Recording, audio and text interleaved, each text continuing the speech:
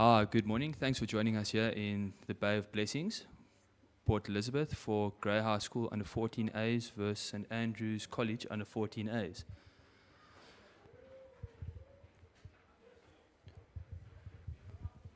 As you can see, we received quite a bit of rain last night, so the Kolisi is a little bit wet underfoot.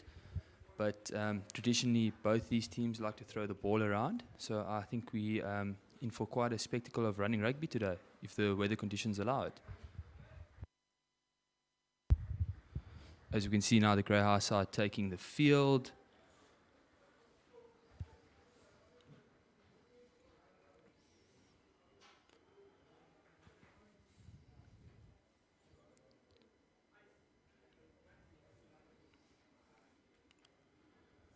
There comes the match official, Mr. Marius Langenhoven. He's just going to stretch his legs this morning with the whistle.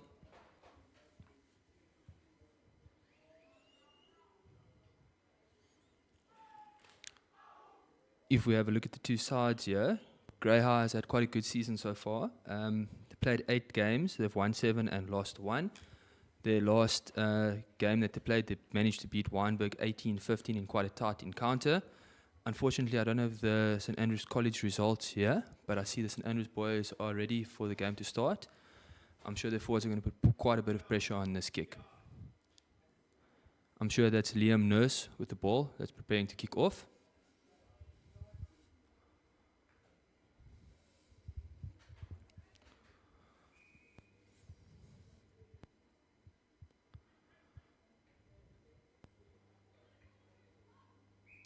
Unfortunately, lost forward there. In the conditions, we have to take our ball first. St Andrews with the first scrum of the game.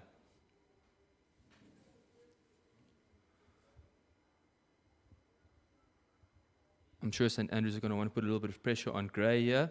First scrum of the match. Let's see how it goes. St Andrews standing very deep. Managed to be recovered there by Grey.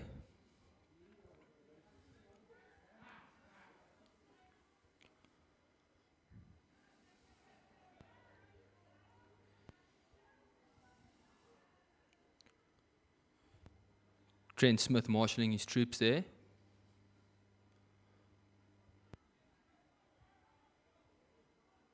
In these weather conditions, I think both sides will be wanting to keep the ball close. But as I say that there, Grey goes on a run out wide. I think that's Connor Perry, the fullback, that had a run there. Grey runner slightly isolated there.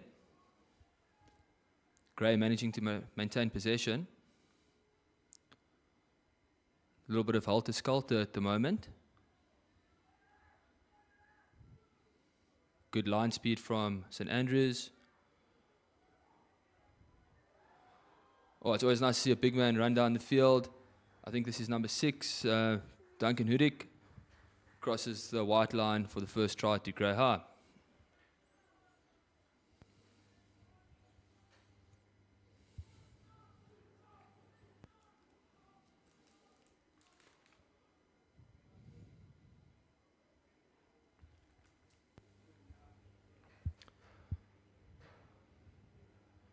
You can see there on screen Michael Killian, former Lions player, having a chat to his team. The Grey High team is coached by Declan McLagan, Craig Jones and Michael Killian. Duncan Hudik doing a kicker a favour, scoring under the posts. I believe this is Connor Perry with the kick.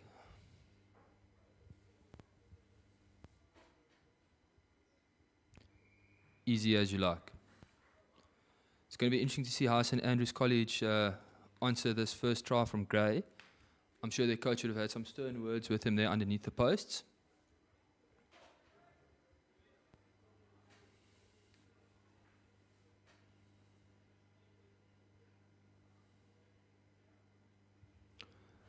I must say, you wouldn't say that we had about 20 games here last week. The fields are looking absolutely magnificent.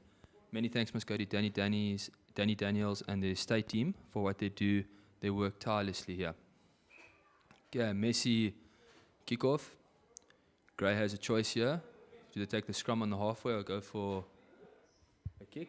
Looks like they're taking the scrum. And then as well, A massive congratulations must go out to our sight and sound team. The pupils, the staff involved have been working tirelessly here to bring you this top-class product that they do. So well done to the sight and sound boys, our state team, and everyone else that's been involved behind the scenes. Really top-class product here at the Grey. But back to the game.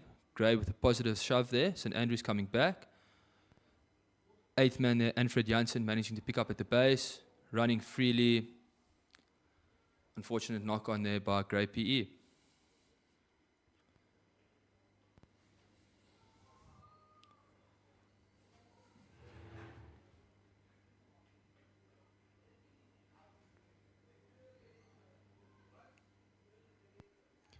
If you are watching from the comfort of your home, you will see that it has started to drizzle a little bit again. It's rather cold here in the bay this morning. So please, if you are planning on coming down to Greyhound to support the lads today, please make sure you're bringing something warm with you.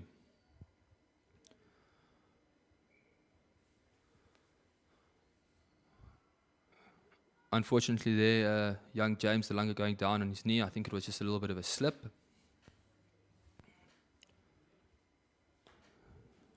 Match official, Mr. Morris Langenhoven, resetting the scrum there. I'm not sure if these boys have the big long studs that we used to have back in the old days. It's all about blades and multi-purpose boots now. St Andrews doing well to maintain possession of that scrum. I think they're playing under advantage as well. Yeah, match official Mr. Morris Langenhoven saw something there that he didn't like. I think it was pushing more than the meter that is allowed at schoolboy level. There signals that.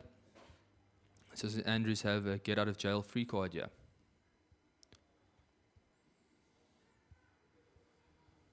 Five minutes into the game, and St Andrews is trailing 7-0. Unfortunately, not able to find clearance there, giving Grey the opportunity to run back at them.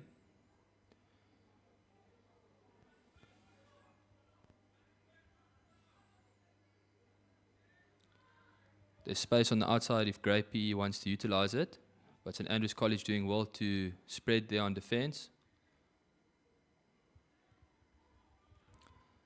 Acres of space on the outside there for Grey PE, but unfortunately Mr. Langenhoven signaling that the Grey PE boys are straight off their feet. St Andrews has another opportunity to find touch. I believe this is the number 10, I think, Liam Nurse. Hopefully you'll find touch this time. Unfortunately not able to.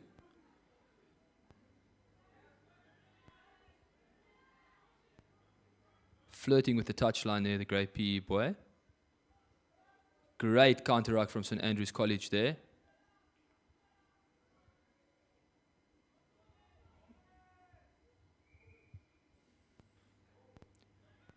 Grey PE just looking like they're rushing at the moment. I think it's time that they settle down and go back to basics. But St Andrews College really defending well. Things are going their way, yeah, especially with defense.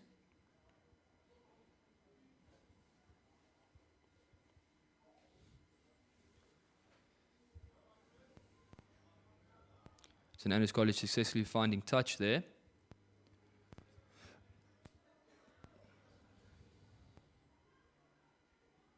I believe that was possibly the lock forward. They maybe find touch there. Let's see St Andrews College first line out. Are they able to find their jumper here?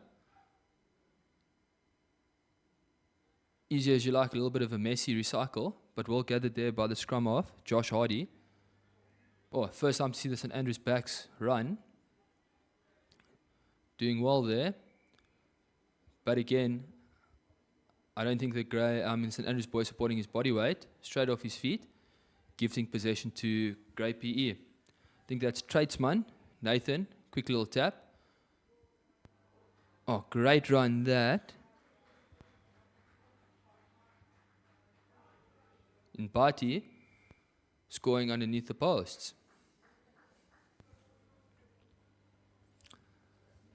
I think St Andrews College are going to have a hard look at themselves now underneath the poles. They're going to have to sharpen up on their defense.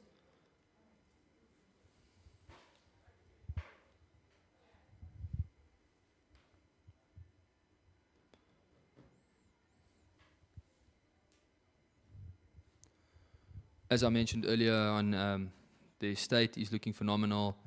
The product that's been produced here is really, really good. But I think a massive congratulations or thanks must also go out to the first aiders. I used to be ex-master in charge of first aid. I know how hard these boys work on a Saturday and a Friday and during the week in torrid conditions as well. So a massive thank you to the first aiders that have given up their time to work today. I promise you, your efforts don't go unnoticed.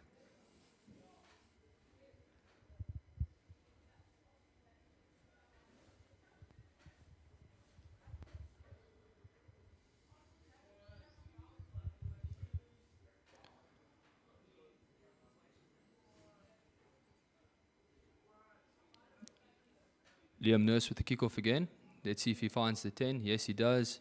A little bit of a deep restart.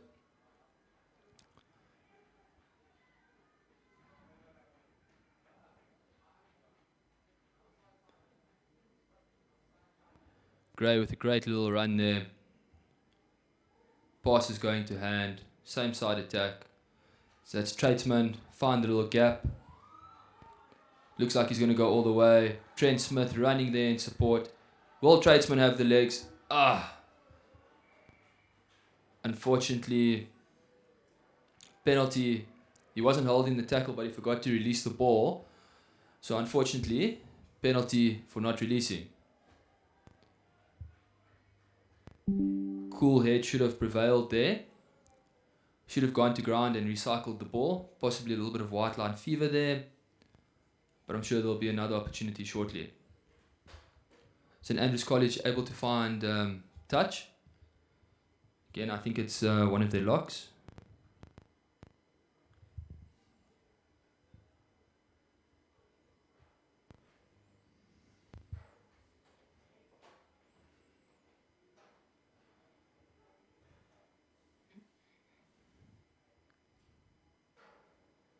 Scrum off there. Josh Hardy having a little bit of a word with the match official there. I think everything's been cleared up over there for them now. Let's see if St Andrews hooker can find their jumper. First throw seemed to be quite good.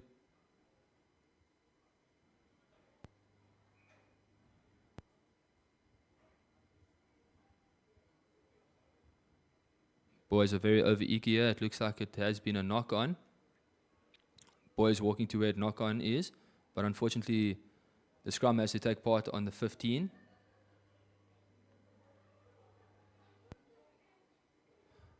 That's the rules.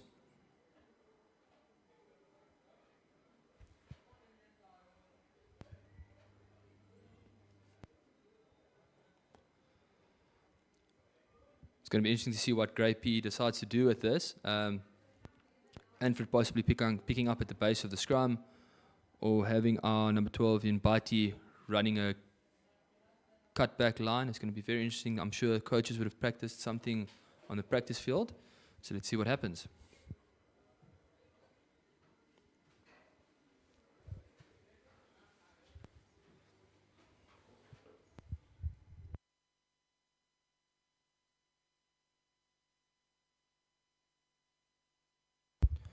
Very positive scrum there. As we thought, number 12 taking a little bit of a run there. Trent Smith burrowing for the ball. Back to Traceman. Oh, great. Positive play. Managed to hold on there. Cool heads must just prevail here.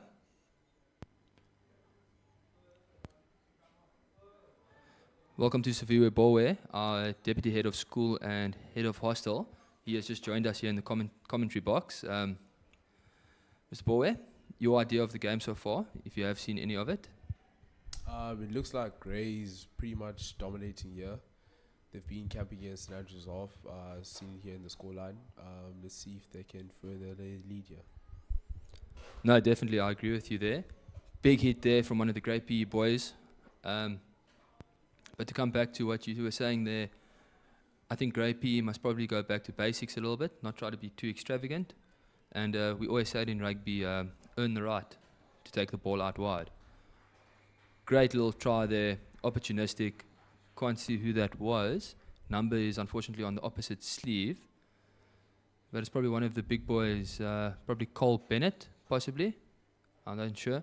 Sorry, gentlemen. If we have a look at the names here, St Andrews College doesn't have numbers on, so it's a little bit difficult to identify the boys with the commentary sheet that we got. So apologies if we do get anyone's name incorrect. Now, shown here by Grey Eye, they've kept it simple, went back to basics. Obviously, the weather conditions aren't really ideal for them to just be taking it out wide the whole time, so keeping with the forwards is probably the best option. And there it's shown that it's the perfect option for them as they've converted a try. Yeah, it's 19-0. Yeah, a little bit of a more difficult kick for Connor Parry there, but let's see. Unfortunately, pushes that past the right and upright. What some of you would have noticed there, we have a young man running the tee on. That is not our smallest grade 8 at Grey this year. That is Michael Killian's son. He is at the junior school. As his dad is coaching under 14As, as mentioned earlier on. He has definitely bought into the system, and every Saturday he has his rugby kit on, a scrum cap, and he runs the tee on for the under 14As. Talk about creating a little bit of brotherhood and special memories there for the young lad.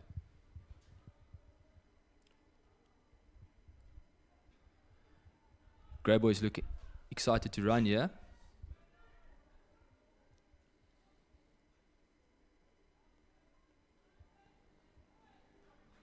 Great run that by 8th man Anfred Janssen. Is he going to go all the way? Oh, he'll show and go, and he's there over the whitewash. Great individual try from Anfred Janssen.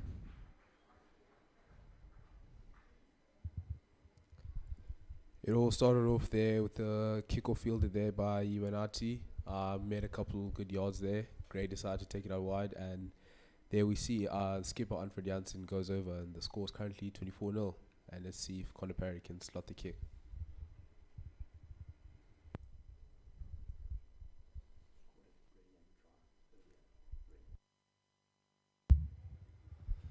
Yeah, no, I'm sure the St Andrews College coach will have a few stern words now at halftime that's coming up.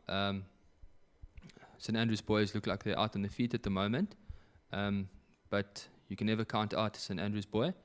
I'm sure they're going to have a good show in now. As I mentioned earlier on, they had a good passage of defence. It'll just be nice to see them run with the ball. They just need to try to keep possession a little bit. It is difficult. The conditions aren't ideal today, but let's see what they can do now from this kickoff. Once again, as shown there, fantastic kick there by Connor Parry. Pretty difficult angle, but yeah, he struck the ball pretty well, and yeah, he slotted the conversion. So Viva, I'll leave those kicking stats and commentary to you there as a backline player. I'll stick to my comfort zone, the forwards. So let's see what we can do there.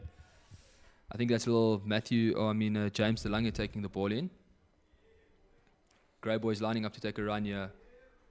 Connor Parry with the fend. There's a man on the outside if they want to use him. Doesn't look like they'll need to.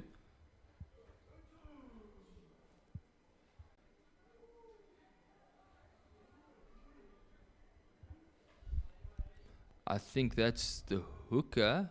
I could possibly be mistaken. Chris Forsler. Unfortunately lost that ball in contact, gifting possession to St Andrews. Let's see how Grey's counter-attack can be here. Connor Parry going on a bit of a run. Numbers on the outside if he wants to use them.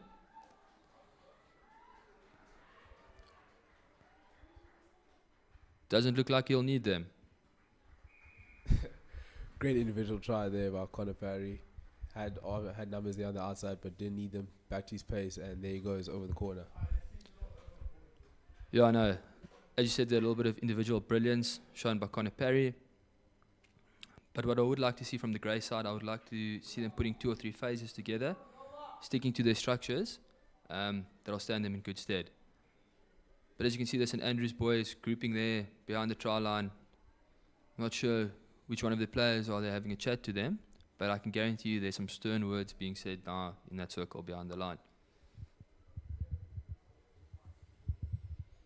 Obviously, hasn't been a good outing for them here in the first half. They've barely had any possession of the ball here. So what they're going to try to do now is probably just kick it off deep and just try to put Grey under pressure there in their own 22, and hopefully force an exit. No, definitely. The St Andrews boys have been fighting for the whole half. As I said earlier on, it'll be nice to see them with a little bit of possession, to see what their backs can do, because they look like they've got some big boys in that back line, and it'll be nice to see what they can do with a little bit of space and ball retention. Another solid strike there by Conor Parry. The boy doesn't seem to miss. Pretty difficult angle once again, but he struck the ball solidly and scores currently 33-0. And I think we've still got about 6 or 7 minutes to play. Under 14 level, we played 25 minutes a half. Well fielded there again by Gray.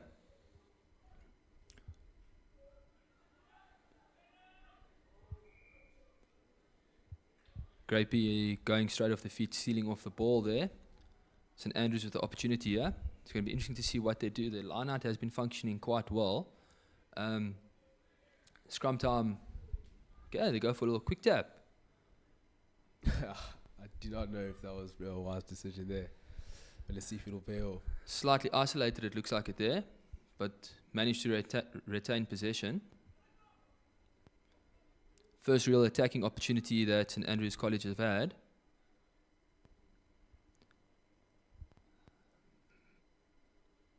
Match official Mr. Morris Langenhoven seen something here that he's not quite happy with. Maybe a little bit of a tackle there, it looks like it. Not 100% sure here. Seems to be the hooker Chris Vosloo. Gifted possession back to St Andrews College. Scrum time here.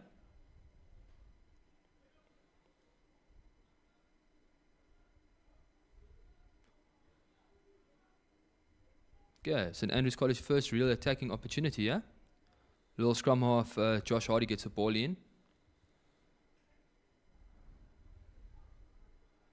A little bit of Australian flat pass there.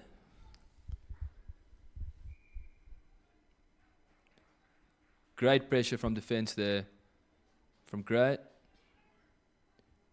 Gray wanting to run with the ball there. Unforced area, I'm not too sure who that was. But it seemed like there's space there on the outside. Yeah, I can see what Grey PE is trying to do here. They're trying to speed the game up. But as previously mentioned, I think just go back to basics, slow down. You could see there in the background, assistant coach Craig Jones telling the boys to slow it down a little bit, go back to basics.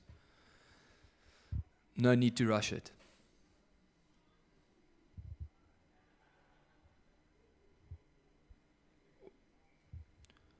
Gray needs to be very careful here at scrum time. Obviously have a little bit of a weight advantage there. Second penalty going to St Andrews College at scrum time.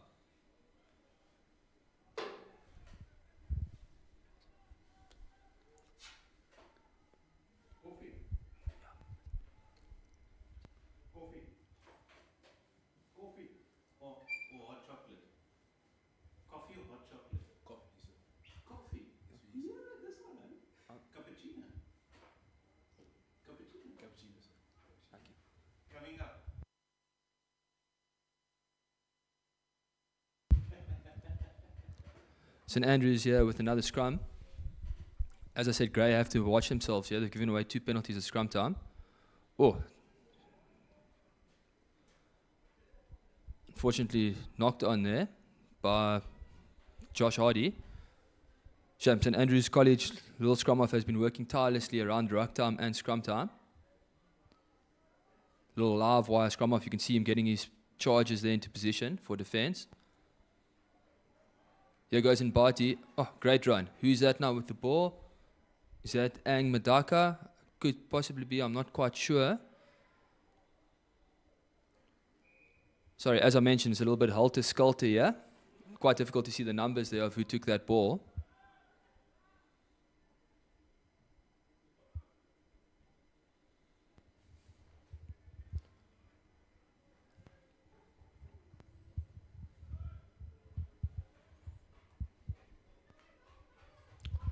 We have about 2 minutes left of this half. St Andrews will do well to keep the Grey PE boys out, if they can, to make it to half time.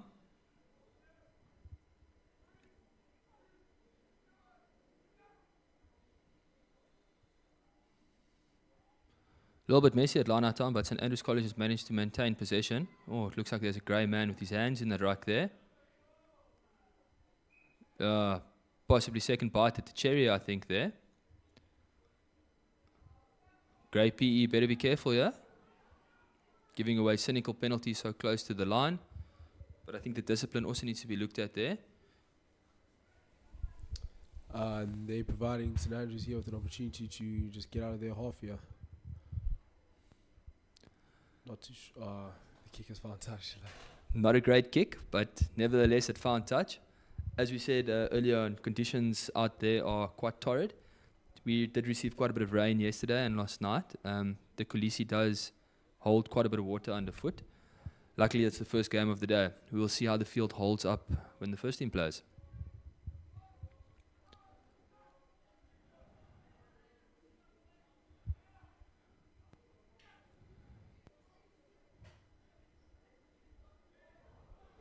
Oh, great little run there from the St Andrews College boys.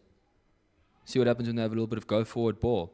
Oh, run is a little bit isolated there, but managed to recycle possession. I think this is the big man, one of their props. Oh, luckily went backwards.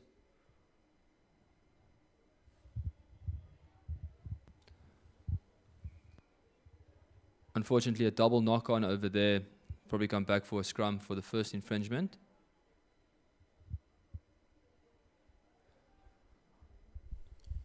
Yeah, the Greyhound team has been afforded with the opportunity here just to end off the first half on a good note.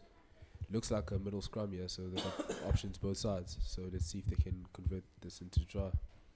Yeah, no, look, I'm definitely sure they'll probably go into one of their strike plays here. I know open level we have Carnage and a Honey that we run. I'm not quite sure if the under 14s run it as well, but first order of business is to win the scrum. Lucky that number 8 was able to clean up over there at the base of the scrum, but unfortunately too many guys wanting to run with the ball and a knock on from the grey PE side. I'm sure St Andrews College will just want to get it off the park, assuming we are playing into injury time here.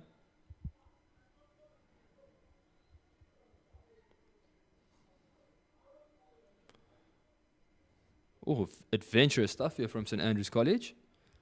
So close to their line. I'm sure sanity will prevail. No, maybe not. Yeah, carried over there, and that should be half. Great half of rugby, gentlemen. I think the Greyhound school coaches will tell the kids just to hold the ball a little bit more, not to get too comfortable with the lead. But obviously, scores 33-0 here, and let's see if they can manage to hold up the lead. Thank you so much for joining us for the first half of rugby there, here in Grey PE at the Kolisi field. Please stay tuned for the second half, which will follow shortly.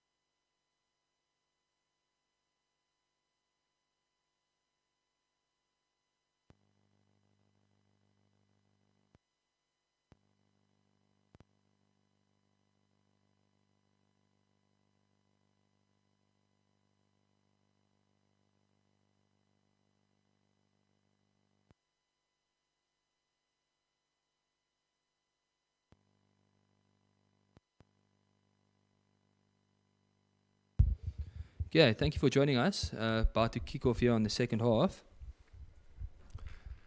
It's going to be interesting to see at the end of that first half, St Andrews College had quite a bit of possession and were full of running. As you can see, they're going to receive now from the kickoff from Grey PE. I'm sure their coaches would have had a few stern words with them at halftime. Okay, first job done correct. Well fielded by St Andrews College. Not quite sure who that was, if that was one of the wings. Looks like it was Mitchell Hartney. Yeah, probably Mitchell Harty. But unfortunately, turn over their penalty, holding on to the ball.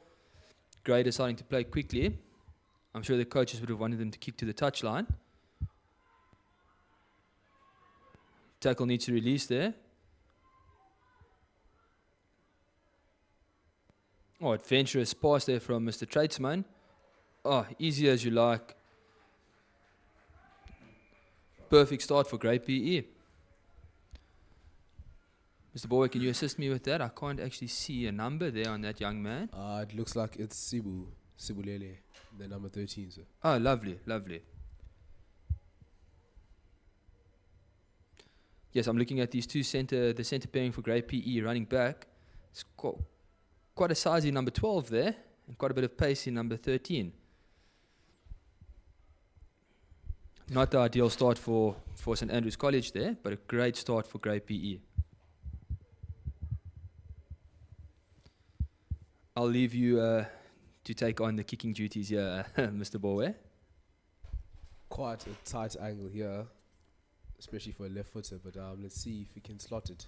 He's been kicking pretty well here so far, so let's see.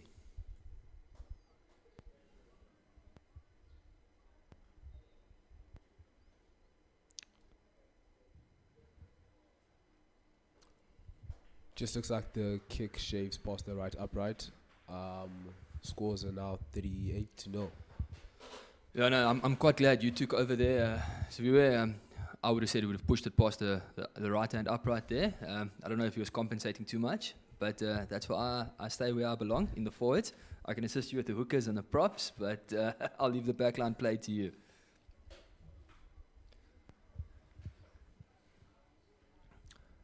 Still 23 minutes to play, yeah?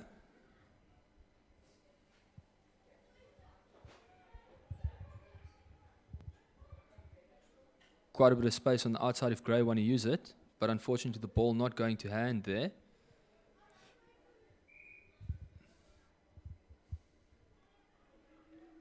Looks like our match official spotted St Andrews boys offside there. Grey playing there with the penalty. Oh, that's our hooker, Nonu. Solid little run there from the young lad. St Andrews College flirting with the offside line there, but unfortunately found to be offsides. Oh, I think the chase was on there. Would have liked to see a little bit of advantage. I think that's Kumani, yeah? That was running down on the outside there, if I'm not mistaken.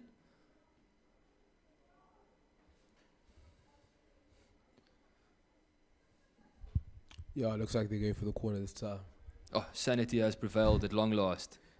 It's only taken about 28 minutes for them to find the touchline. Believe it or not, this is Grey's first line-out for the game. We've only seen 3 line-outs in this match so far, and all 3 have gone to St Andrews College. A little discussion there at halftime. And if I know Craig Jones, like I do, I'll be very surprised if this is not a maul. And Leletu Nono has been throwing pretty well throughout the whole season. So let's see if he can find his jump at this time.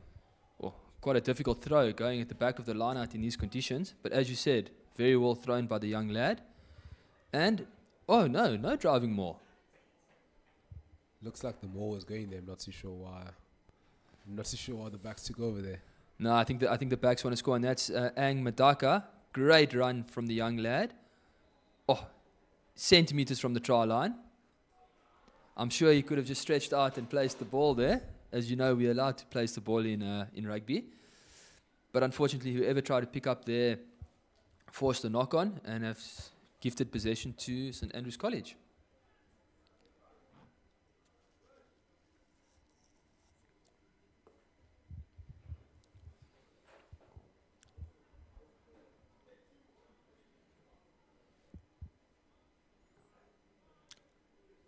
Oh, Gray very lucky there to not get a short arm for early engagement there. Mr. Morris Langenhoven has controlled the game brilliantly thus far. Actually been played in a very good spirit from both sides. No off the ball antics, just playing the game of rugby. And that's what we love to see schoolboys do. Oh, good pressure there from Trent Smith, forcing the kick to stay in field. Perry will be looking to two pass here. Oh, but you see some dancing feet in the wet conditions. It's lovely to see the young men express themselves. I believe that's Kumani, if I'm not mistaken, eh? Great little bit of dancing feet there from the young man.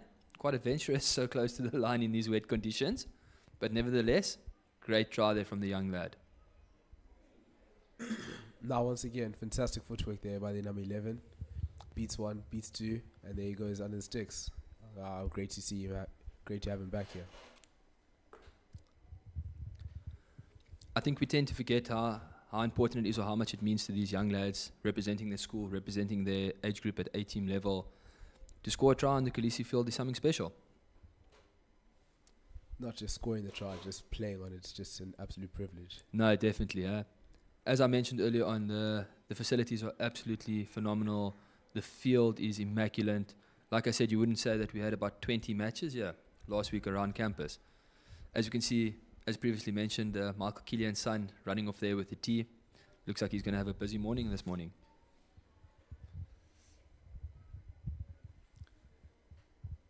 And I must say before the kickoff happens, to all the grey moms that are going to be washing white shorts this weekend and all the ladies doing laundry, good luck. The shorts are going to become back very muddy. And I truly hope your sons thank you with the wonderful gift, as it's Mother's Day here Sunday. Oh, definitely. Couldn't have said it better. Well done. Back to the game at hand there. Great little run from the grey man there. I think this is Anfred Janssen, the 8th man. Oh, deciding to stretch his legs. Oh, great little fend there. Is he going to go underneath the sticks, make it easy for Connor Parry? No, he decides not to. We'll give Connor a little bit of a difficult kick there. Or Connor Parry, sorry. Now, once again, a fantastic carry there from the skipper from kickoff. Fends one and decides to just put in a little bit of footwork there just to beat the last man. And he has the pace there to back it up. Actually, very surprising. He had quite a turn of pace there on the outside. Also quite a gifted cricketer, if I'm not mistaken. Right, Savua? Yes, sir. Yeah. Fortunately, he has given Connor Perry a little difficult task here, Dan. Yeah, no, look, I definitely thought he was going to go under the sticks there to assist Connor, but let's see if he gets this one. Just as the upright there. Yeah. I think he was a little bit hesitant with pushing that last one. So if you looked at the ball placement, he sort of aimed it a little bit to the left-hand upright. Obviously, where you aim the ball is where the ball's going to go. So let's see, maybe the next one he can get over. But score at the moment, 50 points to 0. Still with quite a bit of time to play. It's going to be a testing time for St. Andrews College. I'm sure the boys are going to want to put their hands up and be accounted. But they're going to have to make those first-time tackles.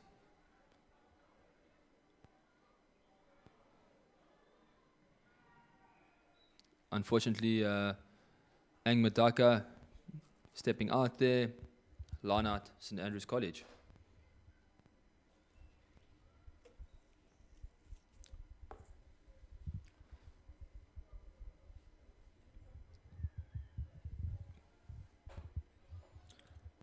Sure, they're going to go front ball here as they've gone all game.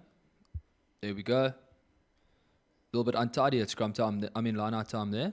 But they've managed to maintain possession, it looks like it. Oh, definitely messy at ruck time there.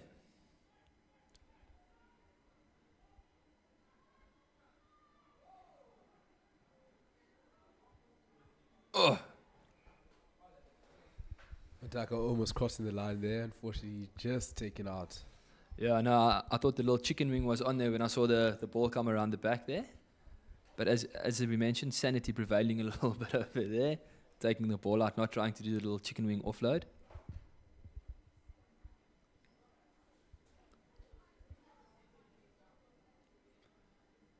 Oh, little overthrow. Oh, Big hit there from, I think it's Nonu there.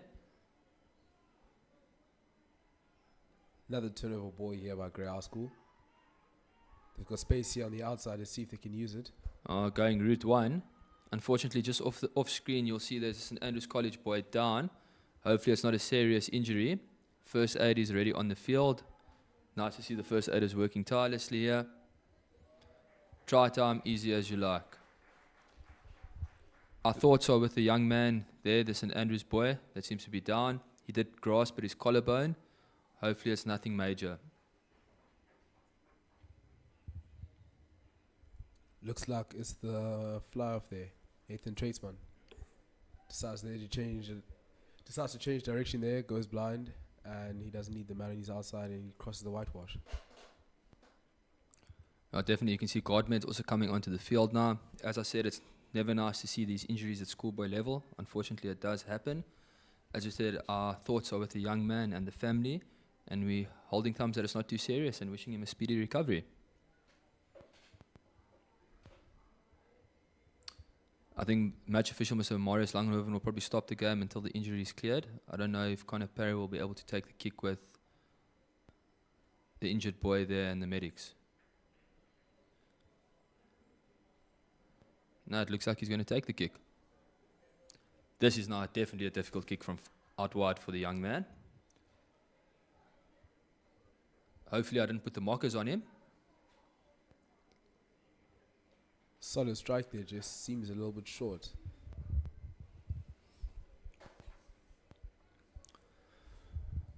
As we wait for the kickoff, just to mention, if you are planning on coming down, as previously mentioned, please wear something warm. And then as well, we do have a number of food stalls around campus, lots of food trucks as well, vendors. And then as well, we also have our ladies working tirelessly in our school restaurant. Mrs. Atherton and her team, they've done a wonderful job. There's warm coffee, there's warm snacks, there's great food to eat. So please come down and support our tuck shop and our restaurant. And as I said, you can see families are starting to wander in now around campus, the old Andrians and the old Grey boys and old Grey families coming to support the young lads.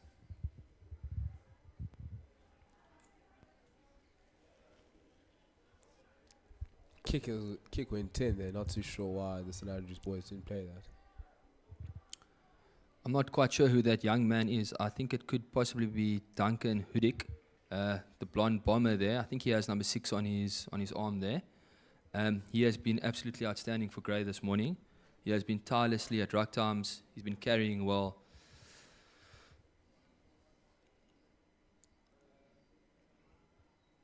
It'll be quite difficult to select a standout player here today, but he's definitely put his hand up for the Grey PE side today.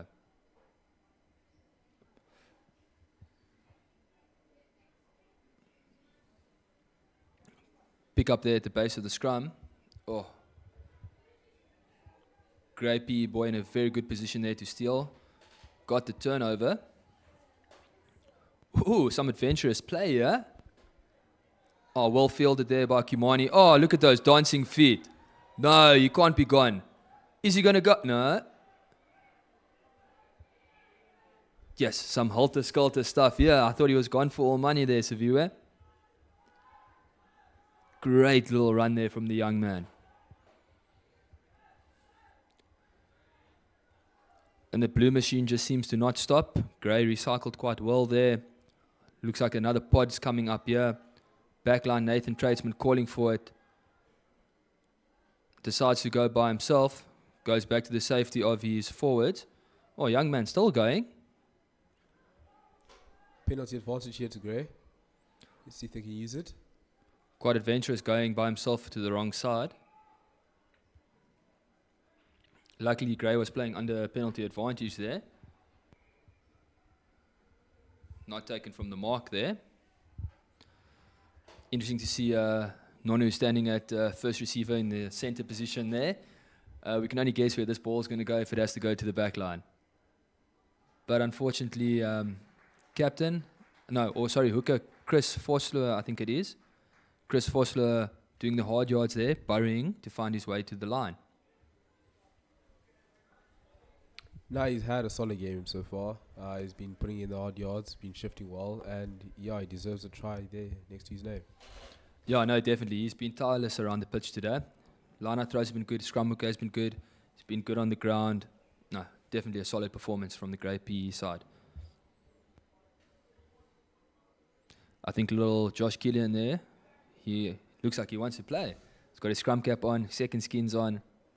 Even a pair of togs, it looks like it there, huh?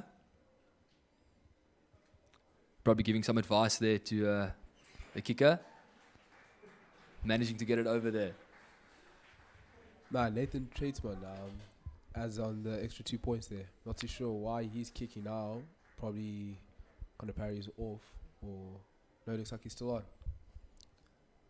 I think now when we get to this point of the game, it's possibly a little bit of management. I think the coaching staff are seeing what options there are available. Say, for example, if Conor Parry had to be injured, who would kick for posts? And it's always nice to have two kickers. Ideally, you'd like a left footer and a right footer in your team. So it's always nice just to have those options. St Andrews, good restart there, but unfortunately kicking directly to Duncan Hudik, who's had a stormer. Tradesman again with a little cross kick. Unfortunately, this time I think it was tapped there. Solid defense from the Grey PE boys. Looks like a solid hit there from Conor Parry. Ball's been turned over, yeah. Good run there. I think that's possibly Cole Bennett, the other lock. Oh, getting quite adventurous. Oh, that's Ang Madaka. Oh. Recycled well there. Play on. Ball into a player there.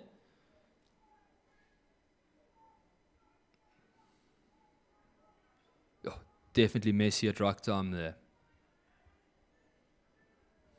Looks like the ball stolen there. A good little turnover from Grey PE there. Numbers on the outside here if Grey PE decides to use it. Nono with the run there. Oh, no one's going to stop him so close to the line. Great try there from Grey PE. Centre pairing Kumbani there, also including the Led Nono there.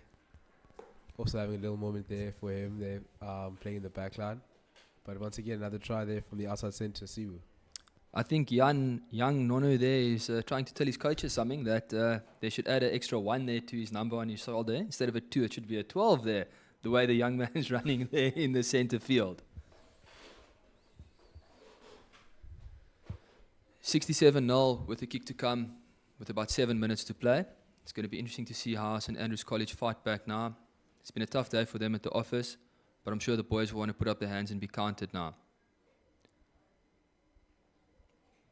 I think that's a little scrum off Josh Hardy. He's been working tirelessly the whole day.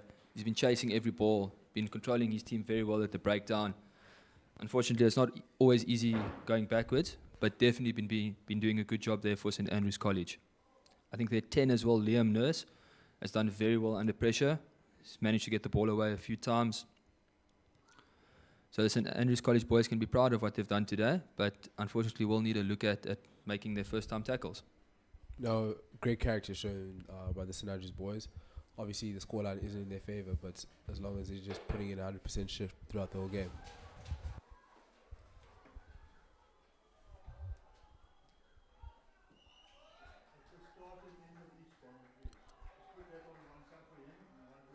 Can Iwanati there make it? Can he go all the way? Fantastic score there from Iwanati. Great run there from Grey High School from their own half, receiving the kickoff and deciding to back their numbers out wide. And looks like it's paid off.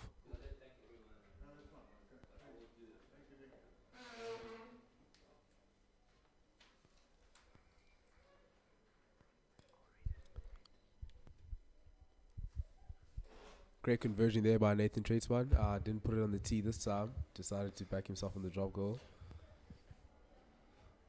Was that another try that I missed there? Sorry, I just had to slip away quickly to get a note here. Was that our number 12 in Bati that scored over there? No, it's Ibanati, sir. It's our centre there. Oh, lovely. Lovely.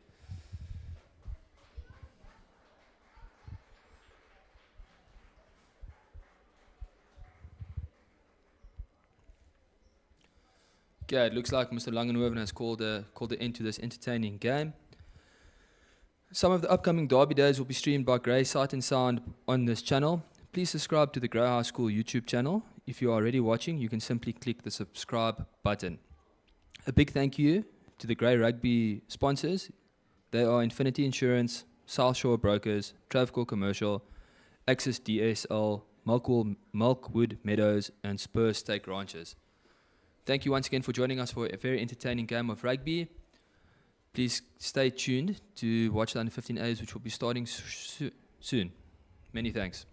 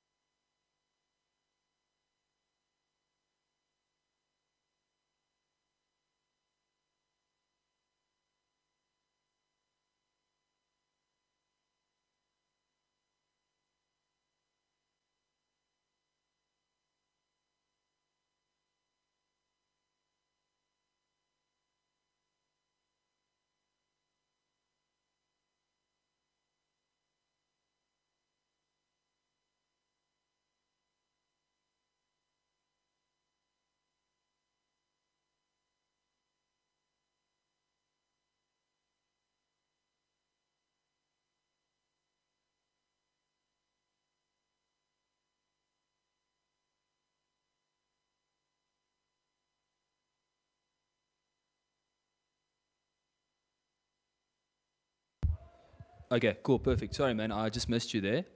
What time are we going to start at 10:10? Is that game still starting the normal time? Oh, yeah. No, I'm going to double check now. It should be 10 as far as I know.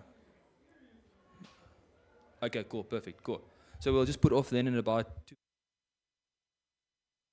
Okay, and then we'll go. Okay, perfect. Thanks, guys.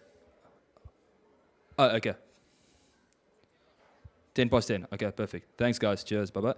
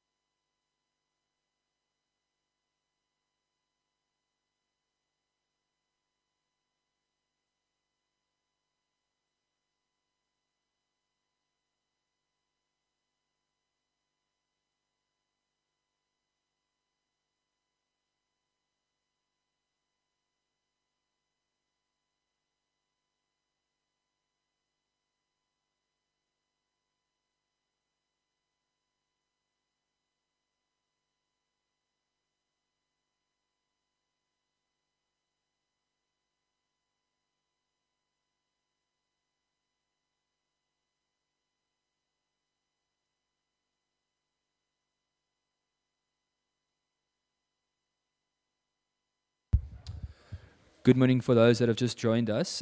Thanks for joining us here at Grey House School, the Kolisi field. Captains have just done the toss for the under-15A match that's about to start shortly. If you are planning on coming down to watch the games live and support the lads today, please make sure you bring something warm with you. It is quite cold in the Bay of Blessings today.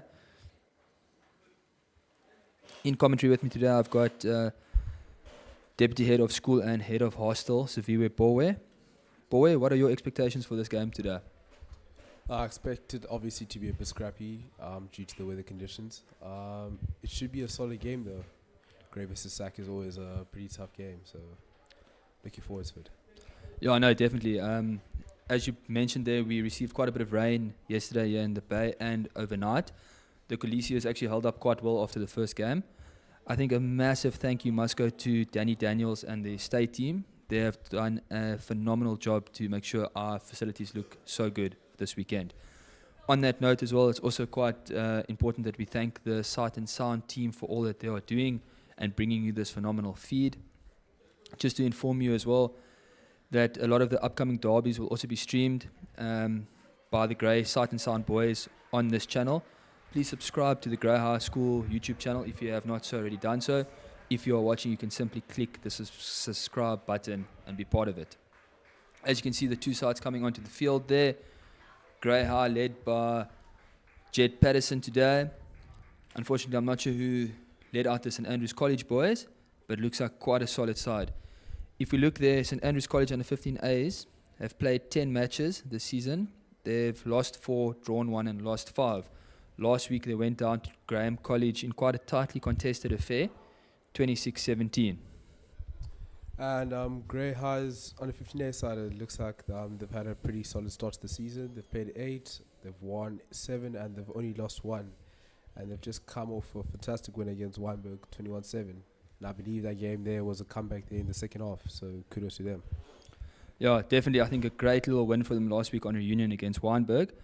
Grey High is coached by Dave Bolsey, Anu Moikwa, Kamva De Lima, and Matt Easton. Quite a top-class coaching component there.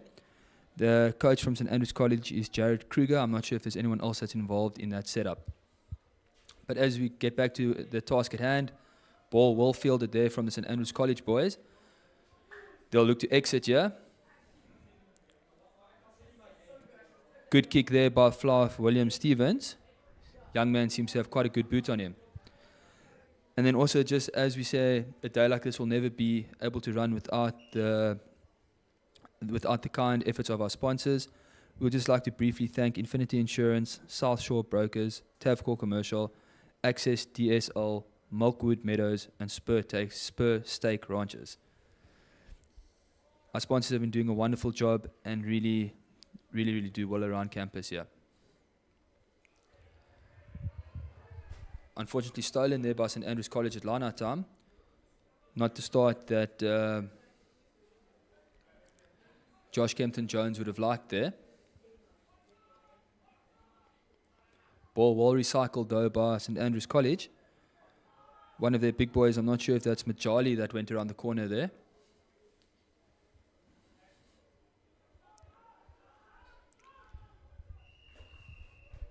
Fantastic turnover there, but they're outside centre, Noah Beasy, just getting involved pretty early on in the game. It's always nice to have a ex-forward running in the back line there. I believe Noah Beasy was quite an industrious 8th man at junior levels of the game. You can see him chasing tirelessly there. Good young lad makes a turnover there and he's still hungry to chase after the ball. It'll be interesting to see what happens here.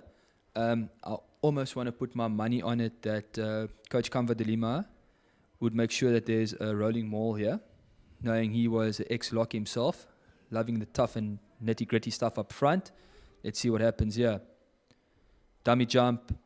Okay, perfect setup for the rolling maul. It's collapsed there, but it seems fine. Possible turnover there from St Andrews College. Ball held up in the in-goal area. Probably going to be a 5-meter scrum to the defending side, St Andrews College. Very well contested there from St Andrews College. I'm trying to see the position of this young lad that made the turnover there. It looks to be one of the flanks. I'm not sure if it's the 6 or the 7. I'm not sure if that was Adam Ball or Nick Smalls, but one of them made a very good turnover there. Nah, great early statement there by St. Andrews College, showing that they can defend the rolling walls, and great defense there, and they'll be looking to clear their lines now. Unfortunately, just a little slip there by both sides. As previously mentioned, the field is quite wet underfoot there, and especially in this top corner where the boys are playing now, it does tend to get a bit waterlogged. Match official there, Mr. Declan McLagan, just moving the boys up a little bit to get out that little wet patch. Well controlled there by St. Andrews College. Oh, full of adventurous running there from their own try line. Looks like sanity prevails there with the knock on.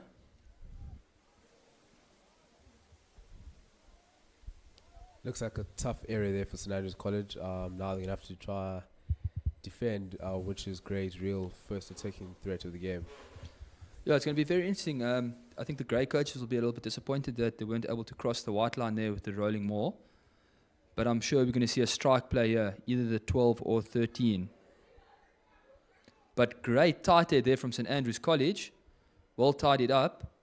But again, full of running from their own try line. This is adventurous stuff from the St. Andrews College boys.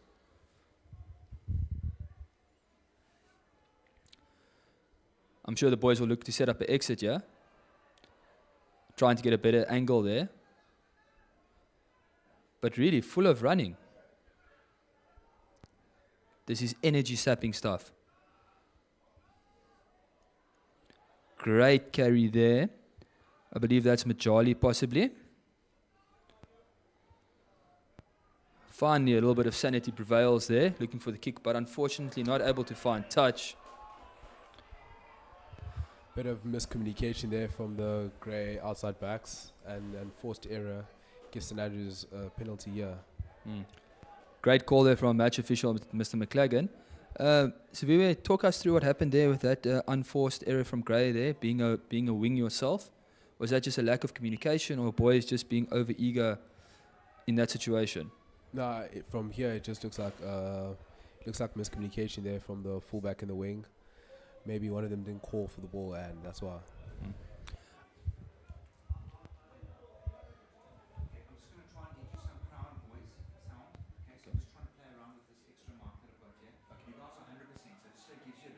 So we just carry on going.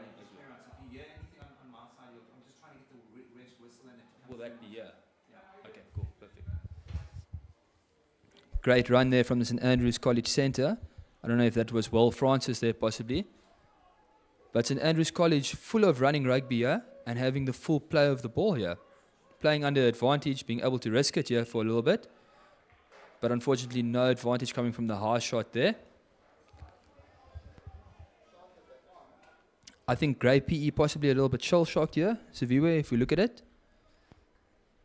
I don't think the Grey 15A side expected to be in the back foot so early in the game.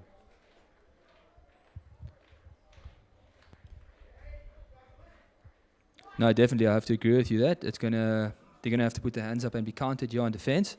St. Andrews College with a really good attacking opportunity here. Looks to be a full man line out. Easy as you like.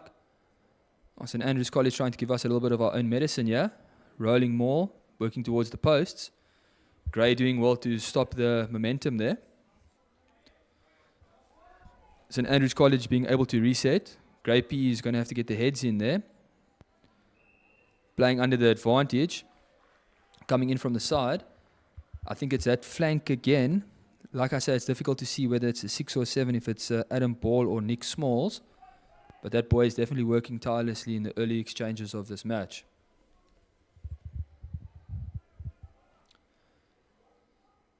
Looks like St. Andrews College is going to go for a little bit of a set move here.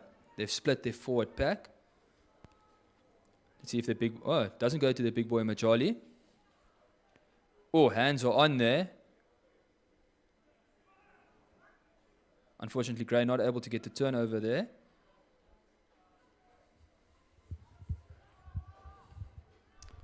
St. Andrews building up the phases here. doing the hard yards, earning the right, keeping it with their forwards. Oh, great tackle there. Not quite sure who that was from the Grey PE side. Is that James Upton there, the number 14? Possibly. But Grey still in quite a bit of danger here, defending on their line. Flirting with the offside line. Oh, a little sneaky out the back door pass. Another one. Jeez. Helter-skelter stuff, yeah. And the referee awarding the try there. Fantastic early score there from St Andrews College. Coming from that turnover there from the line out and literally going up the full length of the field. And now they've earned the right to be happy about the points here on the board.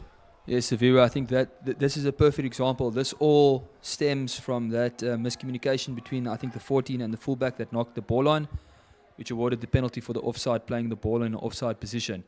Definitely think Grey PE is a little bit shell-shocked here. I'm sure they didn't expect to start the game like this. But I'm sure head coach David Bowlesy will have a few stern words with the Grey PE side now. And I'm sure you can bet your bottom dollar that they're going to give a hard-fought chase here from the kickoff.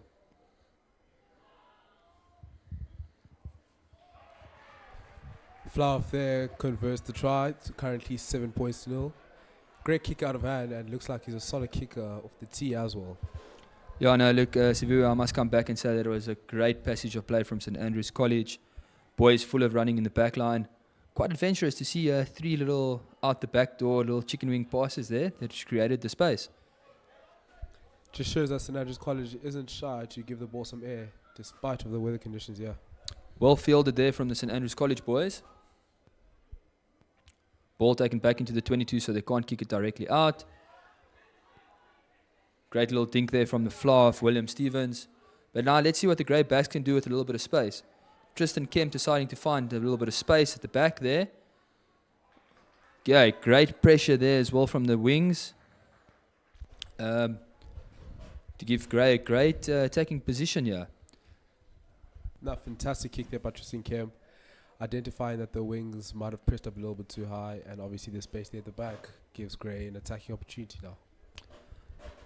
I'm sure forwards coach Comfort Udima would like to see the boys have another rolling maul here. They have a second bite at the cherry to fix that first error. They go to the 2 ball. I think a little bit of miscommunication there, unfortunately.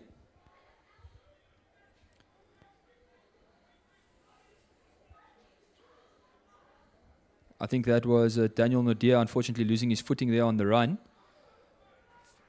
If we're close to the cricket pitch there, it does get a little bit loose or a little bit snotty underfoot there.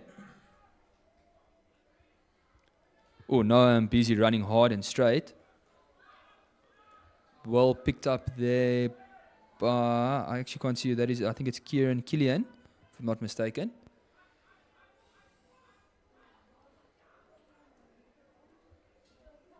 Oh, we've definitely got a game on here today, ladies and gents.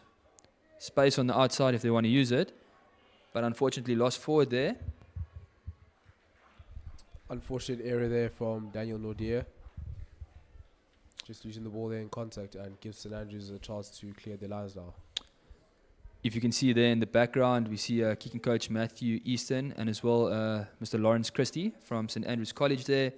We know Mr. Lawrence Christie quite well here at the Grey. Heavily involved in EP rugby as well with the EP7s. Great asset. He is the head of the, I think, sports conditioning section there at St Andrews College, and he's definitely doing a great job with the boys there. But just to come back at this game here, St Andrews College looks full of running, even from their own 22. But unfortunately, they're holding on to the ball, gifting possession to Grey PE.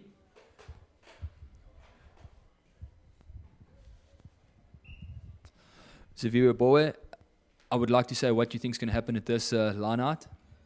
I think it seems pretty obvious now. So I think Grey's trademark move here is obviously they're rolling more, so it looks like they'll be going to their strengths now.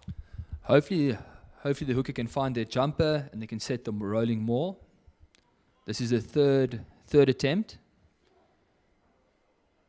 Oh, great competition there at line out time. Looks like it's been stolen. Looks like it will come out on the St Andrews College side. Oh, great pressure there from the Grey PE boys. Unfortunately, James Upton just stepping on the touchline there. Probably should have left the ball just to go out and give Gray a chance to set. Yes, flirting with the touchline there. You can see forward coach here, Comfort Lima on the side, shouting a few orders there at line-out time.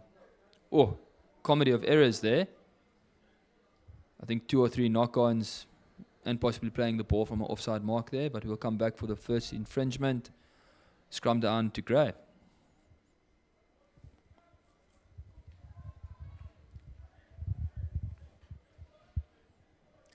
I must say, apart from St Andrews College scoring their try, Grey's kept them pinned down here in their 22. Oh, titanic battle here at scrum time. Oh, St Andrews College boys definitely seem up for this upfront battle today. Rightfully so. So it looks like the St Andrews pack just has a bit of an upper hand here in the scrum.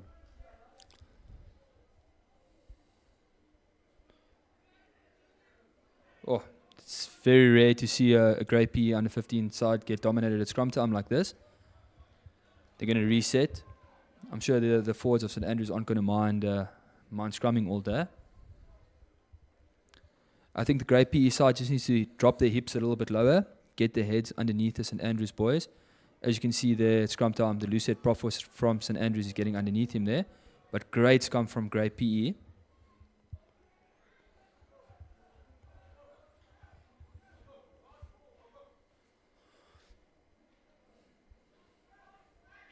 Grey looks like they're going back into their default shape here. Daniel Nordia with a great run there. Definitely quite a big unit there at under 15 level to try bring down. Tristan Kemp with a little bit of fancy footwork there. Looks like they set a pod here. It could be on. Oh, great little show and go there. Good defense from St Andrews College though. Flirting with the offside mark there. They need to be careful. No, their match official, Mr. McLagan, has picked up on that.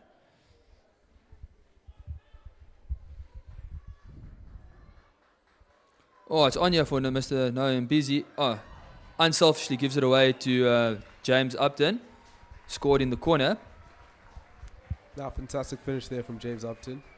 Pretty close to the touchline, but my boy backed himself and he's over there for the try. Great finish. Yeah, unfortunately not leaving an easy conversion for flower of Tristan Kemp. But nice to see the Grey PE boys with their tails up a little bit and having a little bit of running rugby in these torrid conditions.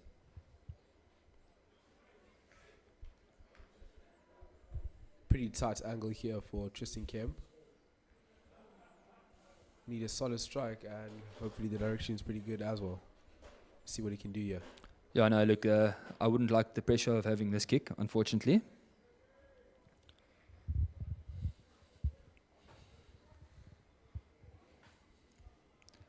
As you can see, the ball is aimed at the right-hand upright.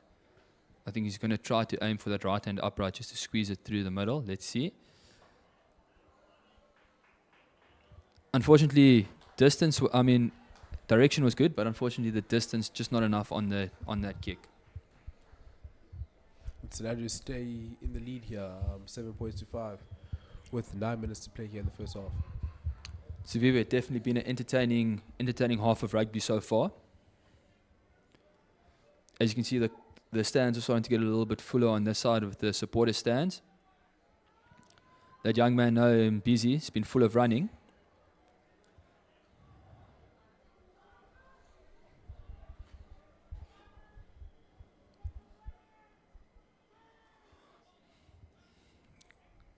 Good little box kick there from Ryan Swabrick. Unfortunately, no real pressure on that kick chase. St Andrews being able to field that ball. Looks like their big boys want to do some work here. I think that's one of their locks. Either Harry Hornwood or Joshua van Sale. Oh, speculant pass there. But St Andrews College doing very well to recycle at the moment.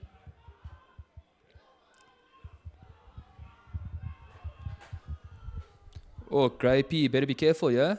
There seems to be a bit of space on the outside, but St Andrews College decide to go route 1. Oh, quick ball is on here. Good shifting from the Grey PE boys. Great cover tackle there by Noah Mbisi. Oh, it's on here. Oh, Tristan Kemp showing a clean pair of heels. Oh, unfortunately a little knock there. Oh, it could open up here. I'm not quite sure who this is from the St Andrews College, but he's having a great run. Good cover tackle there from Noah Mbisi that hung back.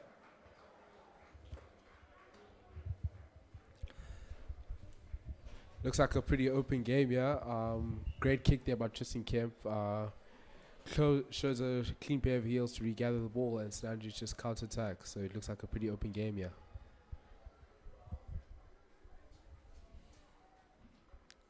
No, definitely. Not the type of game that I thought we would be seeing with the conditions that we have. But I must apologize for earlier on. I believe I called the grey hooker Joshua Kempton-Jones. Unfortunately, it does look like it is Blake Parker. So apologies for that incorrect name that I called earlier on. But as I can see, it looks like Blake Parker has the ball now, wanting to throw the ball in. But it looks like one of our players, I think it's Riley Higgs, number 4 on his jersey there. A little bit of blood to the nose. Looks like we can play on. I'm not sure if Gray has put a substitute on. Unfortunately overthrown there, gifting St Andrews possession. Yes, the St Andrews College backline is really full of running today, so beware.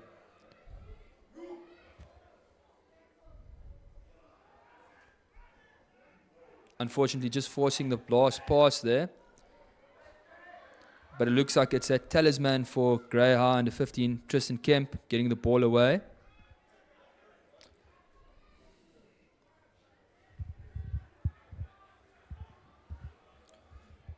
Let's see what this young man Noah Mbisi can do.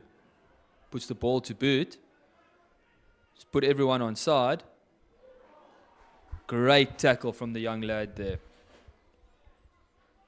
This outside centre looks like he's got a quite great work rate there. Hanging back there, chasing the kick, and yeah, now it's giving Grey High School the front foot ball. Yeah, definitely in for a titanic tussle here between the boys.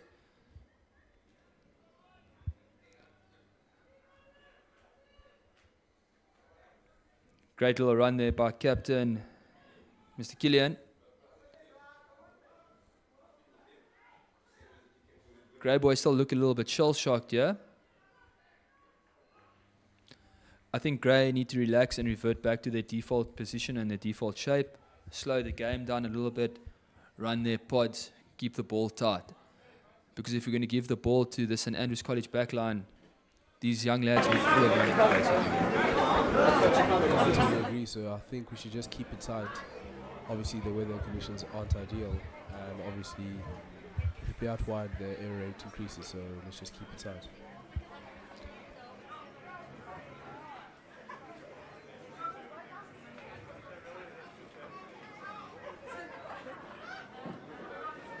Oh, great little loop around there, almost creating the space. But definitely a good tussle at ruck time there. Oh, great little nudge there by Tristan Kemp, spotting the space in the backfield. Oh, touch and go there. Great effort there from the winger. You never know what can happen to the bounce of the ball. Yeah, I'm not 100% sure who that was, but yes, clean little set of heels to chase that ball down in the in-goal area.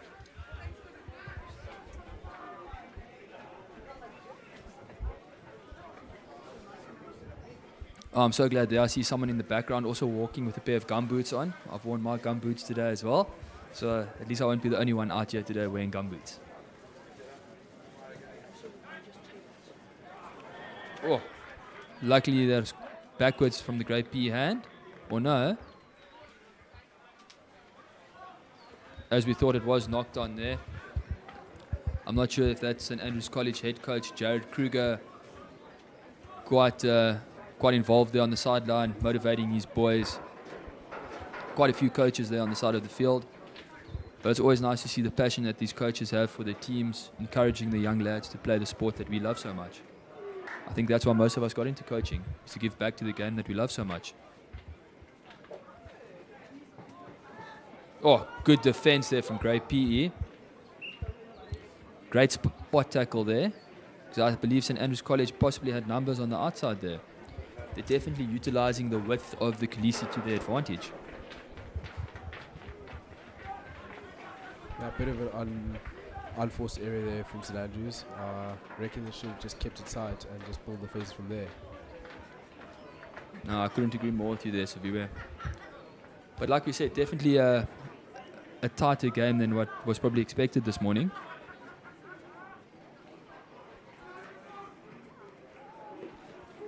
Big contact there in the midfield. But no Mbisi as hard as you like. Getting up after that contact.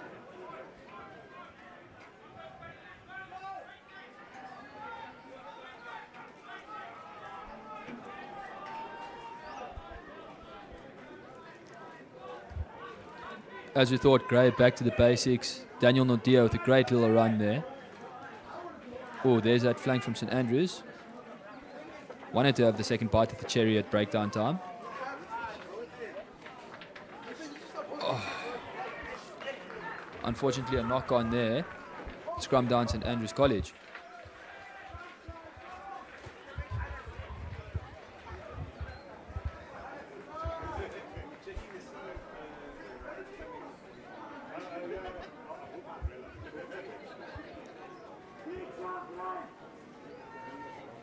Let's see what can happen at this scrum time. It's actually been quite a good contested battle.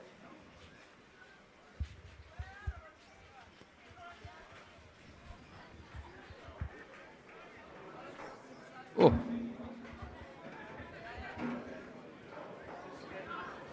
Gray full of running, it looks like it. His numbers are on the outside if they decide to use them. If the ball can go. Oh. Should have gone behind their back there to the back line. There was definitely space on the outside if they wanted to use it. Tristan Kemp puts it in the toe again. And a solid touch by there. Great kick from him.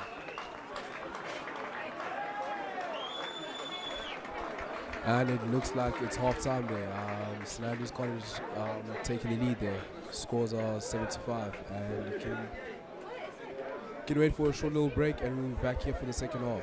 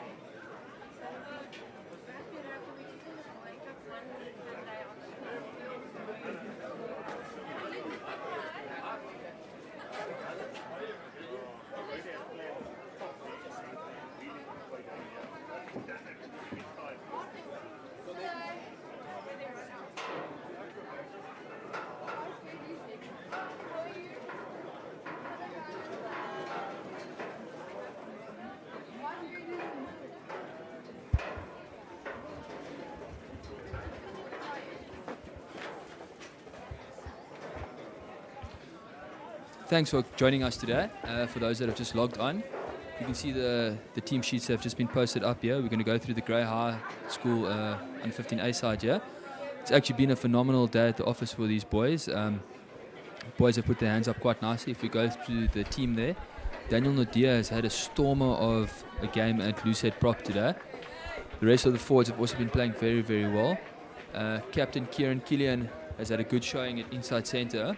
But the number 13 for Grey High has been very industrious. Really, really been good, but it'll be quite nice to see some of the outside backs get a run. Moving over to the St Andrews College under 15A side, I've been very impressed with their scrum off Andrew Turvey. He's been controlling the game really, really well. as their number 10, William Stevens. I think he is one to watch for the future. And then as well, as I mentioned previously, I'm not sure which one of their flanks it is, the boy that has tape around his legs. I'm not sure if it's Adam Ball or Nick Smalls. Sorry. He has also had a stormer for St Andrews College so far today. As I said, as we can see the score there, half-time here at the Kolisi field down in Port Elizabeth. We have St Andrews College 7 leading Grey High 5.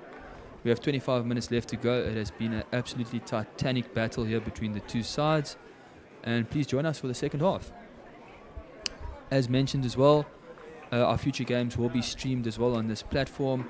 So if you are busy watching via the YouTube channel, please click the subscribe button. It's as simple as that.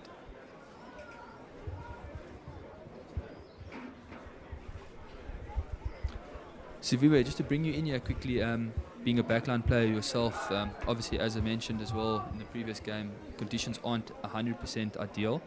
St Andrews College has defied me and have actually had the full turn of running the ball with their backline. What do you expect for the second half of rugby here, from a Grey's perspective and a St Andrews College perspective? I expect Grey High to just keep it a little bit more tight. As shown in the first half, they tried to take it out wide, but had too many areas and couldn't convert their chances. So they might just keep it tight here. And unfortunately for the Wings, it's just going to be one of those days. No, definitely, I think so as well. I think if Grey High want to win this game, I think they're going to have to go back to basics. They're going to have to play with their pack of forwards and slow the ball down and starve St Andrews College of ball in their back line. Unfortunately, not the ideal start for a Grey High supporter, but fortunately a great start for Old Andrian or a St Andrews College supporter over there. Grey High unable to field the kickoff. As you can see, match referee Mr. Declan McLagan just moving the scrum off the pitch there. Unfortunately, you can see it is starting to get a little bit wet underfoot there. I wonder if there's a little bit of an issue now. I see the Grey High's first aid was on the field there. Declan McLagan just walking to one of the players. I think there was a bit of an injury there, possibly on the side from kickoff, that we didn't see.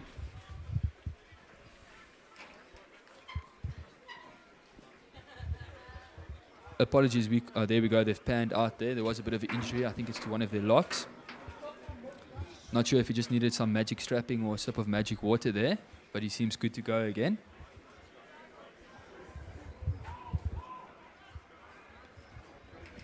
Nice to see the parents sitting on the stands there, having a nice hot cup of coffee, supporting the young lads.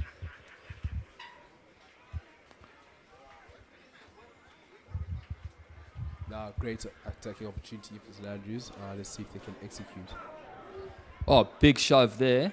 I'm sure that'll put a smile on Coach Kamva de Lima's face there. But ball still on the St Andrews College side. Oh, a little bit of trick play there, but unfortunately the pass not going to hand. And another scrum down. Unfortunately, I think this is going to be the order of events for today. Like I said, the field is quite wet underfoot. I think the ball is also quite slippery there. I think it's going to be a tough day at the office for these boys. I think we're going to go from scrum to scrum the second half. Very interesting to see flower of Tristan Kemp has now shifted to the scrum half position. We will try to inform you as to see who is running at 10 for this move. Ball can still be played. Ooh, it's on here. Looks like the injured Travis Pfeiffer has made his return here and is here filling in here for Flower.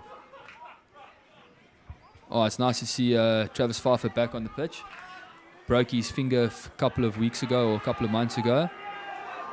Big tackle there from the Grey PE boy.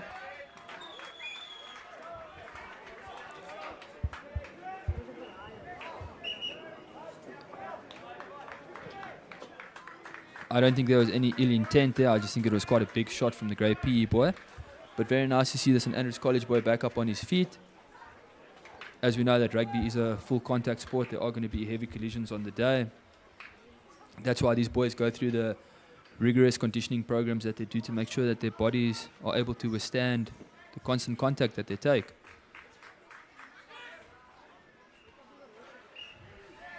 Unfortunately, not straight at line-out time there, gifting possession back to St Andrews College. It looks like a pretty tough game for both sides here. Both sides making a couple of errors, which they probably shouldn't be making, but that's just the nature of the game. I see here Grey PE bringing on a substitute. This is under 15 B hooker Ross Hilligan. I think they're giving Blake Parker a bit of a break there. Oh, another big shot from Grey PE, but St Andrews able to absorb it. But match official there, Mr. McLagan, showing that the scrum has passed the 90 degrees. So unfortunately at schoolboy level, you have to go straight before you can go skew. So if the scrum keeps wheeling the whole day, it's a reset to the same side. Again, turning again. But it looks like St Andrews College stepping out of the contest there. So Grey winning a well-deserved penalty there. Yeah, that should surely be a massive confidence booster here for the Grey High School pack. No, definitely. Good clearance kick there from Travis Pfeiffer. I'm sure he would have liked a little bit more on that. Okay, let's see if new hooker, Ross Hilligan, can find his jumper. Always tough coming on, having a scrum and then having a line out. Let's see how he deals with it.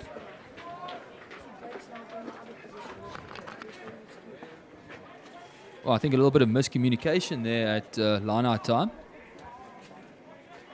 But unfortunately for Grey, they still have possession here. Oh, a little sneaky behind the back door. Travis Pfeiffer full of running. Is he going to be the catalyst here? Oh, finally brought down to ground. No, I'm busy. Oh, it's on here. It's on here. There's space outside if they want to use it. Travis Pfeiffer finds his man. Oh, great appreciation from the laws there from the young Grey PE man. Is that a Kumzi Masoka possibly there? Oh, St Andrews need to fill up the holes here. There's space on the outside if Grey decide to use it. Great passage of play here from Grey PE. They must just be patient in this area of the field. Great run there. Is that from 8th man Jed Patterson possibly?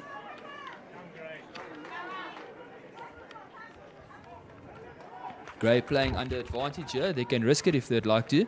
They can have a roll of the dice. A little bit of off the ball stuff there. Never nice to see. I think that's a try there from Daniel Nodia. Nice to see. Now, well-deserved try there from Daniel Nodia. He's been carrying pretty well so far, putting in the hard yards, and yeah, it certainly deserves a try next as well. No, it definitely deserves a try. I think there's just an important example of a bit of a coach killer, where St Andrews College boy decided to focus more on the man and actually focus on the play that's happening. That man unfortunately was a little bit late to get back into line for the quick tap, and that unfortunately cost his side. So I think that's a great lesson for all youngsters to learn. Don't focus on the man, focus on the game, and focus on what's happening in front of you. Hard lesson there for him, the young man, to learn. Yeah, well said there, Mr. Woodson. Well said. I think this is Travis Pfeiffer with the kick to come. You can see Matthew Easton, former head boy of Grey and first team fly-off. Obviously the kicking coach here at the under 15As. He'll be watching this kick with the eagle eye. Easy as you like there. First kick for Travis Pfeiffer is a success there, adding on the extras. Splits the uprights perfectly in the middle. It's what you want to see from your kicker. 12-7. Still have time to play. St Andrews is still in this game. It'll be interesting to see how Grey field this kickoff.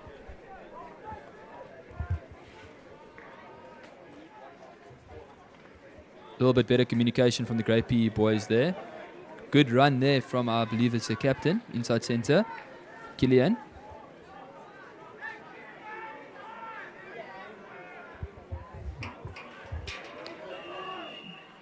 But a shriek blast on the whistle there from match official Mr. McLagan.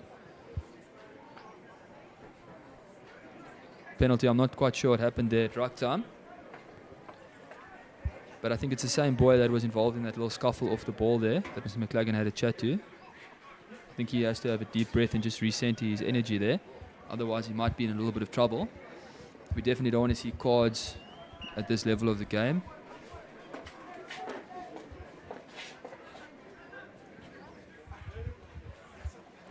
It's quite interesting to see that the Grey PE reserves and the St Andrews reserves are sitting on the opposite benches to what they normally sit on. Looks like the St Andrews College boys are sitting on the Grey PE boys side and the Grey PE boys are sitting on the St Andrews College side. It's quite interesting. Okay, I'm sure this will put a smile on forwards coach Kamva de Lima's face. Great rolling maul from Grey. As we mentioned earlier on, this is one of their strengths. It's actually been quite interesting that they haven't gone for a rolling maul yet this game. As you can see, advantage, penalty, quite simple. Captain here, possibly kick to the corner and go for another rolling maul. Now, wise choice there from the skipper. The first shot of the rolling maul seemed to be success. No, definitely, yeah. Like I said, being an ex-forward myself, this is where, in weather conditions like this is where we grind out the yards. Definitely want to have a little bit of tight tussle there.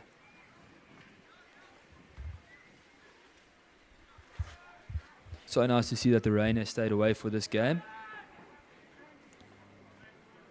Oh, a little bit of an interesting variation there at line-out time. But as you can see, the rolling maul is going there. Still 100% bound. 5 meters to go. Seems to be like the maul's broken up a little bit over there. Great defense from the St Andrews College boys there, must be said. But unfortunately, the touchline being that extra defender and beating both sides. No, it looks like it's that flank again from St Andrews. Not too sure if it's the 6 or 7. But he's been having a solid game here and he finally got hands on the maul and changed the ball over for St Andrews. I'm sure Grey PE will want to put quite a bit of pressure on this line out from St Andrews.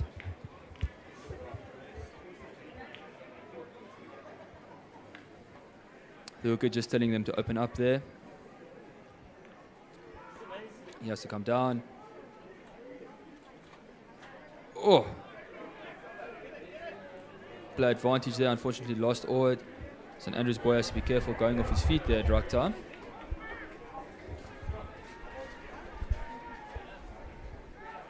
Okay, inches there from the try line. Okay, ball carrier has gone to ground now. Definitely space on the outside if Grey want to use it, but Daniel Nadir only knows one way. That's forward. Oh, Tristan Kemp with a little snap, but unfortunately no space out there. Still playing under the advantage. Yeah, there Mr. McLagan has said there's been enough advantage. Unfortunately there it looks like a St Andrews player down.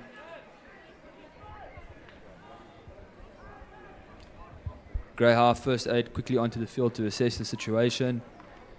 It's that standout player for St Andrews College, one of the flanks. As we said, we're not sure if it's the 6 or the 7, whether it's Adam Ball or Nick Smalls, but he's been having a stormer. So keeping him in our thoughts. Hopefully it's not a serious injury. We see Guardmed also running onto the field now. Let's hope that it's just a little bump. Nothing more serious. There we can see the young lad back on his feet. Again, he's ready to carry on. Possibly a little concussion, maybe HRA. We'll see what's happening there. Yeah, I think safety prevails at the end of the day. Definitely you can see Mr. McLagan there pointing to the learner's head.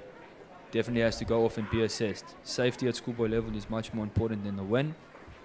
There we go.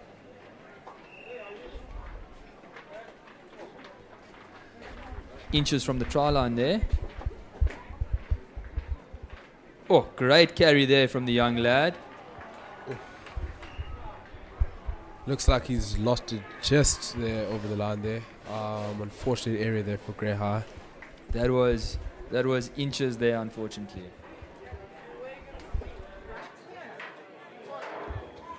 Yeah, I know. But as you can see here, St Andrews College have a get out of jail card there. As you said, that was inches from being a try. Let's see if Grey can put pressure on at scrum time. They definitely do. Ball is out. Oh, running from behind their try line.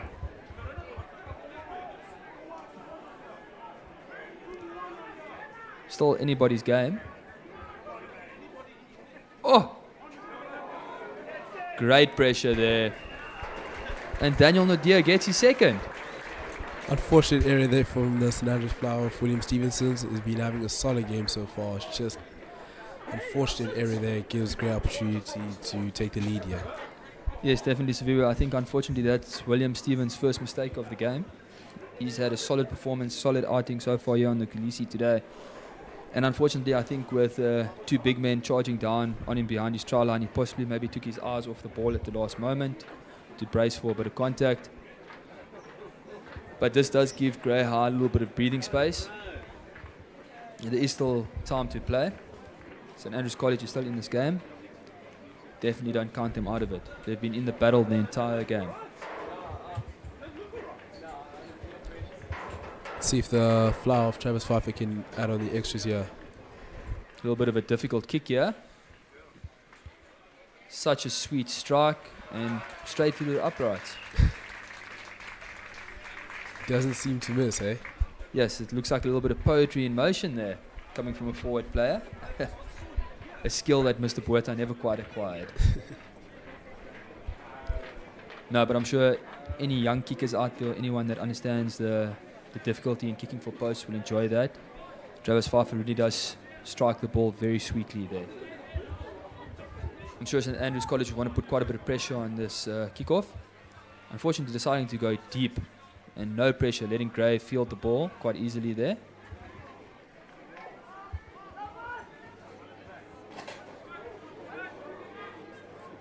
Justin Kemp being a typical scrum off there, talking to St Andrews College boys, saying he must take a step back. Nice pressure there. A little bit of space here for St Andrews. Oh, Oof, just unfortunate there. Looks like the number 11 Kawe just couldn't stay in field there and gives Grey High School the opportunity to play. but I think it's a penalty there. I think there was possibly a little bit of a high shot. I think unfortunately the St Andrews College boy maybe slipped a little bit. But safety is our main concern at schoolboy level.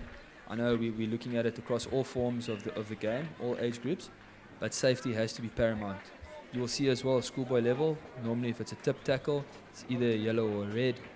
As we said, the safety of our players from both schools is our main concern at the end of the day. It's always important to remember that it's these boys' highlight of the day to represent their age group and their school on this field. So the boys always give 120% no matter what.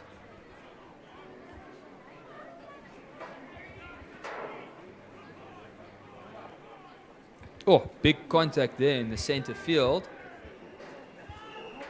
Great turnover there. Massive shot, gets up on his feet and gets the turnover. Just shows you the importance of first-time tackles.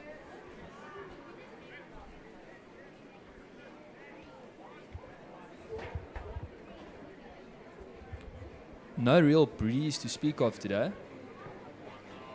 But Travis Pfeiffer putting in a massive kick, but unfortunately not able to find touch. St Andrews College scrum off there, calling for a high shot. Mr. McLagan did notice it.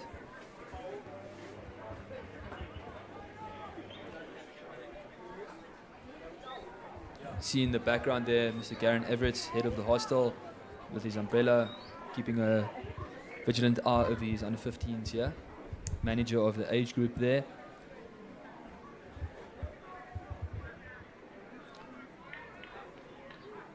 Actually blessed to have Mr. Everett here involved in our rugby department. Many of you might not know, but actually ex-international rugby player, played for the Dutch national side. Inside centre.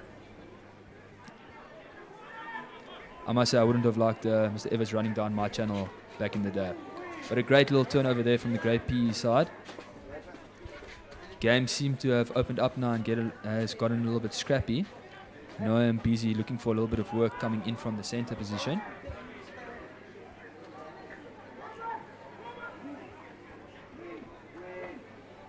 Oh, a little cross kick pass, unfortunately a little bit too much on it there.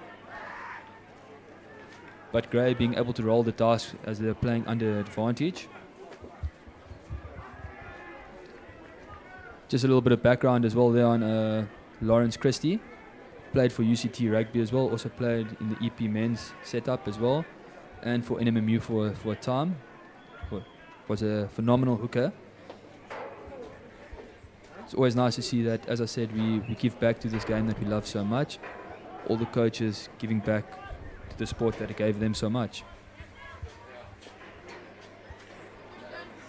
Yeah, as mentioned there, Mr. Christie, also a solid coach, had us for sevens. So no complaints from my side. He's a pretty fantastic lad.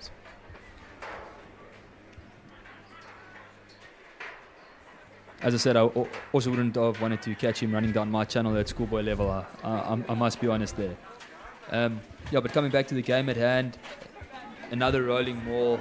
This will really please forward coach Kamba de Lima. Grey playing under the advantage. I'm sure Grey will kick it to the corner and go for another rolling maul here. Unfortunately, the game has got a little bit loose. You can see there, Mr. Everts is telling the boys to relax and slow it down a little bit.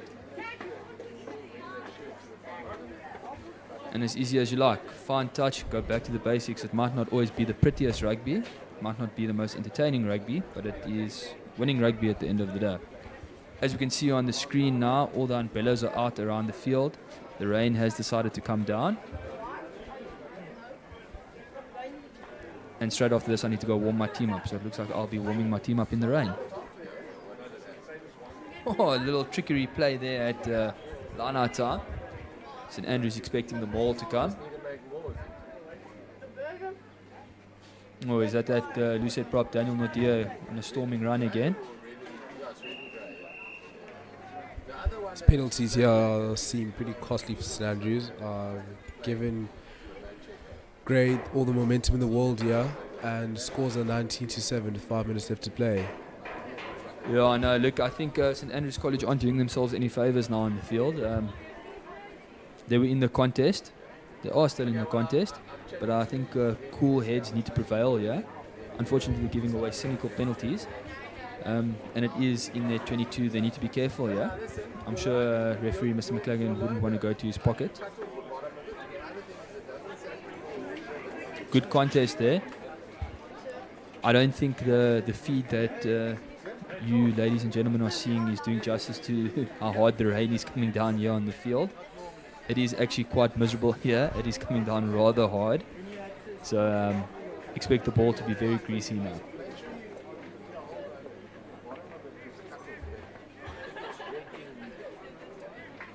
You can see all the parents on this side of the field gathering under umbrellas, trying to get a little bit of shelter.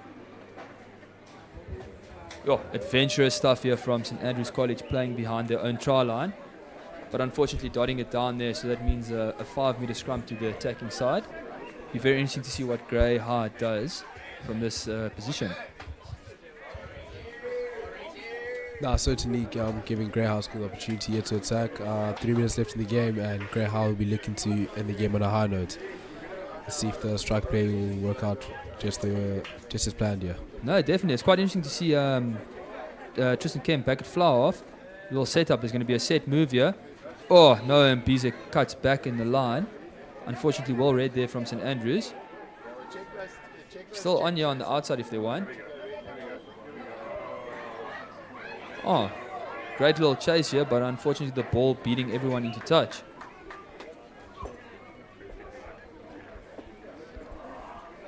It looks like Blake Parker is back on the field now. I'm not sure if that was possibly a blood reversal for Ross Hilligan that was on the field.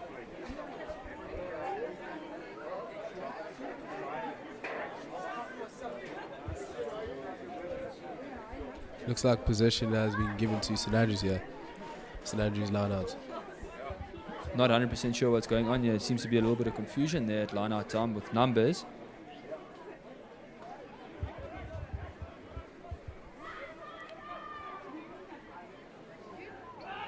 Unfortunately, not well controlled there by St Andrews College, gifting possession to Grey. Oh, young man wants to go on a run here. Route 1. Back to the safety of his forwards.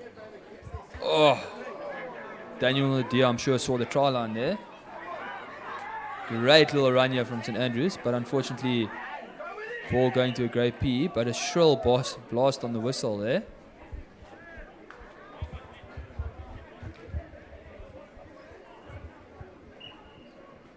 Seems like the game's getting pretty loose here. As shown a couple of minutes ago that the rain was pouring a little too hard there, so making it difficult for the lads to catch the ball here. No, definitely, Saviwe. I think the game has loosened up a little bit there now, but in the last minute of the game, I'm sure Grey will have one more roll of the dice here to see if they can get a try. I see Josh Kempton-Jones is on now at flank.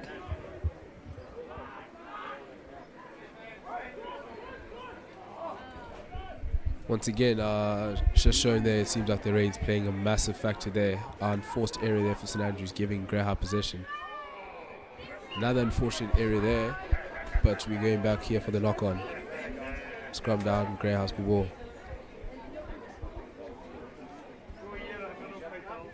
Yeah, I think this is probably going to be the last passage of play here now. Last roll of the dice here for Grey High School. Let's see if they can end it on a high note. No, definitely. I'm sure they're going to try to throw everything that they can now.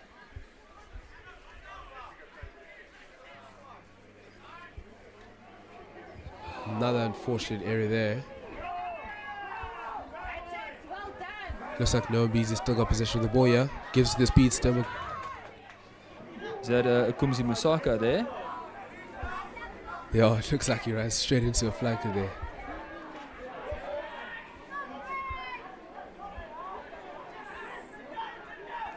Grey House still has possession here. Yeah, no, definitely. As you can see, time is up on the clock. I'm sure the next stoppage will be the end of the game. But Grey is still full of running. It's been a tough day at the office for these lads today. I'm sure they're going to be a couple of sore bodies tomorrow when they wake up. But this is schoolboy rugby at its best. This is what we want to see.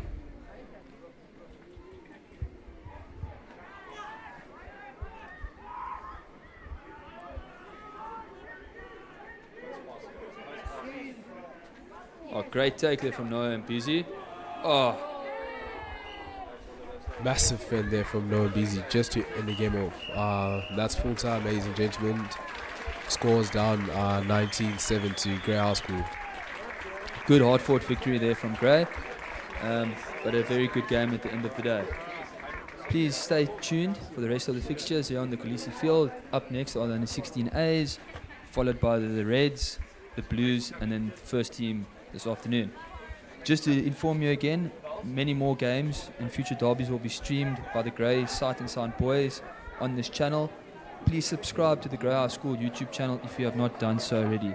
It is as simple as to click the subscribe button at the bottom of this page. Then as well, I just want to say a massive thank you to the Grey Rugby sponsors. They are Affinity Insurance, South Shore Brokers, Tavcore Commercial, Access DSL, Milkwood Meadows, and Spur Steak Ranches. Thank you once again for joining us for a great game of rugby, and stay tuned for many more matches to follow. Have a lovely day.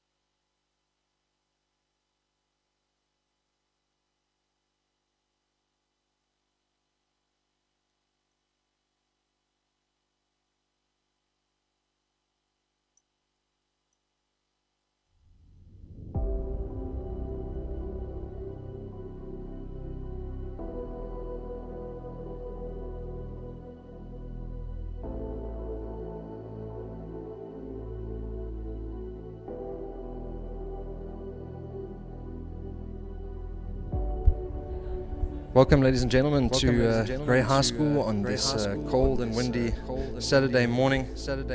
Joining us today, we will be going through some excellent schoolboy rugby on the hallowed Kolisi field with the Grey under 16A team taking away the fierce competitors of St Andrews College under 16A. On your screen now, currently, the pack down structures of each team. In the forwards for Grey High School, some players to take note of. Ross Atkinson, the big number 3, has been incredible so far this season. Deputised well by probably the second best performing back player there, the captain Greg Dale Robinson, who's been leading from the front all the way through the season so far. In the backs there, the incredibly abrasive Bradley Marburg makes his move from the left wing into 13 today. That'll be an interesting move for him to see how he is able to change his role from being the carrier and onto the distributor out in that wide channel. Be an excellent opportunity for him to show us what he's got. Starting at 9 and 10 now, Ray Dillon Wilkinson and Adam Hollenbo, the pair who haven't had an opportunity to play together much this season so far. They have been out through injury, and both of them returning last week to play off the bench, and this week they first start back playing together in under 14 and under 15 as a combination. That would make a massive difference to this under 16A Grey side. Joining me in commentary this morning, Mr. Pravin Bosch. He has a wealth of knowledge, former first team rugby player here at Grey High School. Pravin, your expectations of this game to take place between the under 16As of Grey and St Andrews? Thanks, Declan. I know that St Andrews, they are very well coached, especially when they hit on 16A level. So I'm expecting a nice tight one here. Some massive rugby played already this morning on the Kolisi field.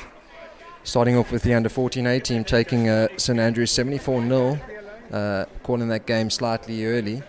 Obviously, educationally, we want to make sure these boys enjoy their rugby and are able to grow and learn as things do progress through the age groups. And the under 15As of Grey High School also taking their victory, a calm 19 points to 7.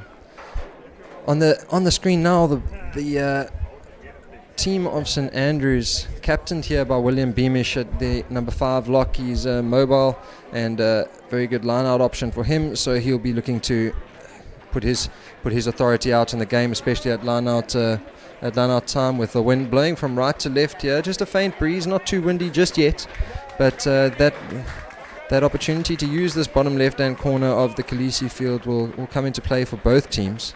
Combination of Connor Milan and Alistair de Kock at 9 and 10 will prove to be a vital combination in this team as they look to get their pack moving around the corner and then hoping to see some running rugby out wide. We have had 5 minutes to go before this game starts now as we wait for the teams to take the field. But please take note, ladies and gentlemen, something very proud of here at Grey High School is some of the upcoming derby days will be streamed by Grey's own Sight and Sound boys to this specific channel on YouTube. Obviously, if you are watching now or you do catch highlights later, you probably already subscribed to the Grey High School's YouTube channel, but if you're not, spread that message far and wide. Incredible initiative here by Grey Sight and Sound, headed up by Mr. Simon Sondrup and Carlo Heidenreich, helped out by Marcel Salmons, who have done an incredible job of training up these young gentlemen to be the cameramen, the producers, building the software themselves that run what you're seeing in the top left-hand corner, and sponsors down below. A huge thank you to our sponsors who have made that possible. A big thank you to Grey Rugby sponsors: Infinity Insurance, South Shore Brokers, Tabcorp Commercial, Access DSL, Milkwood Meadows, and Spur Steak Ranches. If you're around here, come down and enjoy some rugby. It's the rain is so far kept away. Maybe we'll see some of that a little bit later, but so far things will remain pretty dry out in the field. Besides some moisture from the grass, as you see a couple of mud patches forming just on this halfway line. Pitch incredibly slippery, but ref now bottom left hand corner there, checking his watch, saying it's about time we get on this field and enjoy some schoolboy rugby. Mr. Bosch, any take notes for this under 16A team for the supporters and streamers to take note of? I think in terms of the game, it will come down to who makes less ball errors, handling errors. So it is a bit muddy outside. So yeah, we'll just see who can keep the ball the longest, and hopefully we get a good game of rugby. Exactly that. Schoolboy Rugby normally is the exactly that, the team that makes the least errors, the team that do take it. Here we have the teams taking on the field. The right hand side there, St Andrews in their traditional kit, the navy and blue hoops, and then the azures of the under 16A grey school team there, tapped on by one of their reserve players, Mgwebi, making sure his team is psyched and ready for this game to take place.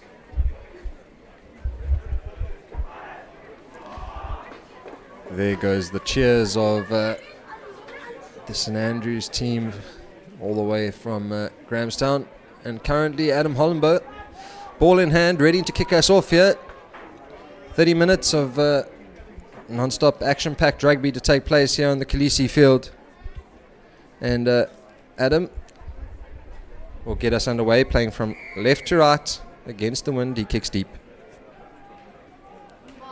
Collection here in St Andrews now have managed to keep that ball and cleaned it up and look to use the boot and shift that down the right hand side. Good collection by Luke de Villiers, Ray Dillon Wilkinson, Alan Hollenbo with the big boot, throws a wild pass over the top, but Mayor Prinsloo is able to clean up, looks for the pass down the left, and Bradley Marburg, the paceman, the abrasive paceman, looks to make that pop on the inside after finding acres of space, but that ball does not go to hand. David Meloriri, the big inside centre, unable to control it, and we'll have a pack down for our first scrum, but good attacking intent there from the under 16As of Grey High School to use some space in the field, Prevent. Ray Dillon Wilkinson at 9, just having a look now, opposing his at his opposition number there, Connor Milan. He will look to feed here. It's the first scrum down of the game. Front rows will be eyeing each other, having a look at who's going to get the better of the other at the start. But the ref unhappy with that pack down straight away.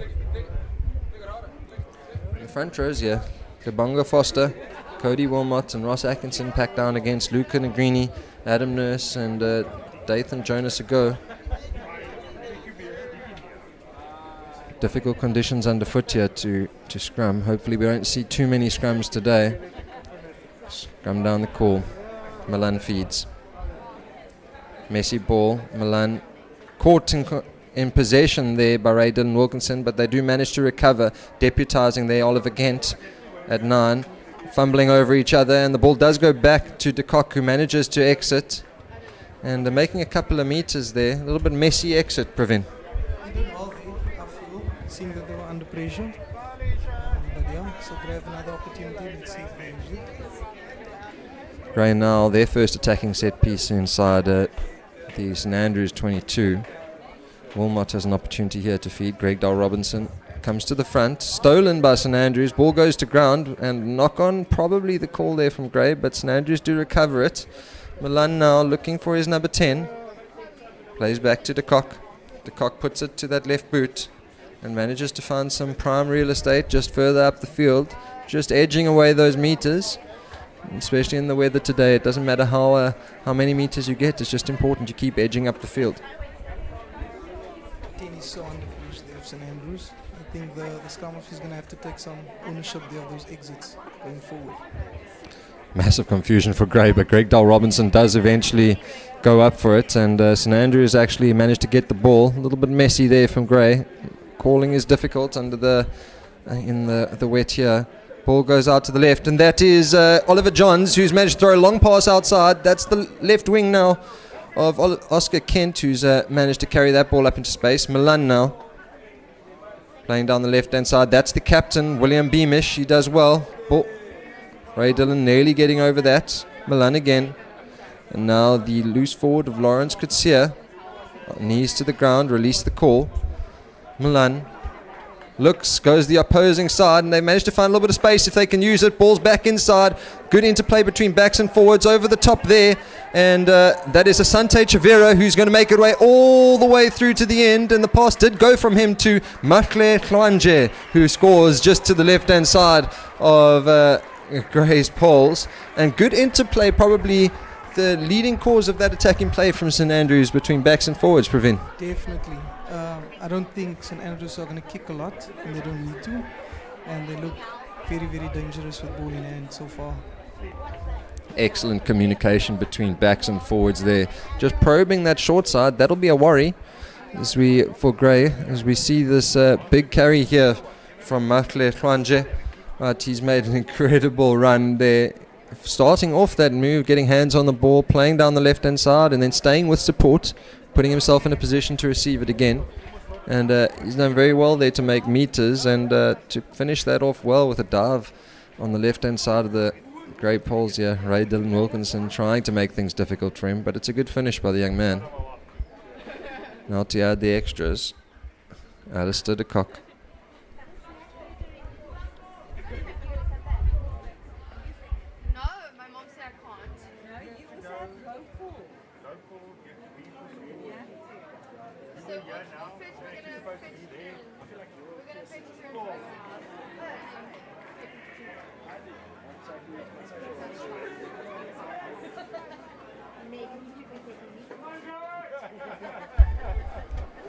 Adding the extras there was de Kock, but unfortunately he pulled that to the right of the post, unable to add those valuable 2 points as Adam Hollenberg kicks deep again. He's got a massive boot on him, does the young man.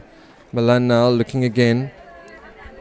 A little bit of a late hit there as the pass does come on, but St Andrews looking just to use the ball wisely and just shovel a little bit, move that point of contact a little bit left, a little bit right. They missed tackle, but St Andrews managed to find the ground. A pick and go, Lawrence Kutsia. Alistair de Kock sets deep now, probably the exit coming. Conor Milan having to go digging for it. Could be a box kick here. He does not making many meters. Luke de Villiers under it. He does really well. Tackled by his own player, captain there. Greg Dole Robinson just making sure he does come to ground safely. And they'll get the penalty there for playing him in the air. And Adam now an opportunity to push Gray just deeper and deeper inside the St Andrews 22. It's a good kick by the number 10, pushing St Andrews back inside their 22. About 7 or 8 meters out now. Gray will have the ball.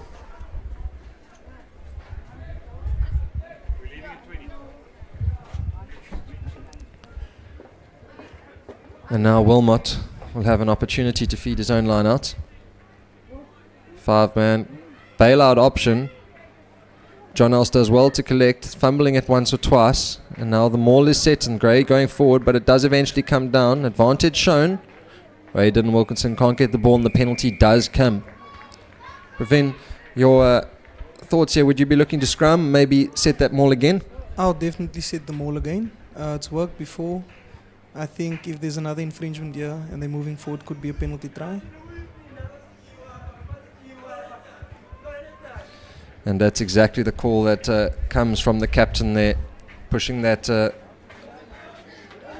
ball out into touch now on the 5 meter, 2 meters up, 2 meters closer. The line out now, ball goes to the back and an overthrow. St Andrews managed to clean up. Milan does well. Missed opportunity there from Gray again. There we go, deputizing once again there. Santa Chavera looked like going in at 9. And now St Andrews looking forward to Kock. Milan plays the Kock. Massive left boot of him, pushes that downfield.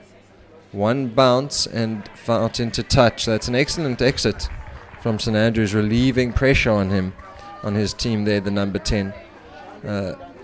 As the wind picks up throughout this game, you may find that that will be a extremely valuable weapon for St Andrews. I agree. I think most of the rugby we played here in the left corner. If the wind does pick up, it's going to be hard to handle. Excellent steal there, Matthew Harvey for St Andrews. De Kock playing his pod just outside the right, looking to spread the point of contact off 10 there. Ball's loose. Picked up, looks like William Beamish, the captain, does well just to make meters. Milan, Lawrence Kutsia shoveling the ball down the left. Driven back in the tackle. Cody Wilmot doing exceptionally well there. The hooker for Grey High School. De Kock taking it to the line himself. Testing Grey's defence, keeping them honest. Now Milan looks again. They'll play their forwards back and forth, just pumping up and down, left-hand side, right-hand side of the field. Milan once again. And now a pass comes around the corner. Caught in contact, and Grey have an opportunity here to counter-ruck. Choose not to use it. Ball goes out the back, De Kock on the ball. Number 12 of Oliver Jones having to carry up, but excellently met there by Greg Dell Robinson, the Grey under 16A captain. Milan doing a lot of work here. Forward setting up. Driven back in the tackle again, the massive Ross Atkinson just putting his body on the line, pumping his legs, making it very difficult to St Andrews to find a way out here, but they do continue to probe the short side. And ball not able to go to hands, and Grey will come away with probably a good net gain from where they started.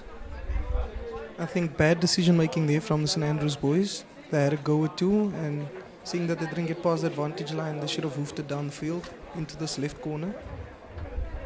Especially when you have a player like Alistair De Kock, who has a massive left boot on him. We've seen it use it once or twice today to great effect.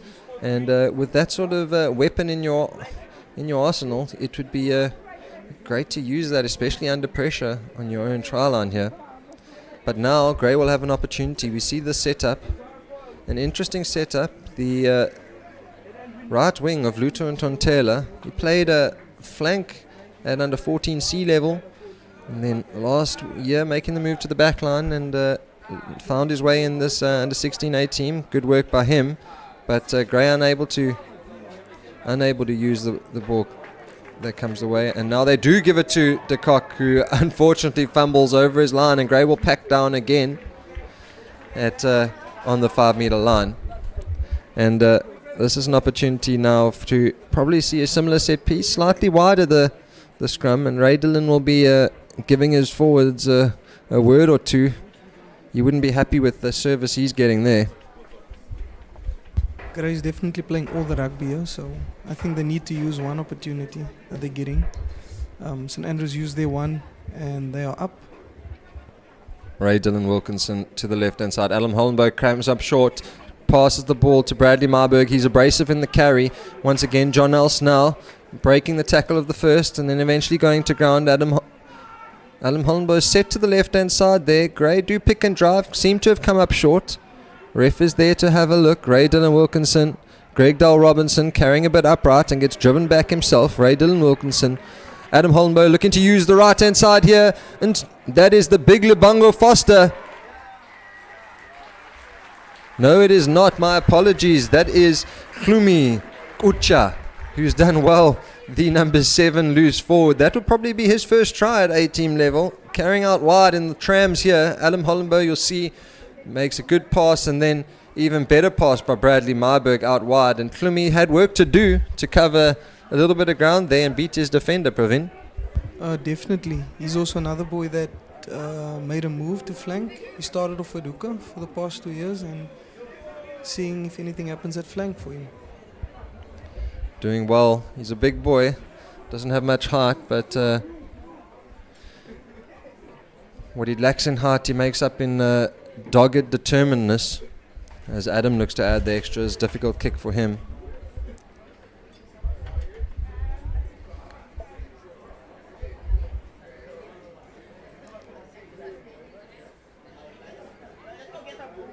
Five quick steps and makes it look easy, and adds the extras for Grey. Now 13 minutes played here in the first half on the Kolisi field at Grey High School. The Grey under 16As now take the lead for the first time, 7 points to 5. The observations from your side of both teams looking to move the ball when having the opportunity. But what does St Andrews do to need to get themselves back in here? I think they just need to play rugby in the right areas. It's okay to have a go here and there, but if it's not working, rather play rugby in the other half. It's going to be interesting to see Grey's tactics. It's the first time we see them in their half. That's correct. Often it's a wise move to play the percentages, rather play rugby where you know that you can get points. And Gray did come away with points there after entering the red zone of St Andrews for the first time. Ray Dillon Wilkinson there puts it to the boot. Luke de Villiers is going to make this awkward for the arriving players of St Andrews.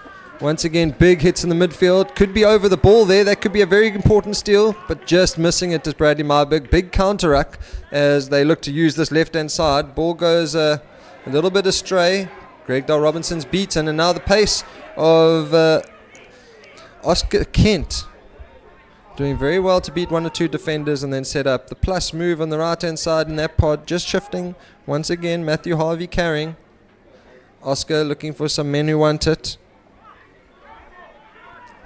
Big tackles by Gray defensively, showing their aggression in the carries.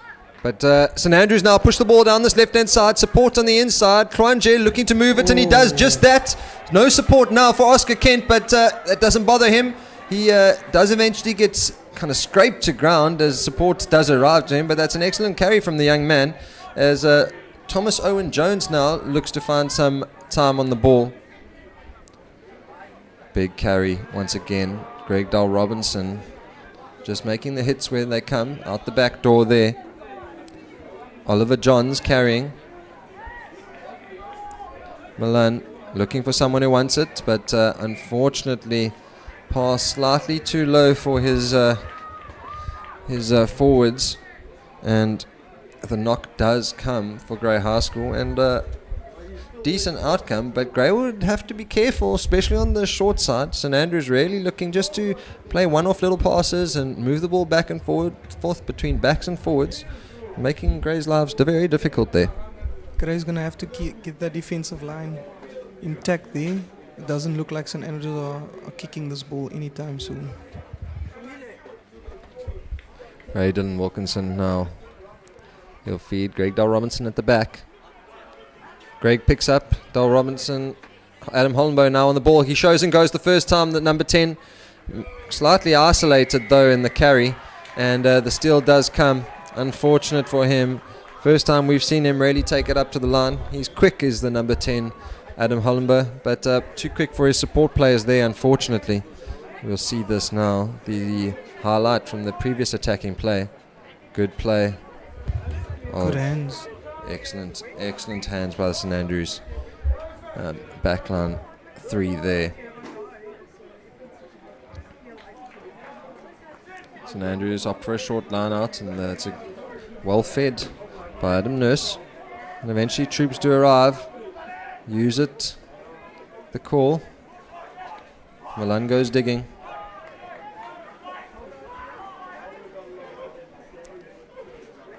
Kent carries it straight to the line and then plays Negrini on the short.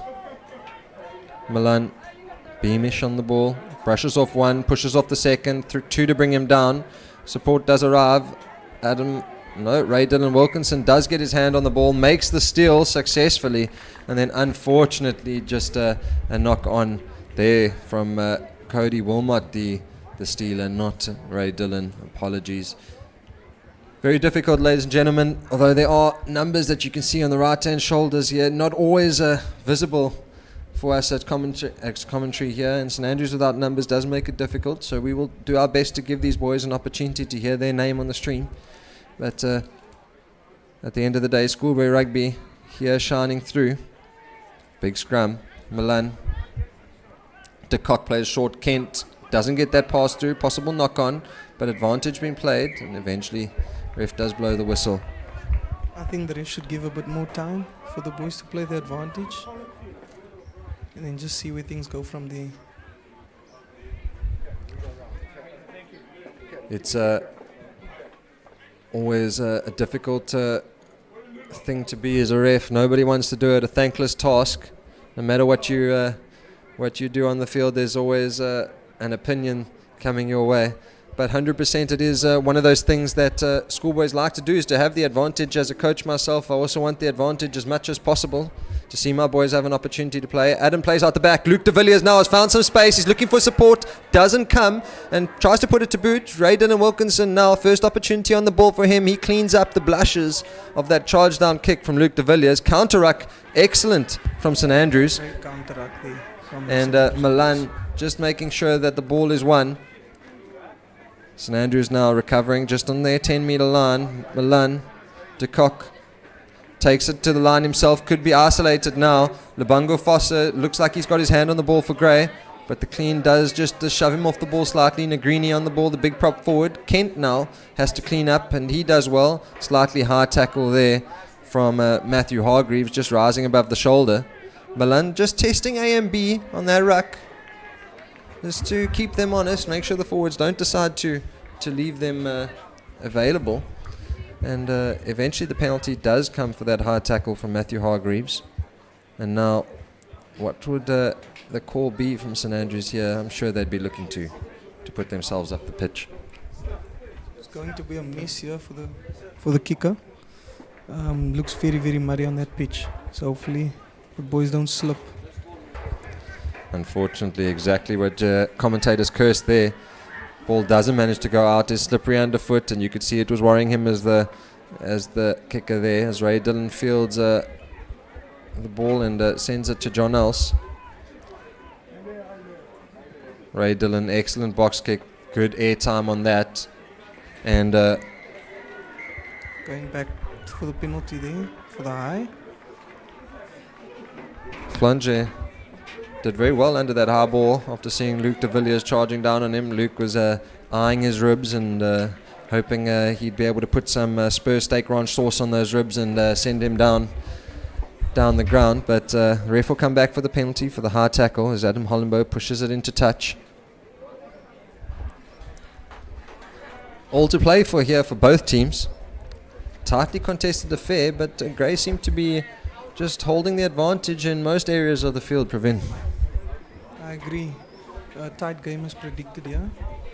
Both teams having goes at each other here. Wilmot. Ooh, unfortunately played in the air there. And a penalty will go the way of St Andrews. Difficult moment there for the referee to have a look at. But he did come down harshly. I'm not sure his own lifters were doing as good a job as he would have liked as a jumper, but the penalty does go their way. And now on the halfway line, Adam Nurse will have an opportunity to feed his own line out. Something Grey's going to have to work on in the second half. Definitely winning their own line-out ball. Set piece is a massive part of today's game. Milan. Oh, ball going backwards first, and then the second knock from St Andrews. And the scrum down now, just off that muddy patch, makes it really, really difficult underfoot for front rows. Ross Atkinson is, looks like he's enjoying himself. Prepping for another physical encounter here as a scrum down. Greg Dole Robinson just feeding some instructions to his number 9. It's pretty middle of the field. Interesting to see what the setup will be here as Greg Dole Robinson picks up. Ray Dylan Wilkinson on the ball. Plays behind the back. Nobody wants it, and the knock comes. Advantage shown for St Andrews, but they've got the ball, so they'll have an opportunity to play first. Beamish plays the pass to the left-hand side there. Thomas Owen Jones doing well. Milan de Kock with advantage still, puts it to boot, looking for this left-hand corner, and the pace is on here of Oscar Kent looking to get on the ball, but one or two bounces and finds touch now in the Grey 22, and that's a good neck gain from St Andrews.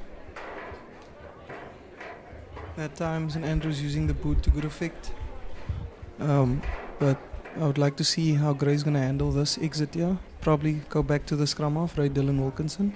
He's got a massive boot on him. Confusion reigning here for the Grey pack as the ref was just having a word with the scrum off, and Greg Dole Robinson, extremely eager, goes up by himself just testing his lifters. Front ball, poor line out opportunity there from Grey. Really struggling in these conditions is Cody Wilmot, but now Adam is back, but Ray says no, we're going to just have a shot first. Bradley Marburg gets that ball from David Meloriri. Excellent pass from the young man under pressure. Ray Dillon, Luke de Villiers, sticky underfoot, and he goes down, but puts the ball down and plays again as he was holding that tackle. Good acknowledgement of the rules from the number 15. John Else carries, but double hit well, driven back in the tackle. Advantage shown, and we'll come back for the penalty for offside for St Andrews. And that's a real get-out-of-jail-free card for Gray, being under massive pressure at line-out time. And then just St Andrews, a little bit of indiscipline there, means Gray get the penalty. I think Gray there trying to also have a go themselves. Bad kick there from the fly off. But his blushes will be spared as such a difficult collection for the right wing of Jack Moore to take that at toe level. And unfortunately a slight knock will see Gray still have an attacking set piece. Probably a better option for them actually is to have a scrum here and then the line out. They've really been struggling. And we'll see the call now. As you see coaches there behind, Mr. Kuni Breitenbach, just feeding some instructions, hand in the chin. Calm, collected figure. One of the assistant coaches here for this under-16 team. Ray Dillon does pick this up as the scrum seems to fall apart. And a knock the call. Difficult to know what's happening in the front row there is that scrum really did fall apart. I'm not sure if the number 8 of Gray knows the rules, but scrum can only move 1.5 at schoolboy level, so I think he just needed to let it go there for the scrummer for Gray to pick it up and play. 100%. It's one of those tricky rules to blow as a referee as well. The ball that time goes out very quickly. Ray Dillon putting a lot of pressure on Milan, who does manage to find the right wing of Jack Moore there. He does carry and eventually set up again. Beamish making himself available for the pick and go, and the penalty goes the way of Grey High School. And Ray Dillon Wilkinson just having a little word and saying they're throwing the ball away, ref. We want to get going here. Bradley Marburg, David Meloriri. Good hands here used, and Tontela not sure where he was looking with the touchline on his right hand side, but he does carry well, and John Else now charges up the field, and surely a penalty going the way here of St Andrews as he found himself extremely isolated. The number 10 de Kock doing well over the ball.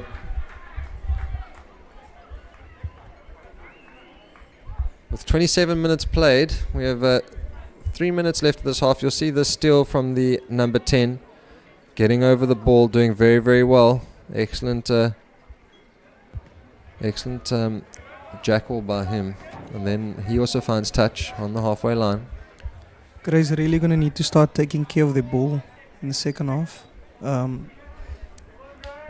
yeah.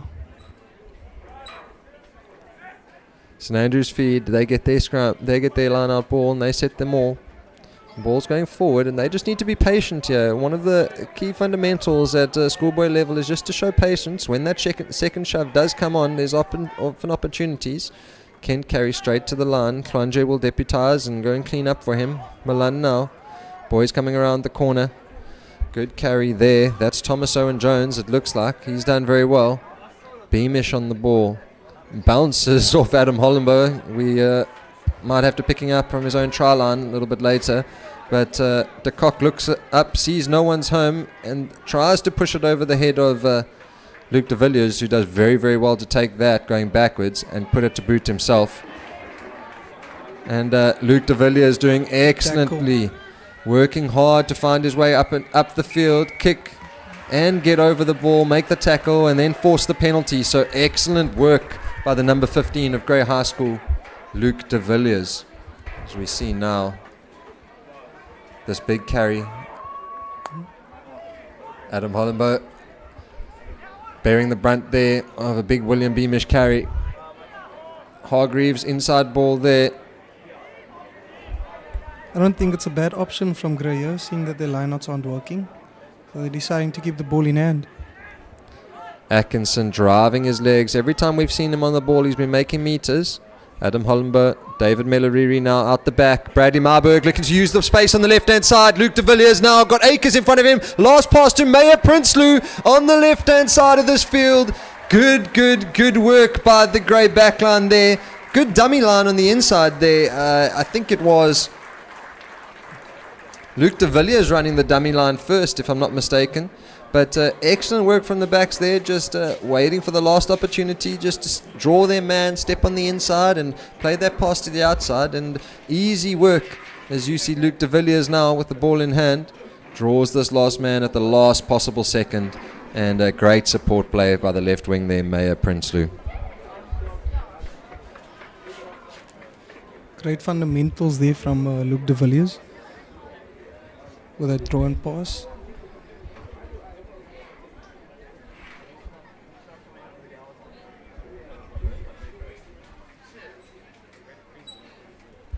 Adam will look to add the 2 points here in stoppage time of the first half.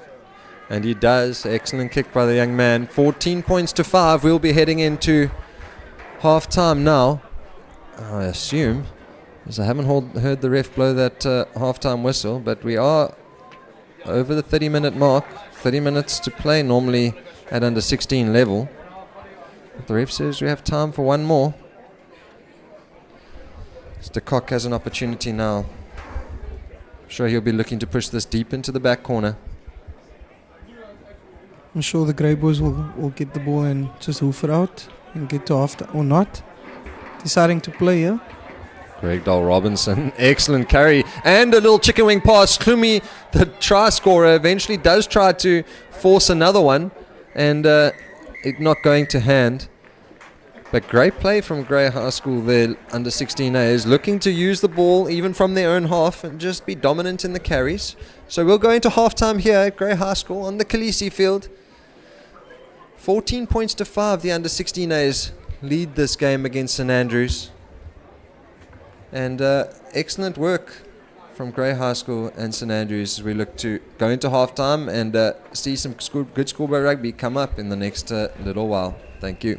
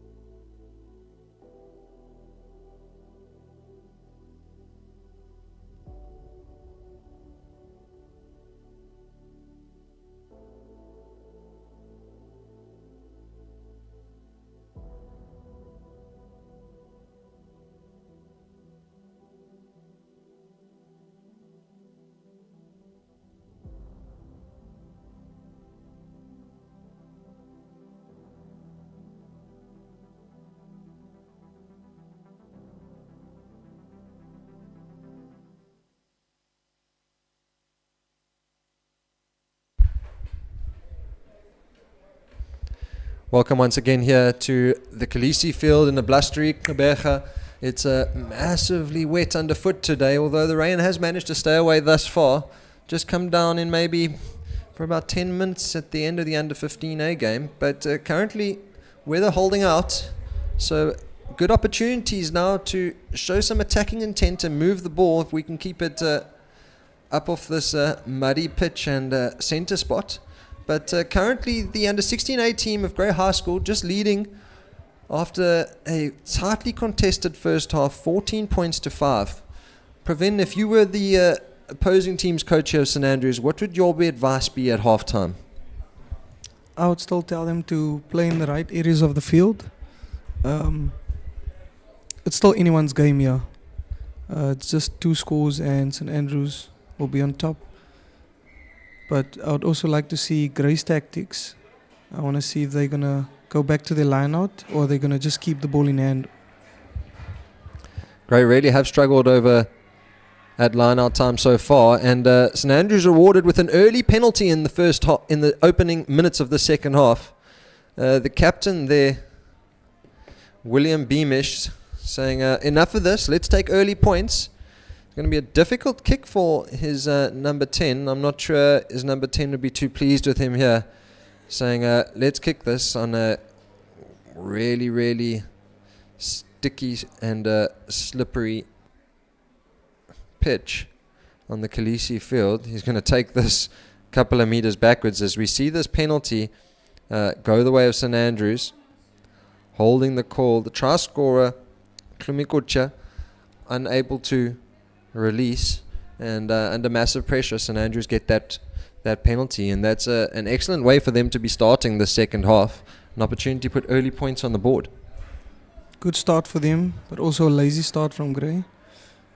I always say when you score points or off any restart, you need to get out of your half, whether you play, run it, or hoof it down. Difficult kick for the St Andrews number 10.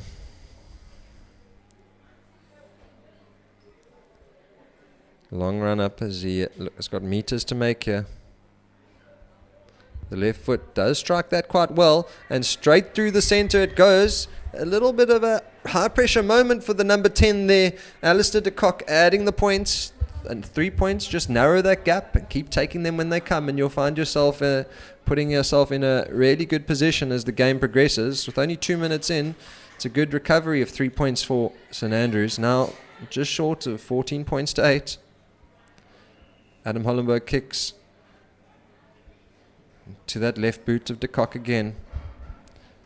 Excellent boot by him, pushing St Andrews 30 meters up the field. And now the line-out will go the way of Grey High School on the 10 meter. Wilmot will have got a little bit of advice from his forwards coach there. Some advice on how to get this line-out operating now. It's an important set piece for all teams to have a functioning line-out. As John Else goes to the front.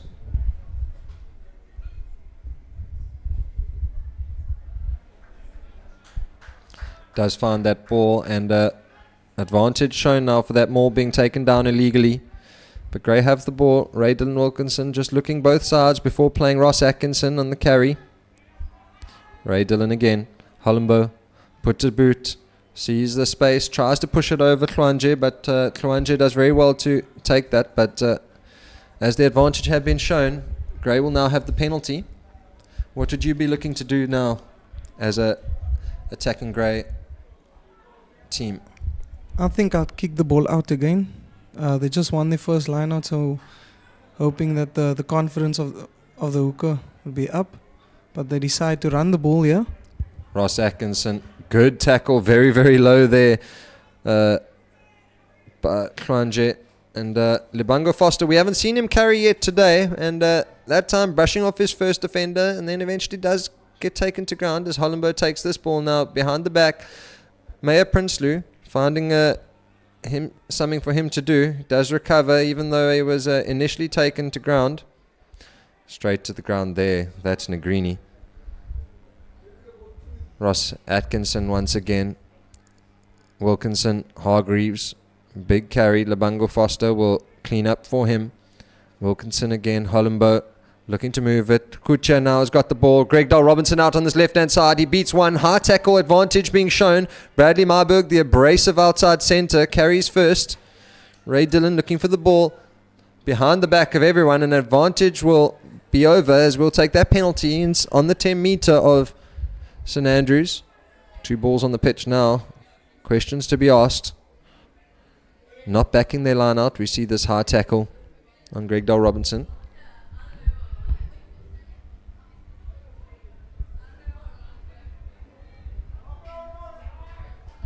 Gray on the front foot here again and playing under advantage.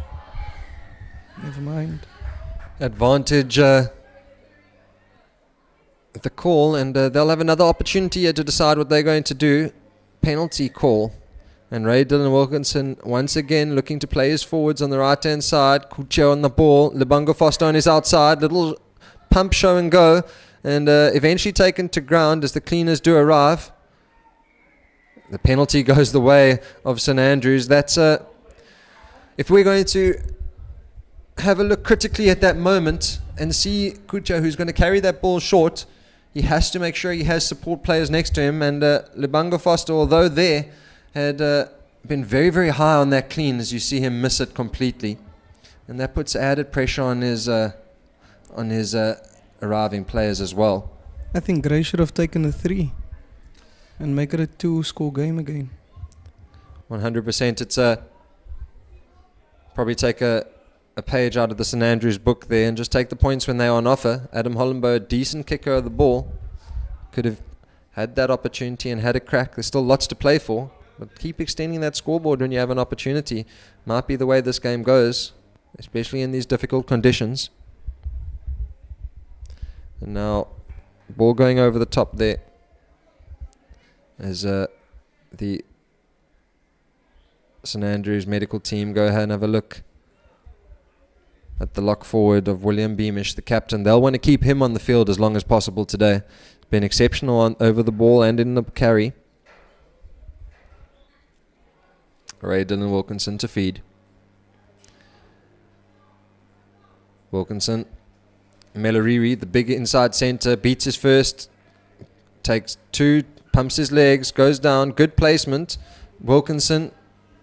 Oh, huge tackle on the inside. Hit. Wilkinson again. Loose pass, but Adam Hollenbo does very, very well there to pick up the pieces. Excellent hands by the number 10. Wilkinson. John Else on the carry. Big leg drive. 5 meters made every time he's on the ball. Wilkinson looking at that short side again now. There's space here if they manage to use it. And Tontela coming back towards the ruck. Just making meters as we see the rain start to come down. And St Andrews rewarded for their hard work over the ball, forcing the penalty on Ntontela. And St Andrews will be very happy with that return. It must be a tactic being used by the St Andrews coaching team there. Seeing that Gray is slightly slow on their cleaning and slightly slow on their arriving players, that they're sending numbers into that ruck almost all the time and making sure they do fight for the jackal, Pravin. They are definitely flooding the ruck. Gray just needs to get a couple of boys in there to secure their ball. De Kock under pressure there, boots with the right hand foot. Difficult to see what was happening, but Meyer Prinsloo decides to carry himself, takes 2 to bring him down. Wilkinson again. John Else now, he's done well once again every time he's on the ball making meters as Wilkinson looks to move this ball quickly. Adam Hollenbo around the back. David Melariri unable to hold it. Ball gets put to foot, but will come back for another penalty against St Andrews. St Andrews are going to have to start being careful as Gray start to mount the pressure with the rain pouring down on the Kolisi field. I see they decide to take the 3 points now. They didn't even point to poles yet. The boy with the T just ran on. Obviously a coach's call. That's the man in picture there, Zephyr Smith, holding the blazer above his head. Difficult to see. There are lots of places I'd rather be in the world, but out there right now in the middle of the Kolisi pitch is not one of them. Zephyr Smith, the ball boy bringing on the tee. Last week, starting for this under-16A team at 10. He made his transition from hooker at under 14 to loose forward at under 15, back to hooker at under 15, and actually doing very, very well with the boot and opening play for this under-16A team over the last couple of weeks, deputizing for Adam Hollenbo. Adam is not going to have the legs on that one, as the ball just ends up slightly short, but pressure does mount on St Andrews now. They'll be wanting to get out of this area of the field. Milan organizes a slight wall. Milan, good setup by the young man. Unfortunately, that goes straight up, and Ray Dillon will pick up the pieces. Atkinson at number 9 decides to pick and go himself. Big lead drive by the number 3. Beamish lifting his legs and doing a little bit of trickery in the tackle there to make sure he can't run without it. Greg Dale Robinson just setting up the next phase. This is good use of the ball. Looks like the right wing of Winton Taylor moving into the pack there just to find some work to do and carrying. Short as Ross Atkinson. Meters gained again. Good ball here. Adam Hollenbo will be looking to make that wide pass. Bradley Marburg carries well, but caught that time. Wilkinson, that's going to be a penalty. You can't do that here. And very cynical. Be surprised if we don't have the ref come back and have a chat. Surely not 10, probably taken advantage of here. Ray Dillon looking to probe the short side as Wilmot carries, taking 2 or 3 to bring him down, but they attempt to hold him up. Knees are on the ground now. Not 10 the call.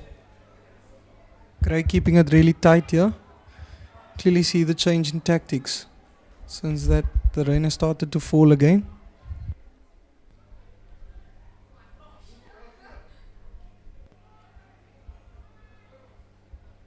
They'll just tap and go. Ray Dillon Wilkinson looking to move the ball. High pressure line speed there as Adam Hollenbo looks to take it to the line himself, but knocks it on. Advantage being shown. And Gray will be kicking themselves their opportunities to use it and come away with some points inside the red zone here of St Andrews, and unfortunately just little handling errors not going their way, Pravin. It's definitely about 3 or 4 missed opportunities from the Grey Boys. Couple in the first half, some more here in the second.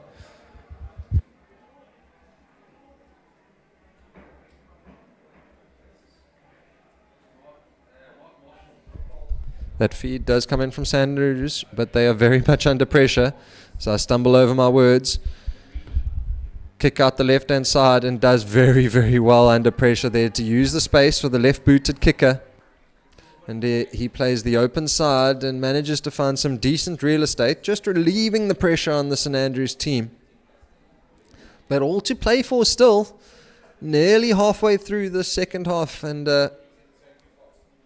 Grey are leading 14 points to 8, and they'll be needing to come away with some points just to calm themselves and find some and settle themselves back into the game. St Andrews will look to pose the pressure. Ball's knocked on, possible penalty there for accidental offside, the knock coming back onto the offside player of the captain, Greg Dale Robinson. Good call by the referee. Lineout's just not working for the Grey Boys today.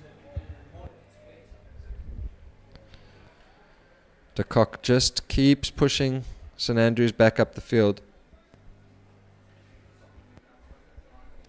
Another opportunity here for Nurse to feed. Short line out, very quick set. Ball goes up. Overthrow. Kutcher's on the ball. And Tontela now. No, that's the substitution that comes underway. Adam Hollenbo sold by Mgwebi. I'm not sure why he's looking to pass that, the replacement loose forward. David Melariri says, it's fine, I'll carry. Give me an opportunity to get in the ball.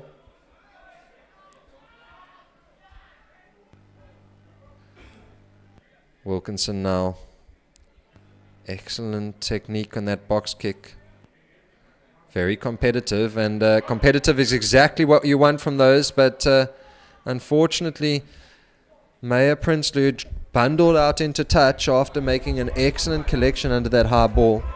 But that's a clear attacking threat. Having a 9 and 10 with excellent boots really gives you an opportunity to use the field when you have it. Nurse will feed. Front ball. And a little around the corner, back and forth there between Harvey and the loose forward, or the prop forward, Jonas Go. And ball does get knocked out into touch. Bit of chirping going on here with the Grey Boys in St Andrews. Tensions will flare. This is a extremely competitive fixture between two schools. They will play each other all the way through the years, from under 14 through to first team, and sometimes from junior school through as well. So these gentlemen will have played each other for a number of years, know each other pretty well, and that competitive nature of teenage boys will shine through sometimes with a little bit of indiscipline.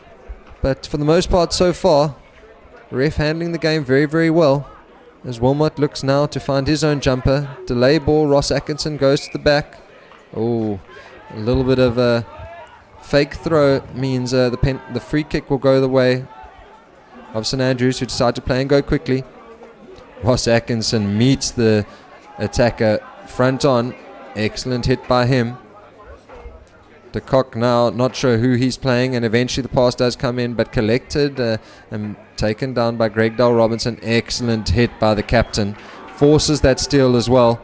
And Ray will have another opportunity to see what they're going to do. Lebungo Foster passes it to John Else. John Else leads with his head, trying to get the pass away, but knock-on comes. And it's these moments that Grey High School seem to be trying to ramp up the speed of play, and I'm not sure that's what I'd be wanting as a coach at the moment, especially in a tight fixture like this. Picking up the pace is not always the way to do things. Definitely not the right choice. The ball's wet, it's muddy out there. Just opening the door for handling errors. Exactly.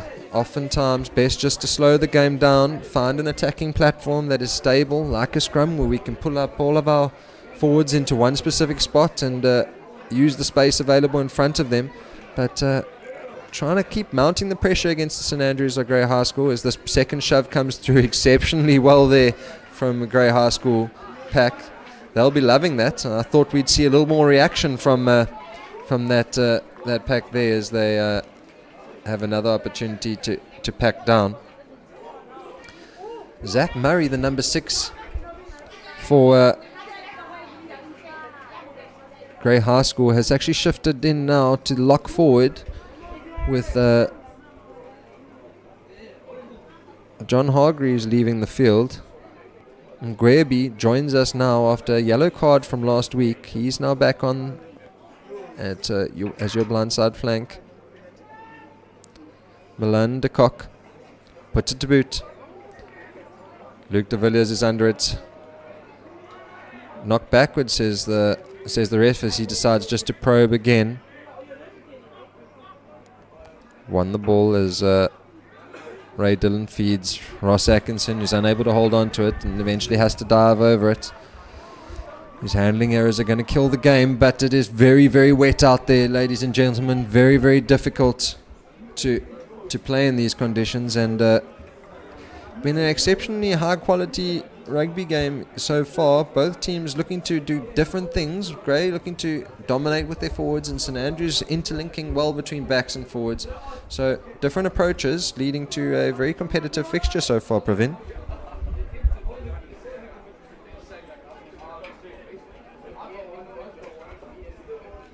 Ray Dillon Wilkinson putting pressure on Milan, who is unable to hold on to it, but the space opens up on the left-hand side. Another handling error. Advantage shown as Taylor drives up the pitch. Does very, very well. Ray Dillon under advantage. Ray Dillon feeding Atkinson again. Atkinson finding some more joy over the ball now as we play out the back. Space on this left-hand side, but Melariri unable to make that pass, as a penalty comes the way of Grey High School, and I'm sure now the coaches will be saying to them, let's slow down, let's relax, we have time.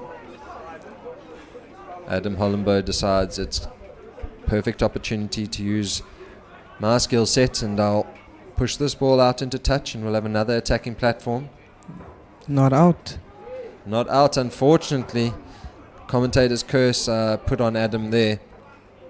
Big tackle, the prop forward Ross Atkinson making himself available to do the hard work. De Kock now The left boot of his finding some space. As Luke de Villiers will now receive from Adam Hollenbow as they look at this open side.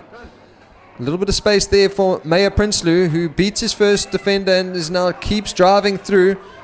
He does very well to make 10-15 meters in that carry. Wilkinson plays as captain. Got to roll away there. Luke de Villiers in at 10, looks to make the pass. Meyer Prinsloo is going to find some space. He does. Oh, great tackle on the left-hand side as Klanje remains down. Got back on his feet. Wilkinson organising off the ball here. Pick and go comes. And a slight knock. Unfortunate there. Hlumi Kucha unable to put the ball down effectively. But that short side well picked up there from Luke de Villiers and Wilkinson, and able to put Meyer Prinsloo away. Greyboys definitely needed to use that opportunity there. I think that might have been the dagger. Excellent work. As you see, Klanje has remained down there. We'll be worried about him. He's been a real live wire in the first half for St Andrews. As now we wait for some of the medics to just oversee some slight knocks here. Huge advantage for Grey to have in this part of the field. They're in the St Andrews red zone. They've been here a couple of times but haven't put points on the board in the second half, and we hope that doesn't come back to bite them. A converted try here from St Andrews in the next couple of minutes will take St Andrews in the lead by 1 point, but that's not the case just yet. So St Andrews will need to get out, but be interesting to see whether they go the high risk, high reward approach and see if they can run from their own try line possibly. Big counter shove as the ball goes loose. Kucha picks it up, tries to place but isn't able to get there. St Andrews get over the ball. Nobody sure who's got it. That's excellent work by St Andrews pack there. De Kock slices that one. Meyer Prinsloo patient on the ball, looks for some space. Takes it straight up, breaks his first tackle, breaks the second, tries to look for the offload and just can't hold on to it as the ball gets knocked on. Another handling error there from the Greyboys. It's incredibly wet out there. Very, very difficult conditions to hold on to it, but you'd know that as a player out there, that I have to keep that ball tucked, keep it closer to the chest, maybe not look for those offloads, keep setting the phases and the space will eventually open up. But very difficult conditions, and these gentlemen doing their best they possibly can as Milan feeds, and Grey have an excellent shove once again there. But the Oliver Johns beats his first defender and then caught isolated. Grey now looking to use the ball quickly. Ray Dylan Wilkinson passing to nobody. They had an opportunity now just to slow the game down once again, but they decided to play quick and now under pressure going backwards. John Ells sets up. Leg drive coming well. Ross Atkinson working extremely hard to prop forward. Can't believe they didn't take the points. Exactly. My thoughts as well. Pravin isolated again as Kucha. Ball's going to ground and the counteract going through. I think this could be a penalty going the way here of St Andrews. No, ref says play on. Wilkinson looks to this left-hand side. Bradley Marburg finds Luke de Villiers. He hands off his first, steps inside of the right. Is he going to make it all the way? No, he doesn't. Excellent tackle there from Klanje. And a turnover coming the way of St Andrews out of nowhere. Grey will be extremely disappointed with that and very lucky to come away with the penalty after losing the ball themselves almost in an inexcusable manner. Ray Dylan Wilkinson plays Atkinson. Atkinson a bit slow off the mark there. And now the pick and drive will be the call. Slightly too high, I would assume. Hold up short. And now the ball recovers. Wilmot has a little dive. Over the line goes the loose forward Mgwebi, who is not able to put the ball down, and the penalty goes the way of Grey again. Not sure what that was for, but Ray Dillon again taps and goes.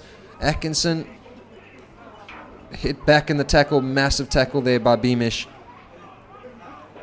And Gwebi just taking 30 centimeters at a time. And now pass going to no one, but Lebanga Foster will look to carry it up himself. Got that ball coming flying at his face. Wilkinson again.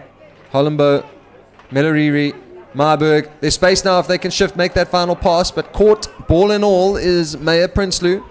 St Andrews defense coming out on top. Excellent Great little line victory. speed. Little victory is important for St Andrews at the moment. As Gray mount the pressure again, they'll have to reset now. Wilkinson plays Hollenbo, takes it to the line himself. He steps once, he's found some space. He steps off that left-hand side, and luckily for Negrini, who missed his first tackle there, support player does make the tackle as Foster looks to play out the back. Space on. Melariri needs to move the ball if he can. Just really passing for the sake of passing, and Melariri, the big number 12 for Grey High School, will just set up that phase. Wilkinson unsure which way to go. Zach Murray has that ball ripped in the tackle by the captain Beamish. He's done very, very well today. Exceptional player is that young man. De Kock sees nobody's home on this left-hand side and pushes it out towards that touchline. Great kick. Excellent, excellent kick by the number 10 of St Andrews. Great real estate found on that right-hand side. Coaching staff of St Andrews fired up, really urging their boys on here. That would be very, very disappointing for Grey High School. Spent probably close to 10 minutes inside the 22 of St Andrews and not able to put any points on the board. It's these little moments that count. Wilmot will feed.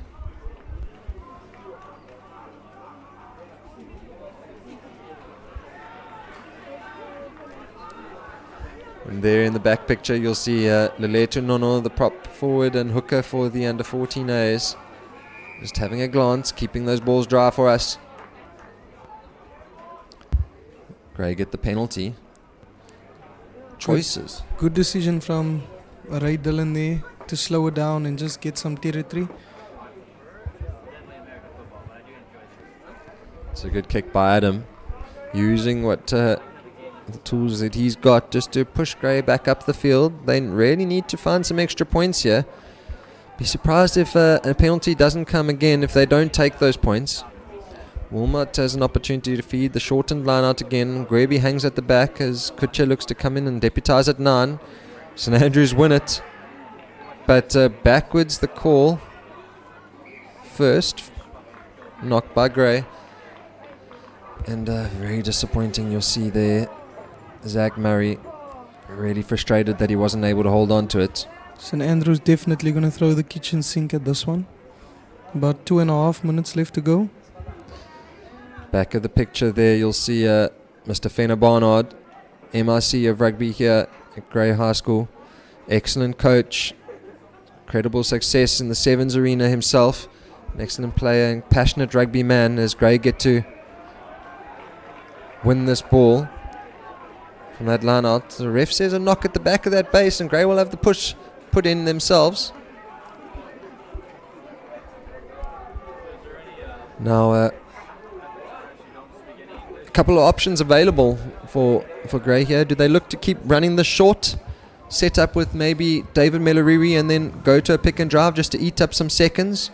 Or do they look to attack here and try score out wide, Pravin? I think they keep it as tight as possible and eat up as much time as they can. And when the time's right, just kick it out and take your win. At the end of the day, that W will be all these boys want.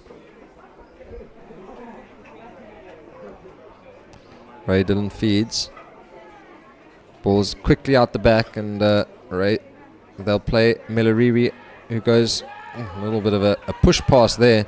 But Mayor Prince, who's beaten his man, Klanje comes across, and the handoff sends him flying and off their feet at the ruck there. But ref's got it all under control. Wilkinson sets up his forwards. Penalty goes the way of St Andrews. 50 seconds left in this game. They'd have to start playing very quickly. They can use De Kock hopefully to push themselves inside Gray's half and then throw the kitchen sink at it. So they'll have a line out on the halfway, St Andrews.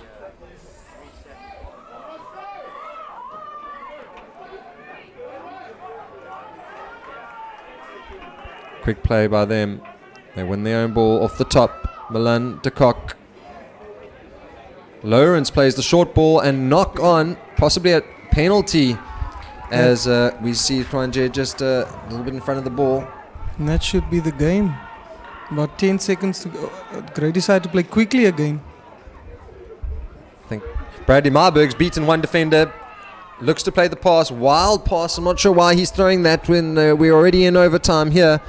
But St Andrews managed to get the ball. They'll have to be very, very patient if they want to get anything out of this. The length of the field to go for them. As Grey drive them back in the tackle. Penalty goes the way of Grey High School. And Greby extremely pumped up. Holding on. Surely we tap this. And send it out into touch. There must be more time on the clock, on the ref's clock. Seeing that they're going for poles, but surely not too long to go anymore. Adam Hollenbo will just look to add points to his tally. Been out for most of the season so far, so these 3 points against his name will just keep adding confidence as he looks to take that number 10 position and claim it as his own. So these 3 points always add confidence for a kicker, and that might just be the case.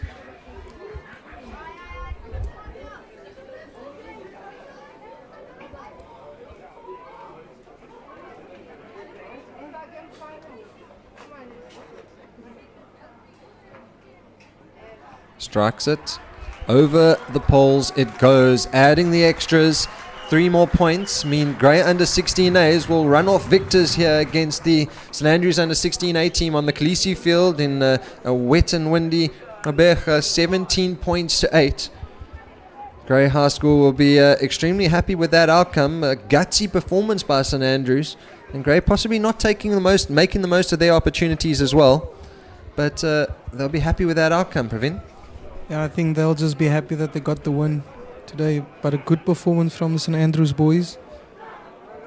Wet weather, hard game, difficult game for the boys.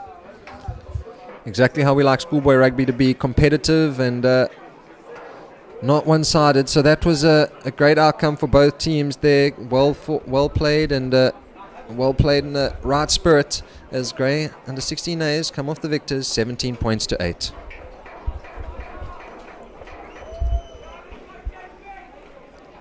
Thank you for joining us here at the Kolisi field.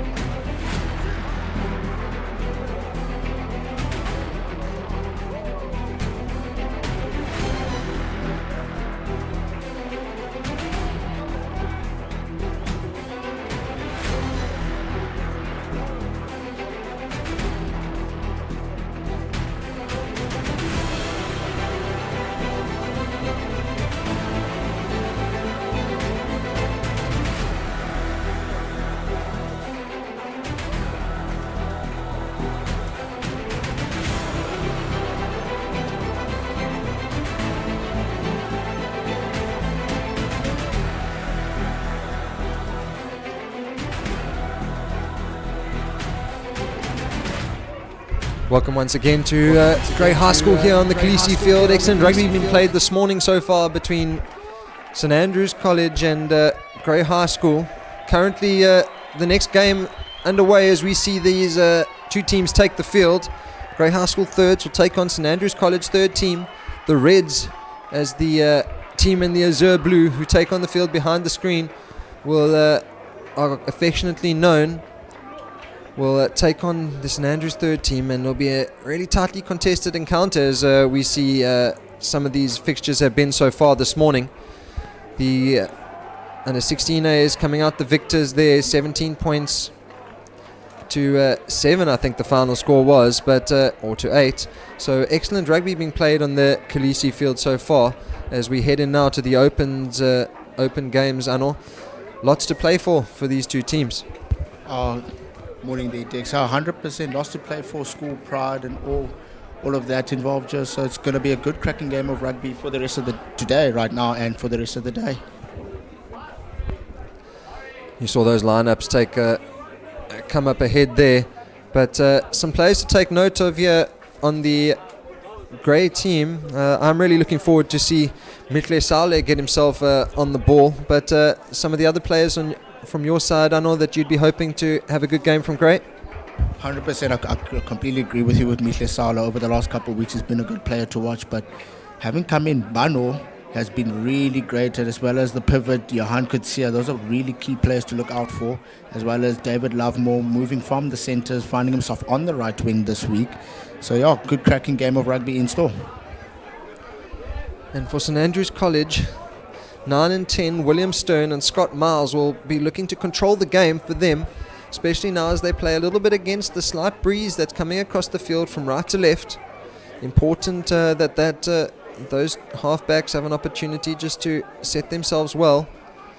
As we see this kickoff go in from St Andrews, loose ball, the man himself, Akanani Zita, carries up well. That takes 2 or 3 defenders to bring him down as St Andrews allow that ruck just to be set themselves without competing. Brandon Stain goes to the box kick and scrappy ball, but looks like Grey have managed to clean up themselves. Johan Kutsia deputizing at 9.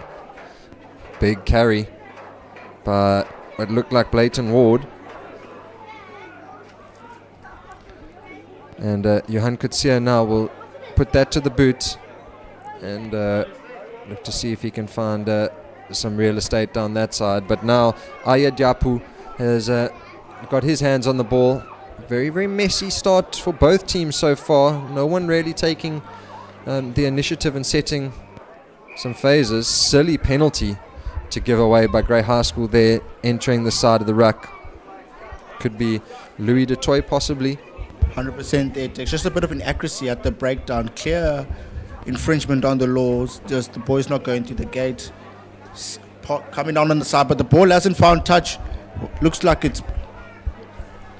Nepo Williams there cleaned up well.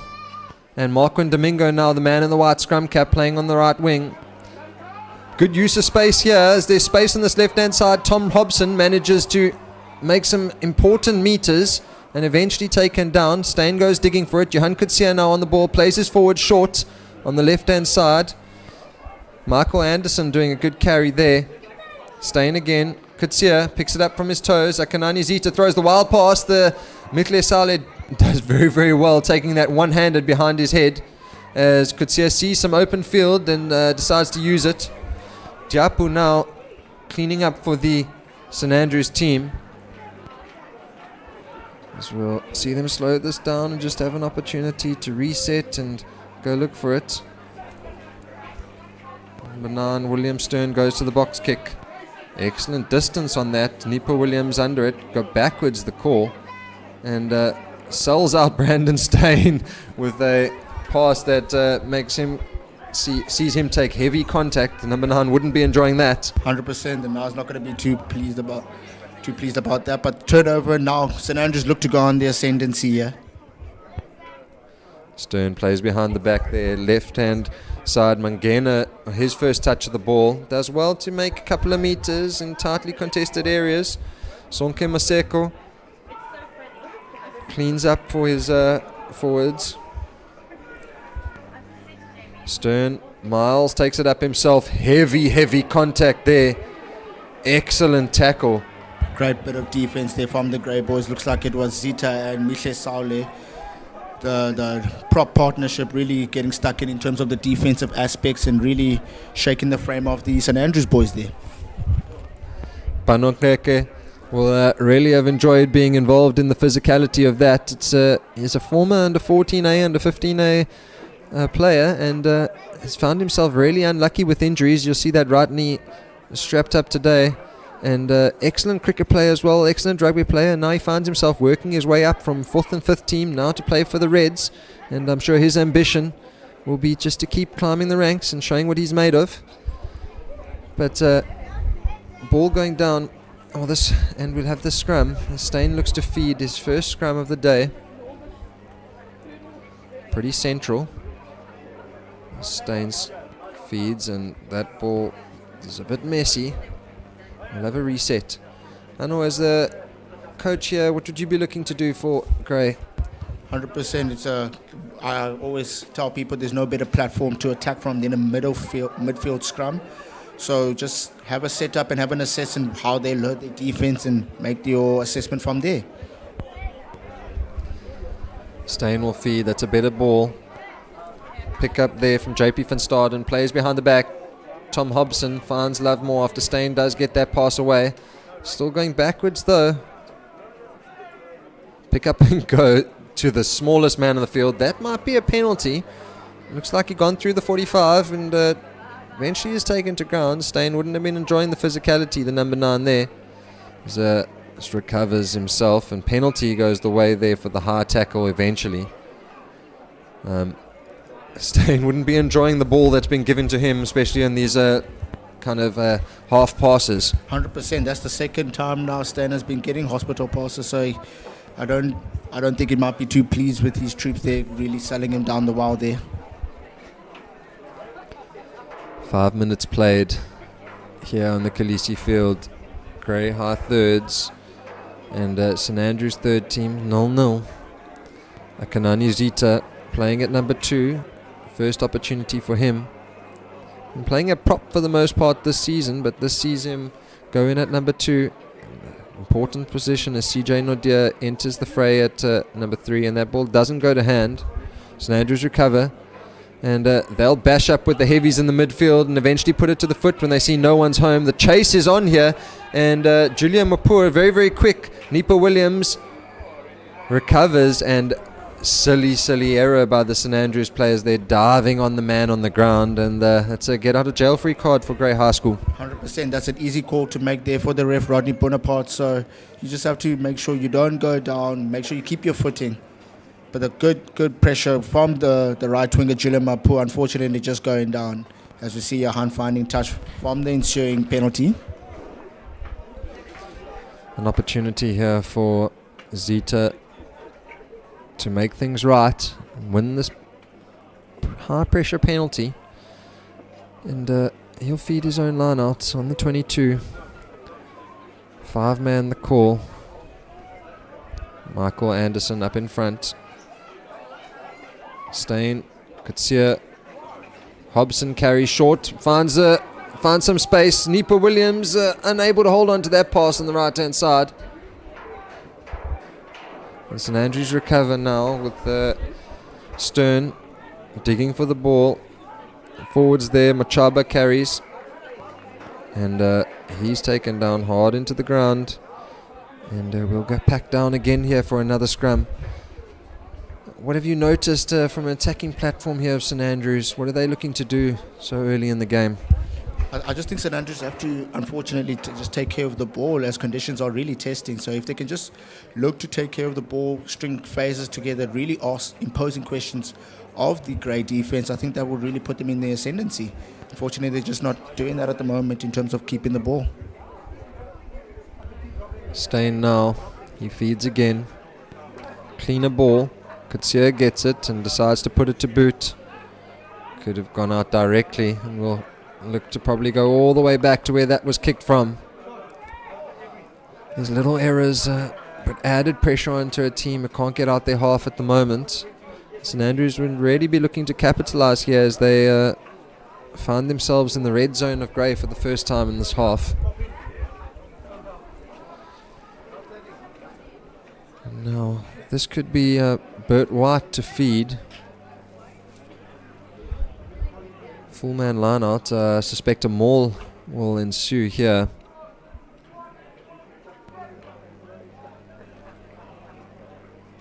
Josh Pretorius, the receiver, sends this ball back as St Andrews look to set their maul. It is going forward, but slightly messy, not too stable. The advantage does come. Entering from the side. Grey at that maul. Not 10 now again.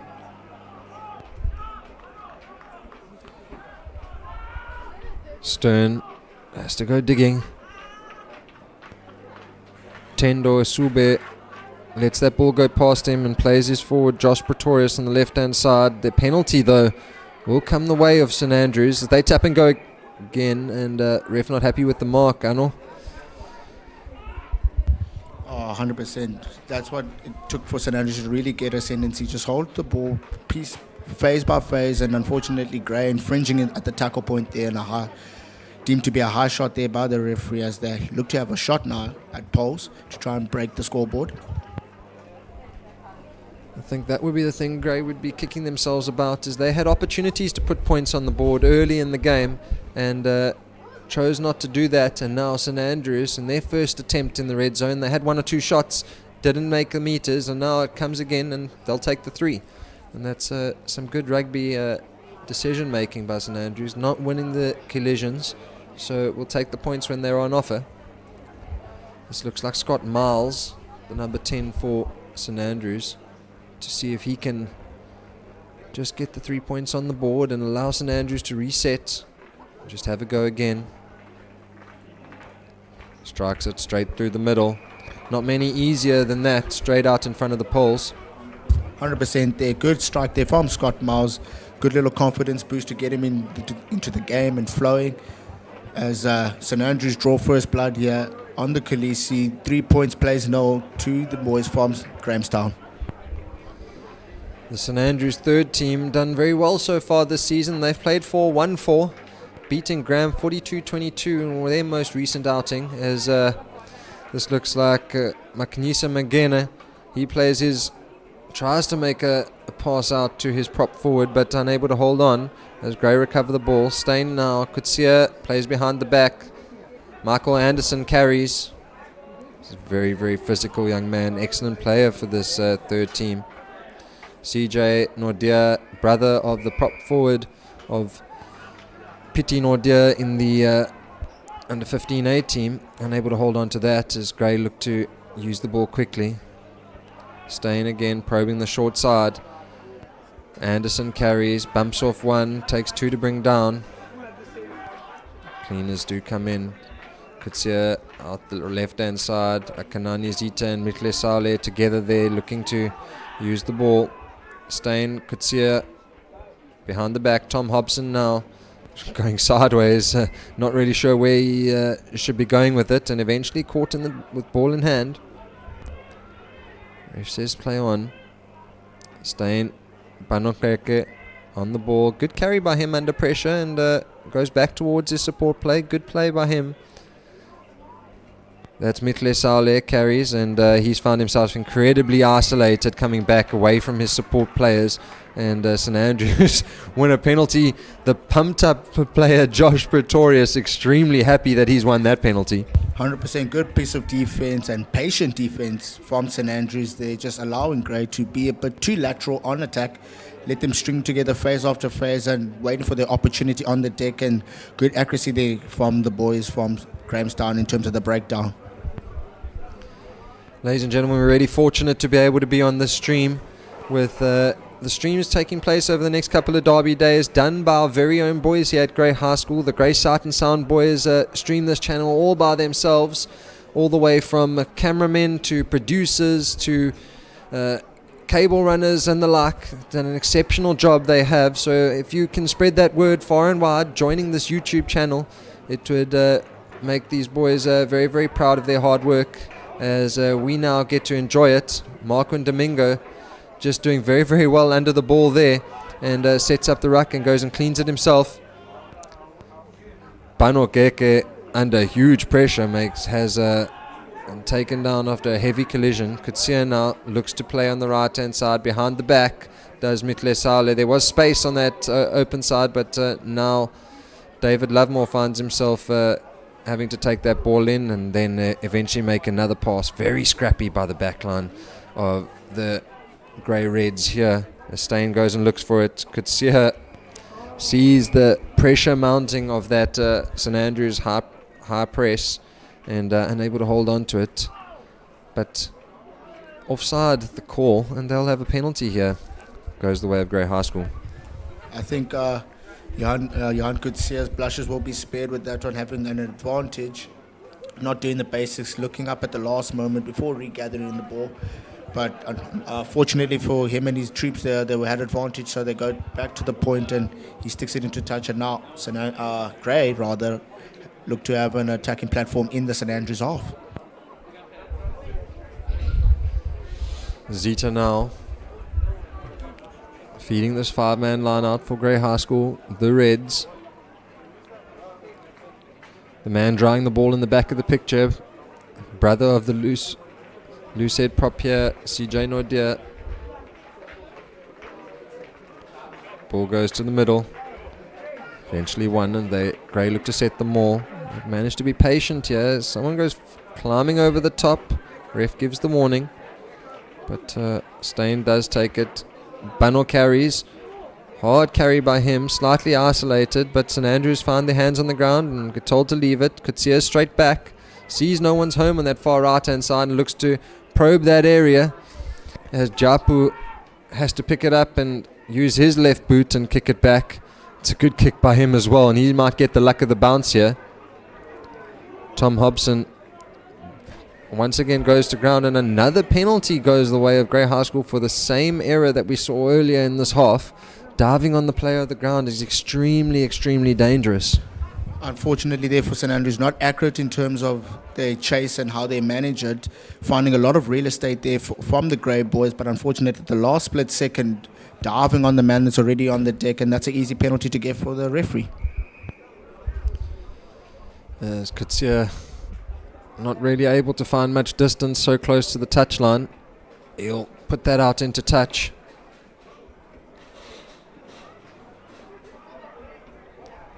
Zita again. Another line out for him.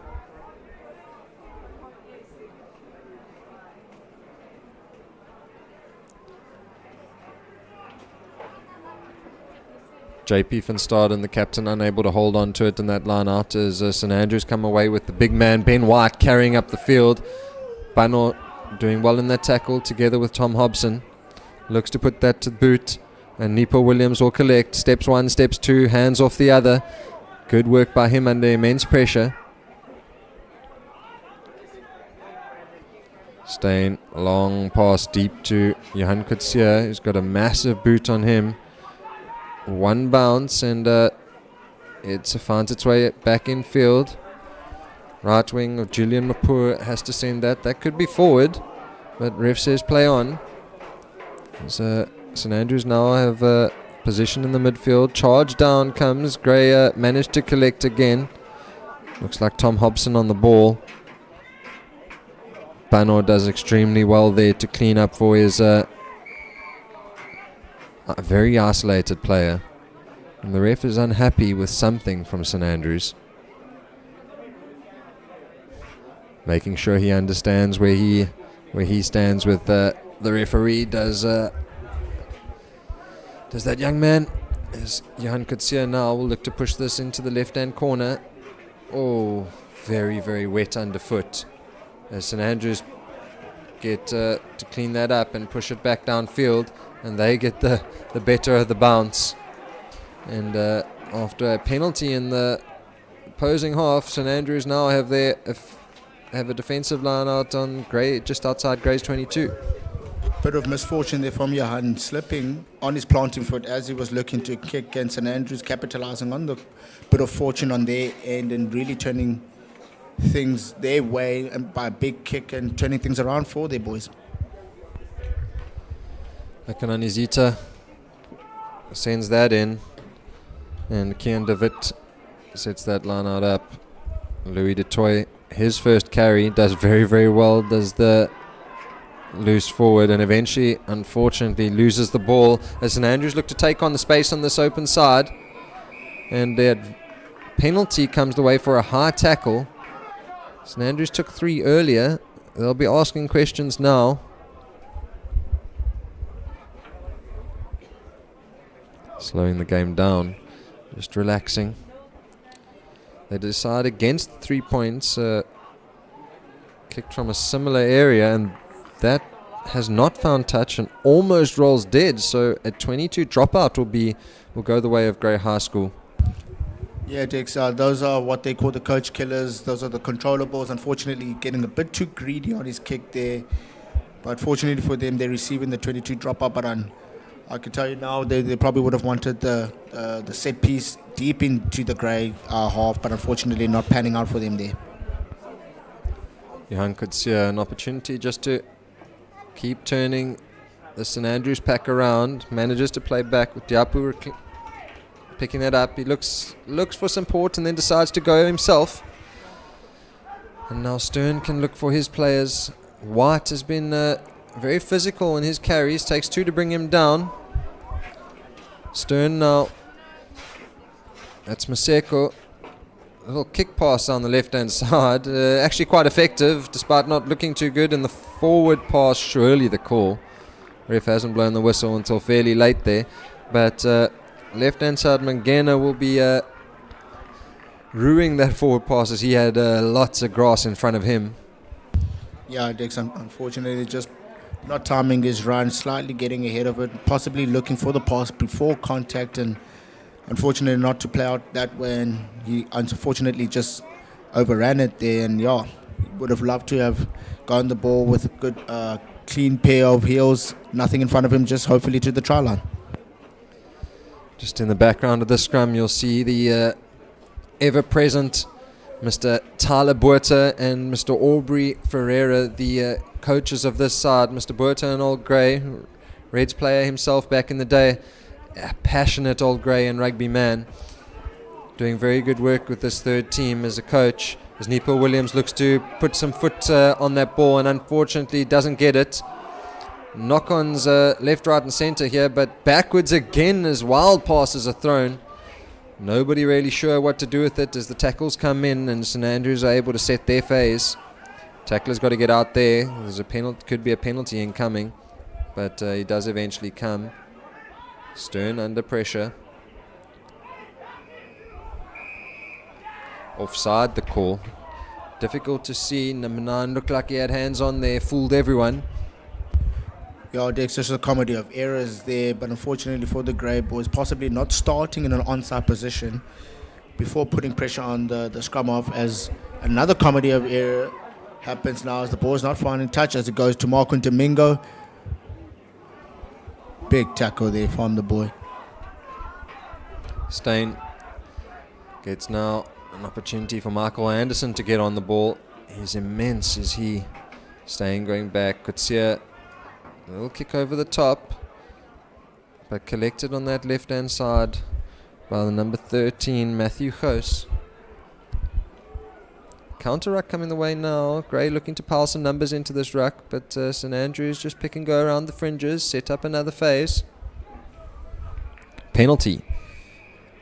Side entrance there. That's and St Andrews will tap and go quickly, trying to take advantage of that of Grey not 10 meters.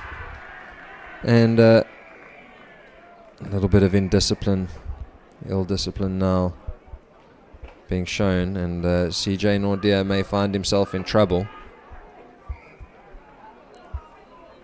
as the ref takes control.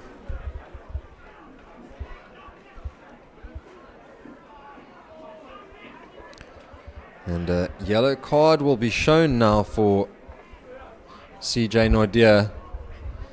He unfortunately getting involved in something he probably shouldn't have there on that left-hand side. We couldn't quite see exactly what it was, but handbags being thrown and he will be punished for it.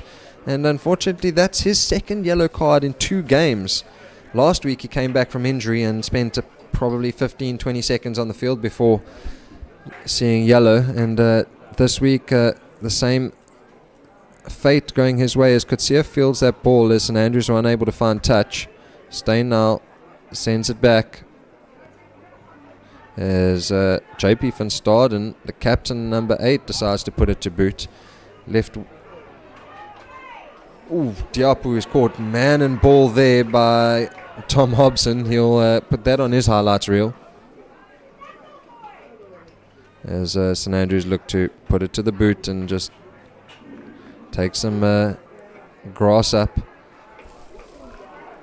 Maknisa Mangene doing well to make his tackle. Staying under massive pressure as St Andrews flood the ruck, but illegally so, and the penalty will go the way of Grey High School.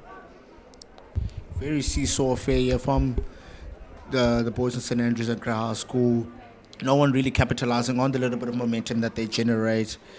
It's very stop-start, and yeah, they just need to get a bit more accurate in terms of the execution of their skills, be it breakdown, passing, rucking. They just need to get a bit more accuracy and try to generate a good flow of the game.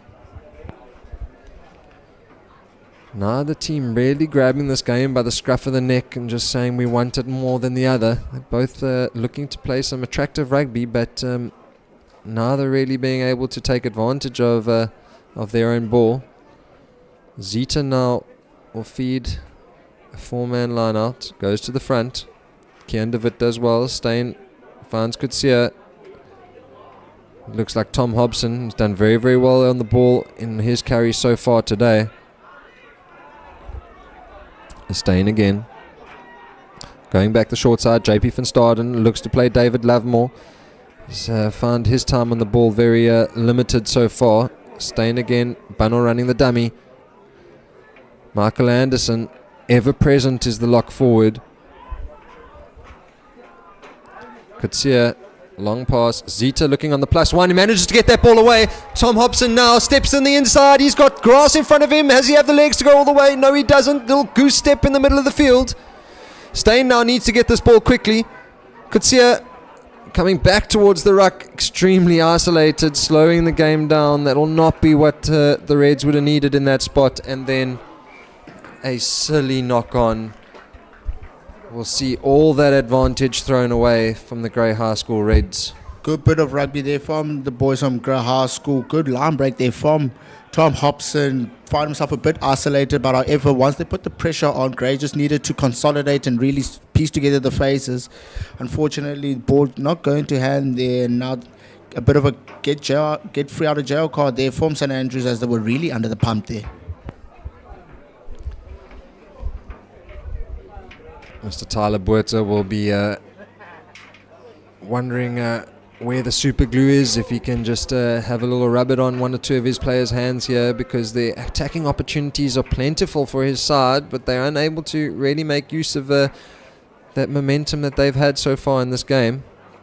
The yellow card means we go down to a 7-man scrum as St Andrews look to play the ball in that third channel outside the scrum. Off his feet at ruck time is one of the Grey men there. Look like Ruan Olofse, the number 13.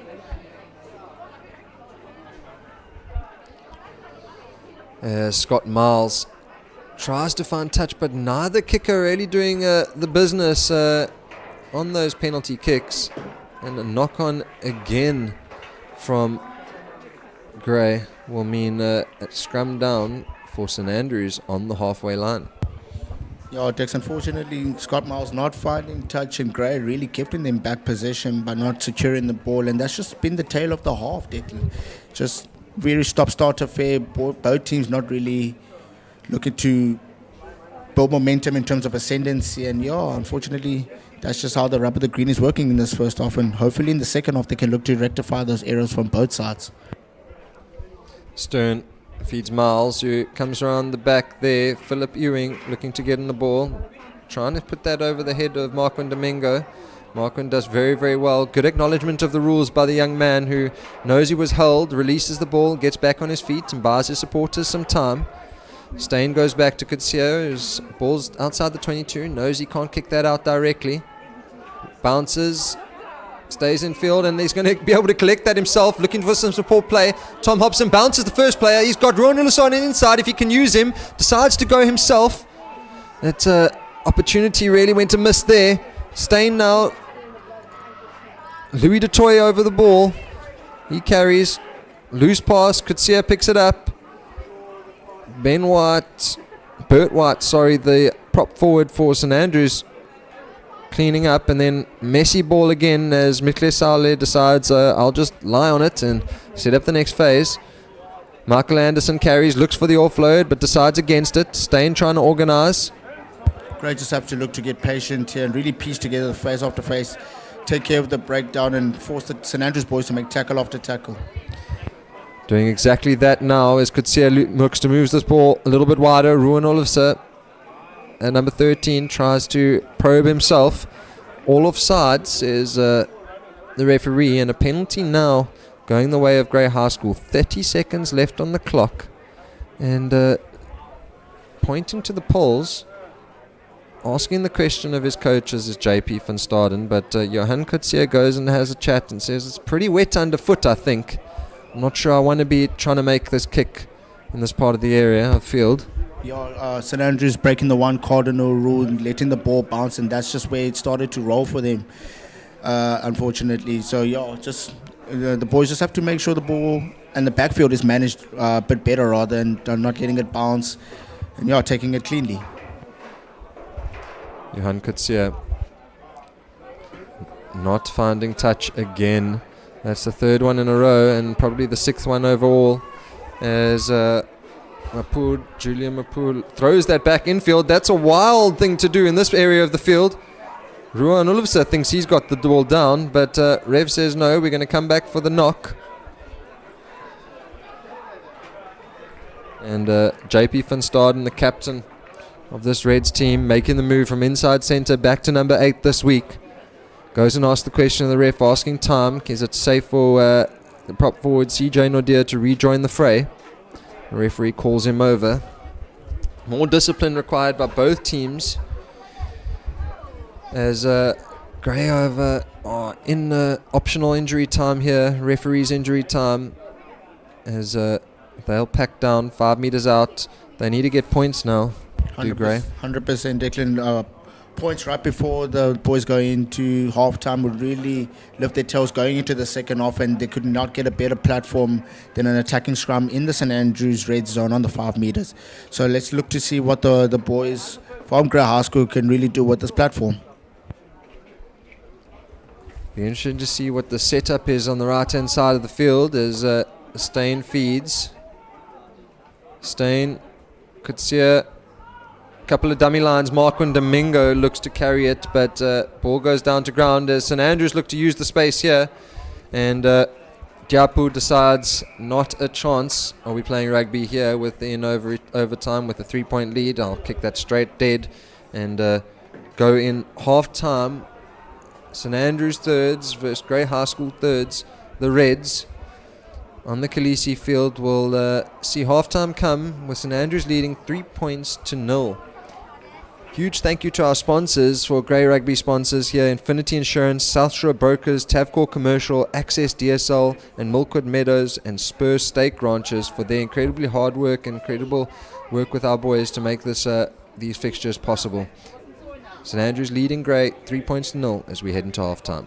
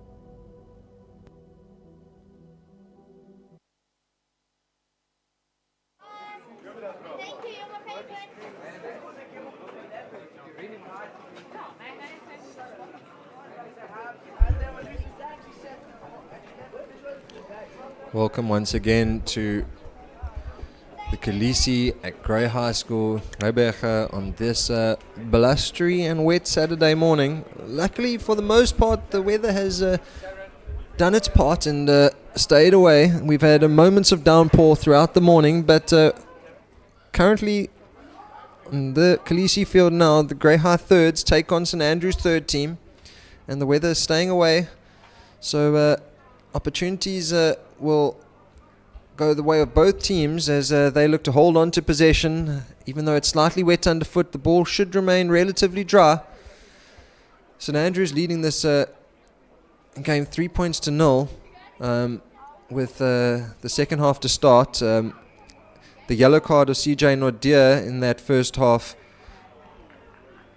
allowing St Andrews a little bit of dominance, but he's back on the field now.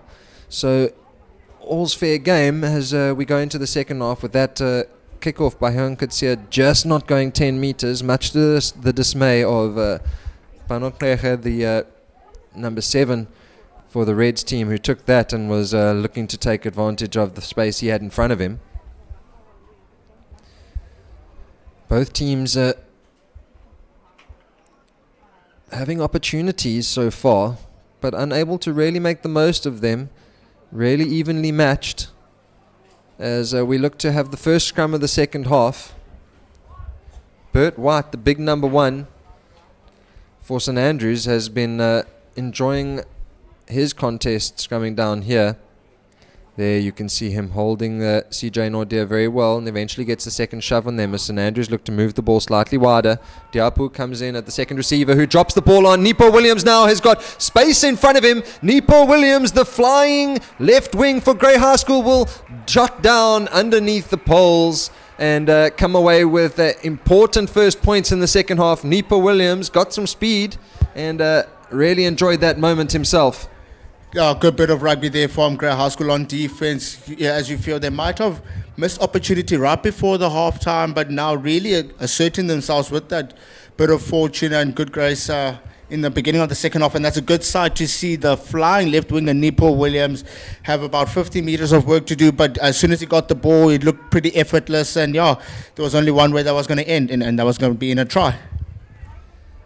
Grey will be loving that. Early in the first half, 1 minute in, and 5 points to your name. It's exactly what Coach Tyler Buerta would be wanting from his troops. So whatever he said at halftime would have got them fired up and ready to make the most of this outing against St Andrews College. 5 points to 3 the score, with Johan Kutsia looking to add the extras. A long run up, especially over this very wet and slippery pitch. And as I said, that he does go to ground, but good kick nonetheless as he adds the extras, and 7 points to 3 will be the score. Grey will be happy with the outcome, taking early blood here in the second half, and lots to play for, and I'm looking forward to the second half between both these fierce rivals. Kickoff comes. Louis Dutoy manages to clean up. Excellent work. Good recall and placement by him. Staying behind the back of his forwards. Kutsia puts it to boot. Down this right-hand touchline. Looks like he could get the bounce here, but Diapu's back to clean up. He will put it to boot himself. Slices that off his boot, and one bounce into touch. An excellent clearance by the St Andrews College number 15. 100% Dex. That's a good return there from Ayayap, who having been put under pressure, not managing the backfield better, really composing himself to get a huge real estate, and yeah, that's a good gain for them as they find themselves into the Grey High School half. Zita now, another opportunity for him. We haven't seen much of him on the ball yet, but Leinart seemed to be settling in and him doing his primary focus really well. Kutsia will carry up.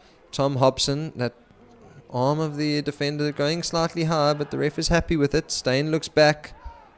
The short side. Johan Kutsia will put it to that big right boot of his. The left wing of Mangena cleans up. Steps on the inside and scrappy tackle, but a tackle nonetheless, and allows CJ Nordia to get hands on the ball. Ref says leave it. Stern now. Sonke Maseka over the ball. Stern back. Miles looks to put Gray back inside their half, as David Lovemore looks to have an opportunity to have a run himself. Sideways first, breaks his first tackle, and then is brought to ground. Stain. Blayton Ward. No, Michael Anderson, apologies. Stain again. Looks to play CJ Nordia. His first touch of the ball since he's been back on the field. Excellent rugby player coming back from injury. Stain plays Kutsia. The right hand side. JP van Staden finds some space. Marco Domingo looking to make a pass. He does get it away. Ruan Olofsson does very, very well. Not held in the tackle, and he's up on the ground, up off the ground. That time unable to get the pass away, but does very, very well to make a couple of extra meters. Kutsia looks to send this wide. Akanani Zita finds some space on this left-hand side. Nepo Williams now, if he can get the ball away. He's got speed. He's got step. He beats the first man, beats the second, beats the third. Nepo Williams, the flying left wing of Grey High School, dots down in that left-hand corner for his second try of the day. Excellent play by Grey High School, shifting the ball from right to left. Tell you what, Declan, that's an awesome bit of rugby there from the flying left winger. He still had a bit of work to do, but once he got the ball into his hands, a bit of electricity sort of sparked, and as you can see the replay here, stepping one, good transfer of the ball, taking care of the last man, and yeah, great finish, tough finish, but really great finish there from the flying left winger, Nepo Williams. He'll be really happy with that. 2 tries for his Instagram reel later today. And I'm not sure if anyone caught the little moment of him going off the field and some boys polishing his boots just to show that he's still got a step or two left in them for the rest of the game. Yeah, a bit of showboating, but with a finish like that, Declan, who can't love it? Exactly, schoolboy rugby at its finest. Excellent work by Nepo Williams. He'd be asking Coach Zane Marks, what do I have to do to get into that second team? Is the ball unable to stay on the tee here for Johan Kutsia? Hate to be a fly half kicking under these conditions, but nonetheless it's a job that has to be done.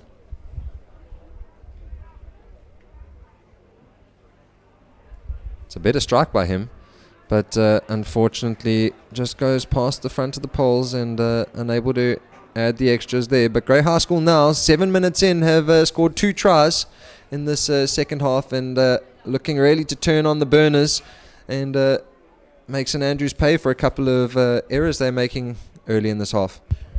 100% there, Dex. Must have been good strong words from Tyler Puerta and Coach Aubrey Ferreira to really put the wind in the sail of his boys, and yeah, they've really capitalized in the second half. Both teams kicking out of hand here as a knock-on goes the way of a knock-on by Grey High School, but boys not retreating after the kick back and forth there mean a penalty go the way for offside. And Johan Kutsia will just keep pushing this down the left-hand side of the Kolisi field and try and get some attacking position for his line-out. Safety first, only making a couple of meters on that exit. But attacking set piece it is inside the half of St Andrews College. The Reds really starting to show what they're about. Azita feeds this 5-man line out. Kian David takes straight down to Stain. Kutsia Panokneke running well. He's been a really effective ball carrier and really good over the ball so far today. The loose forward making his first start for the Reds as Michael Anderson charges up the field. Kutsia behind the back of his forwards. Tom Hobson looks to play that pass, but knock on by St Andrews as JP van Staden cleans up. Accidental knock going the way of Grey High School there. Flying hands through the tackle mean that loose pass goes to ground, but accidental, says the referee, and Grey will have this scrum just inside St Andrews College half, and another attacking set piece for them. Grey High School really getting the rub of the green in the second half, playing all the rugby, really asking very imposing questions on the St Andrews defense and really paying dividends for them in the beginning of the second half. But how much can they sustain this? Steyn caught ball and all there, not really protected at scrum time at all. Kutsia will have to deputise at 9. Akanani Zita wants it. Yeah, the little goose step and then the knock on. Referee Rodney Bonaparte really unhappy here with some of the words coming his way from some players on the pitch. Knock on by Akanani Zita. We'll see St Andrews have the put into their scrum inside their own half. Stern now.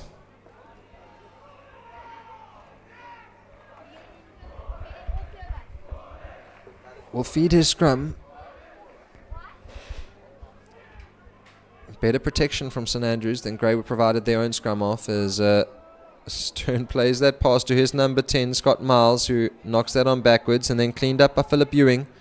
He hasn't been able to get a good placement of this ball, so slow ball it will be. As Stern plays Bert White. Knock on from St Andrews College. Klumani Thomas unable to hold on to the ball there. Yeah, unfortunately, for Klumani Thomas, a bit of an awkward one to deal with, and Amplified made much worse given the conditions. And yeah, knocked on, and now Grey look to have another attacking scrum in the St Andrews territory. And what can they do with this platform that they've been given? Steyn feeds. Katsira on the ball, behind the back, twice over the top of Marquin Domingo, diminutive left wing. He's found it slippery underfoot, but he's done very, very well. The pace man does. He stepped 1 or 2, beats 2 or 3, and then takes some doing to get him down to ground as the cleaners do their job very well. Steyn now, Michael Anderson. Extremely effective carry from him once again. Possibly lucky to get away with that. Mitle Saule, he's been impressive throughout the season so far. Slightly quiet today though. Kutsia, long pass.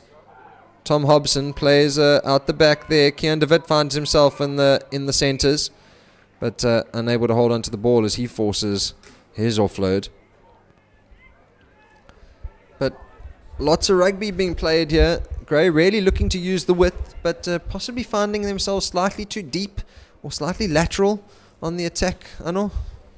Yeah, Dex, 100% agree with you. A bit too lateral on attack, not squaring up any of the defenders and coming from depth, and that becomes a very easy picture to defend for the St Andrews boys. So hopefully they can just rectify that as far as their attack's concerned. St Andrews now, they have their opportunity. Back and forth the scrums go. Ball popping out, but possibly straight out that gate. And St Andrews will pack down again with the ball. Looks like Tendo Isube moving to the back row here. Number 6 looks like he's packing down at number 8. We'll be interested to see what changes that brings for them. Stern plays Miles, puts it to the toe, down the middle of the field, but Grey have men back there. Good carry, David Lovemore doing very well when he gets on the ball. He's beaten 2 or 3 defenders and puts the foot down, tries to get some space, but the cross cover comes in, pushed to ground. Steyn plays the short side, cleaners are there. Steyn again, finds Kutsia. Saule and Zita together, but Saule carries. He's done very well to make a couple of extra meters. Kutsia. Short ball, Michael Anderson. He's been incredibly effective. Well done on knowing the rules, young man. Playing the ball when he's not held, leaving it and getting back up as Kutsia takes the ball to his line himself, slipping underfoot. The fly half is Steyn.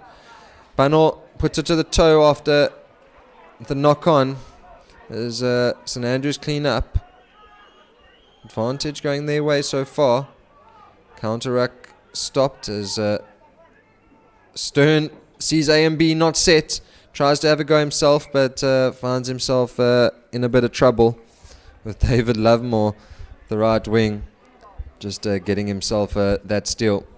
Grey High School really asking the same bit of questions in terms of the St Andrews defense. However, creeping into the habits of the first half, not really securing the ball, not going through multiple phases, and really trying to generate a good flow in terms of their attack plan. And hopefully, Coach Aubrey Ferreira can really try and send message down to the boys to just consolidate a bit more in terms of breakdown, and that will really assist their attack plan.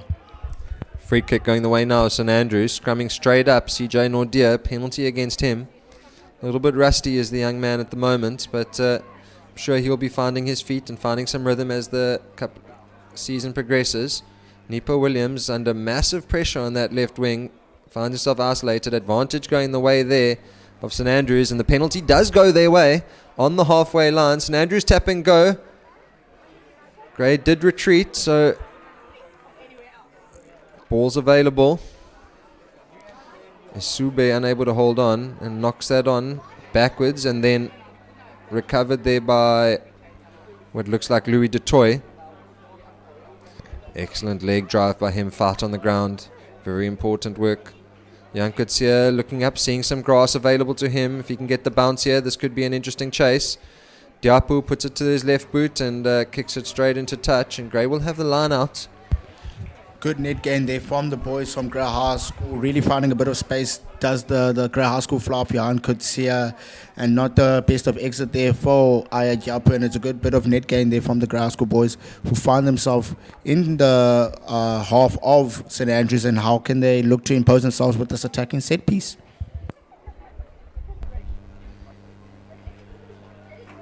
Five-man line out, which means we'll have forwards set in the midfield.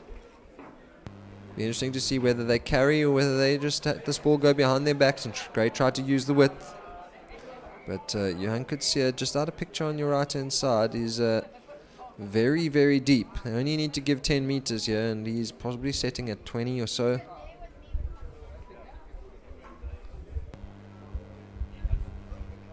Zita, hands above his head, ball tilted backwards.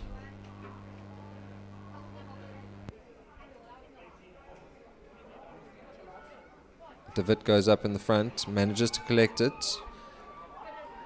As Gray set to maul from the five-man line out. This ball's going forward. Unstable, but St Andrews seem to have managed to come straight through. Keke pops, receives again, carries it straight up the field, straight at his opposing number. Stain, Kutsia. There's space out wide if they manage to use this. Domingo's taken his scrum cap off and looks for the pass on the left-hand side, but it doesn't go to hand.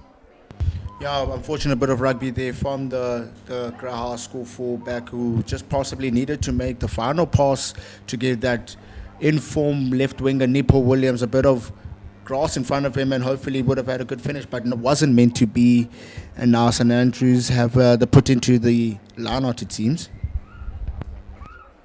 Choice would have been theirs. They could have decided. Knock on into touch would have been a choice for line out and scrum. Clearly them favouring the line out option.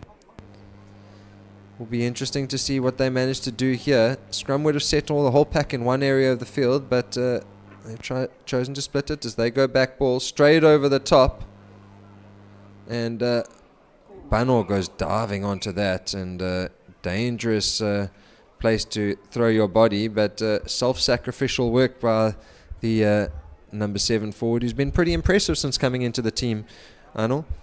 100% there, Dex. As far as putting your body on the line, Bano has done that and more today. He's been really tireless getting around the park, and yeah, the blindside flanker has really got stuck into his work and has been really impressive.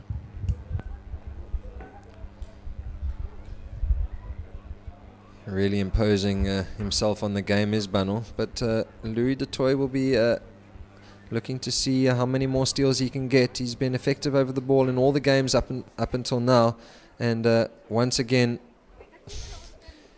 he made 1 or 2 important steals there. Interesting moment of Mr. Nordia drying the ball and then rolling it straight to Stain, who plays the Kutsia, who plays the short ball through there. Marco Domingo finds himself in space, looks for Ruan Olofse. Ruan Olofse looking for an offload. 2 men going for it. The wild boot of JP van Staten going right through as well. Lots of guys wanting to score some points and put their name on the score sheet, and maybe that over eagerness there just hurting Grey High School Reds at that moment. Not communicating in that instance from the Grey High School boys, that as possibly a rush of blood gone to the head. Already saw the Instagram caption in his head, saw the headlines, and unfortunately that led to their downfall in that instance, and now St Andrews have to put into the set piece. William Stern, his service has been decent so far today. Looks for his number 10. Miles takes it, plays behind the back. That looks like Ethan Kos. Managed to kick, but that ball stayed in. And that's Julian Mapua, who's done well to collect it himself. Looks to throw the wild inside pass. Ball goes to hand. There's space on this left-hand side now. That's Magira.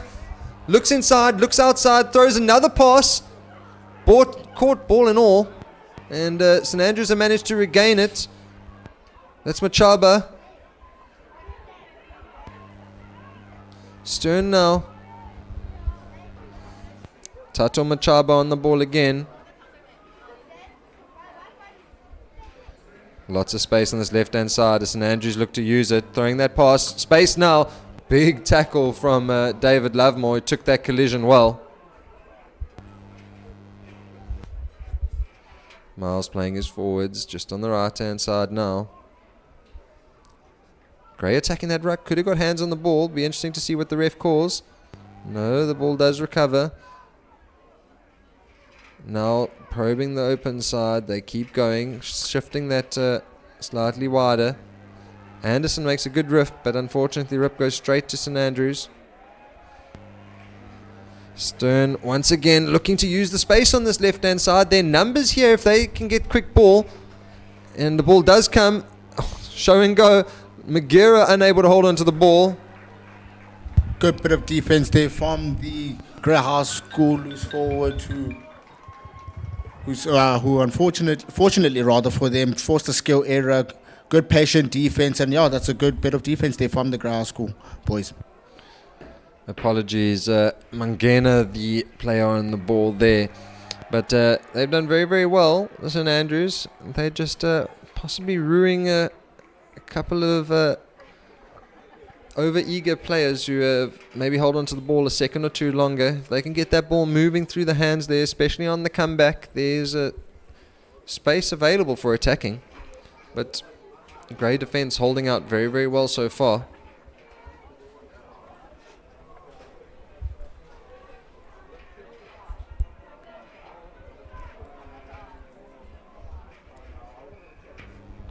Free kick going the way now of Grey High School, and they're just happy to slow this down.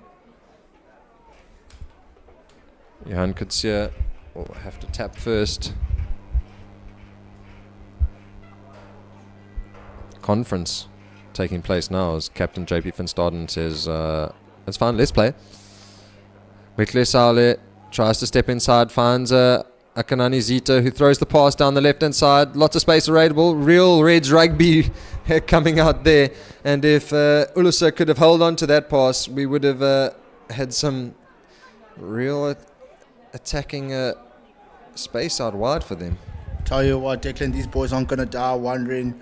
Parity might have been to kick and go for touch and consolidate, but the boys want to put on a show as a good exhibition of schoolboy rugby. And yeah, unfortunately not working out for them, but they really would like to get bums off their seats and really entertain the crowd with that one.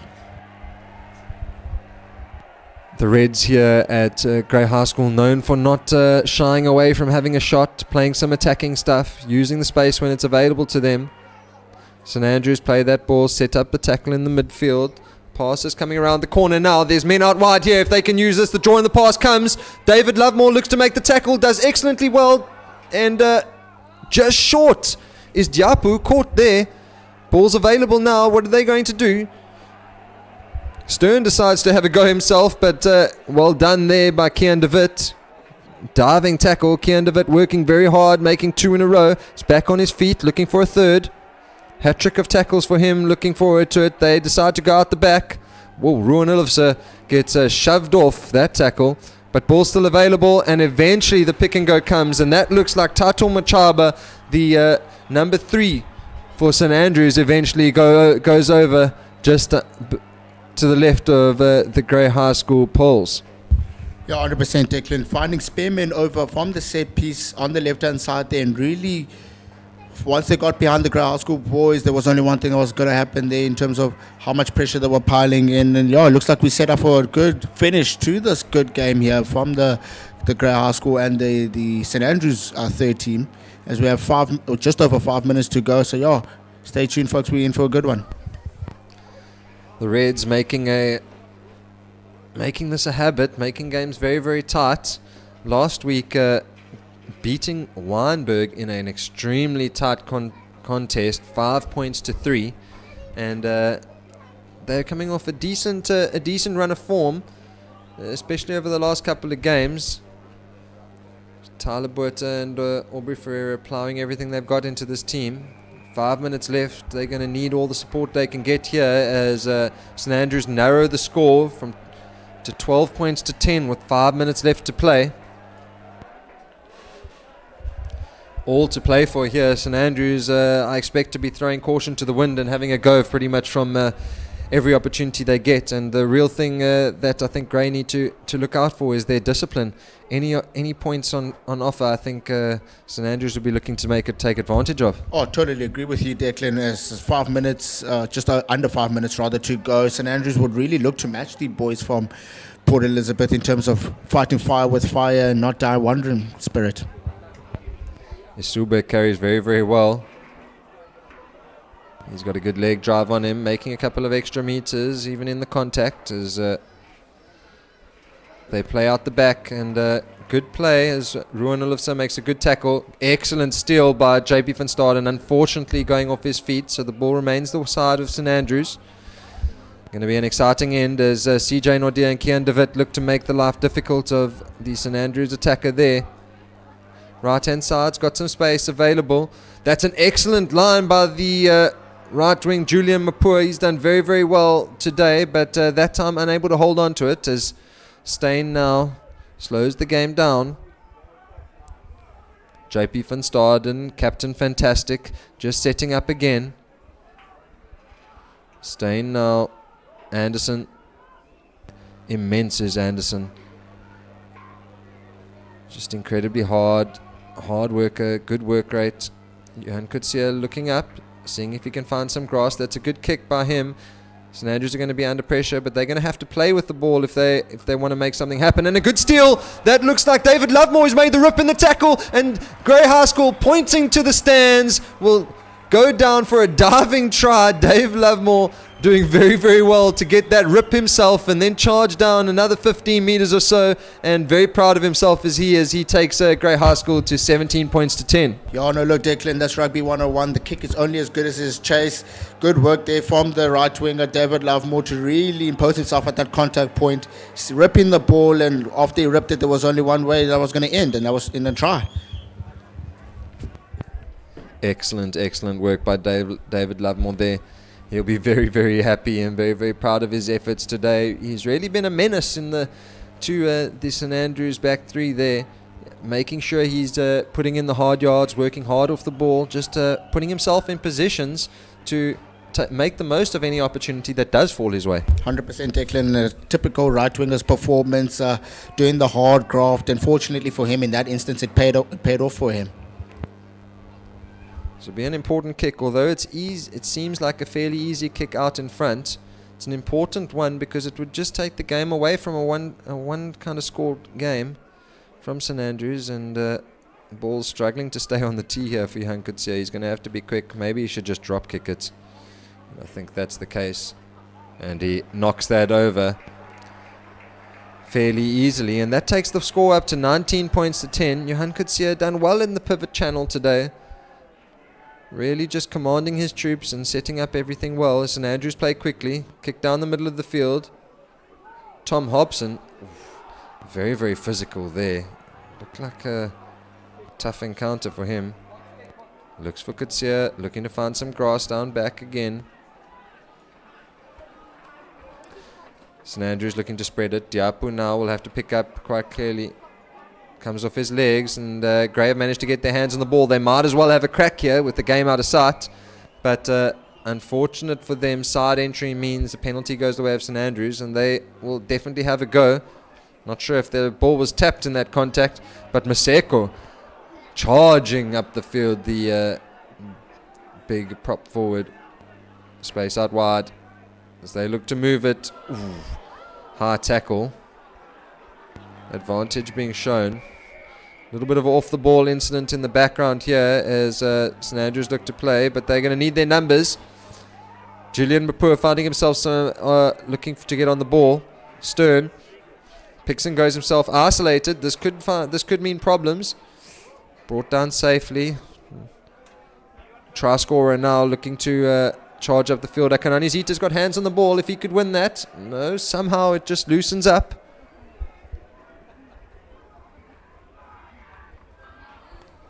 Knock on from St Andrews. Players are all down on the ground here. Not sure whether the game is done or not. Time is up.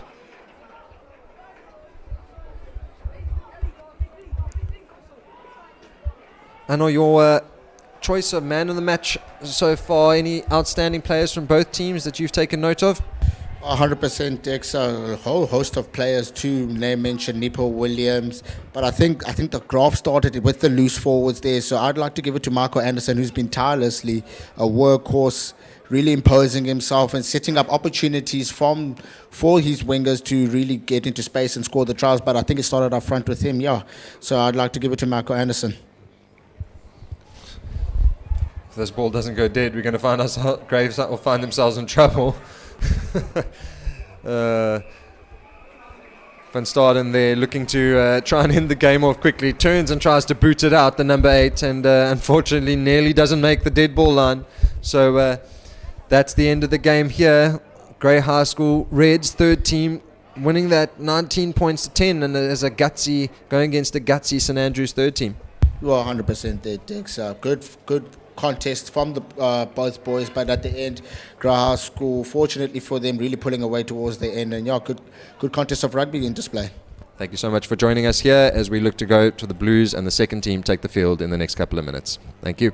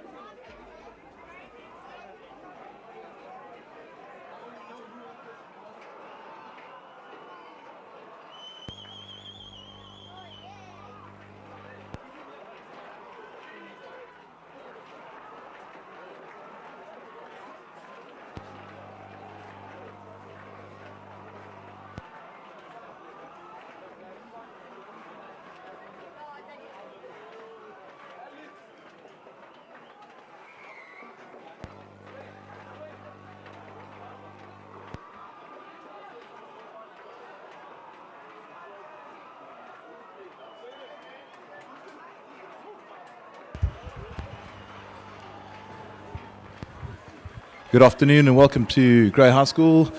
Derby day against our fellow brothers in the province, St Andrews. And we've had a full lineup yesterday and today, with the hockey almost being washed out, but first team hockey this morning managed to complete the game and end off with a 2-2 draw. And now we're up to seconds. Been a tough day at the office for many of the St Andrews boys. I think most of the results have gone Grey way. And we're here for hopefully will be a really good game of rugby led by Coach Zane Marks. His team, as you can see in front of you there, forwards Ferreira, Vessels and Brown. It's a hefty front row.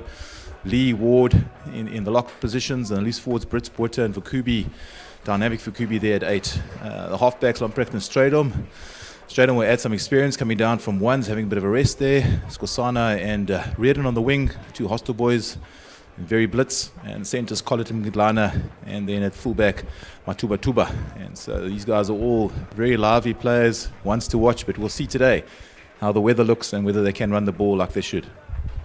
How's it going? Yeah, thankful that the rain has held off mainly, except for the 16A match where there was a little bit of a downpour. Very dark and grey and gloomy outside, murky almost. Yeah, we see the St Andrews side, and coach name not in picture, Carl Bradfield is the head coach of the second. It's a bit of a break after a very successful run with the first team at college.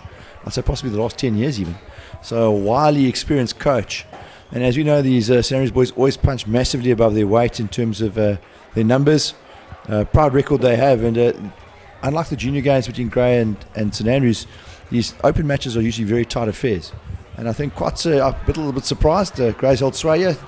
6th lost by 2 points. 5th's Grey won 24-5. The 4th's Grey won 10-5. The 3rd, you've just seen quite an exciting conclusion there. College of the Lake trial before David Lovemore's Heroics took it away from St Andrews, 19-10 to Grey. And now the 2nds here. We've got the Wild Dogs, as they're called, and the Grey Blues, who are wearing white today. If they weren't wearing a white jersey, it becomes quite tough to tell the difference. There are a couple of stripes in between, and even the socks are similar. So yeah, Grey side, I think, with a lot to prove after being outmuscled last week by a very powerful Wynberg side. And I'll be interested to see how their positional changes go. Jordan Stradom has come down from the first team in at 10, and Setsima Tuba shifted to 15.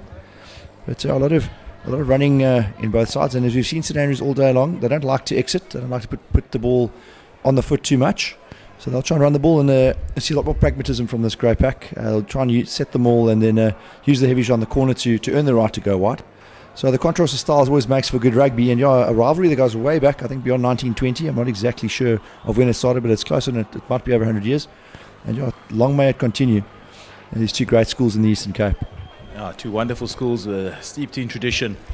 And the second team's about to go at it in the arena that is Grey High School. I want to thank all our sponsors today, making this possible. Rector Erasmus and his team, Infinity Insurance, South Shore Brokers, Tavcore Commercial, Access DSL, Milkwood Meadows and Spurs Steak Ranches. Fantastic for your continued support with high school rugby, and especially here at Grey High. I see the referees looking for the ARs. It's Saron Everts in action again, no relation to the commentator, of course. I thought a very good game for the second team in that clash against Wynberg last week. Also a school teacher at Ottertubusi. Yeah, we don't want to talk too much about last week there, Fenner. We were on the receiving end of some and pretty much out-muscled across the board. In today's games, I think we've been a lot fairer, and as you said, got a lot tighter as the day's gone on. Here we go at the start of seconds. It's a nice saying kickoff. And disclaimer, folks, we don't have numbers on either jersey, so if we get a name wrong, we're trying our very best. Please forgive us. I think that first touch there for Zach Gray, the scrum off, finds his fly and able to kick it directly out. It's gone back into the 22 and allows it to bounce. Zubinati Skosana back in form after an injury a few weeks ago. Takes it to the heat. And penalty against Gray, holding on. Disappointing from that kick return. Looks like the fullback was caught in the ball, with the ball. Yeah, the cleaner's just a little bit slow to get there, and St Andrews got their hands all over that ball. Slowed it down. It's going to be all what happens at ruck time today. I think the teams that have tried to go wide throughout the whole day are the ones that actually lost the game. So all nice to play all fluffy rugby and run the ball wide, but in these conditions, with quite a stiff breeze from the right to left as you look at this field, and with the wet conditions underfoot, even though the rain's not coming down at the moment, it is causing the game to be a bit sticky, and the guys keeping the forwards, a couple of pick and goes, keeping it tight to the ruck. They seem to be making the most yards. Going to be first throw here for Sean Dom. Short 5-man line, goes straight to the front, uncontested. Oh, Messi for the scrum off, does well Links these fly off. Initial carry there for Ngluka. As Gray changes direction. He'll chip ahead here. Skosana a bit of pressure. Oh, and it's been knocked on by the fullback. Ref says knocked on issue by St Andrews, so no, not called. As Gray will excellent, a lot of pressure. And that's not finds the right wing there. Nkluba. But no advantage. No, unfortunately, unforced error there. Just couldn't hold on to that. Sure, we'll get a bit of replay just now. Unforced error. The youngster should definitely have kept that ball. Very big exit there from Gray into the wind.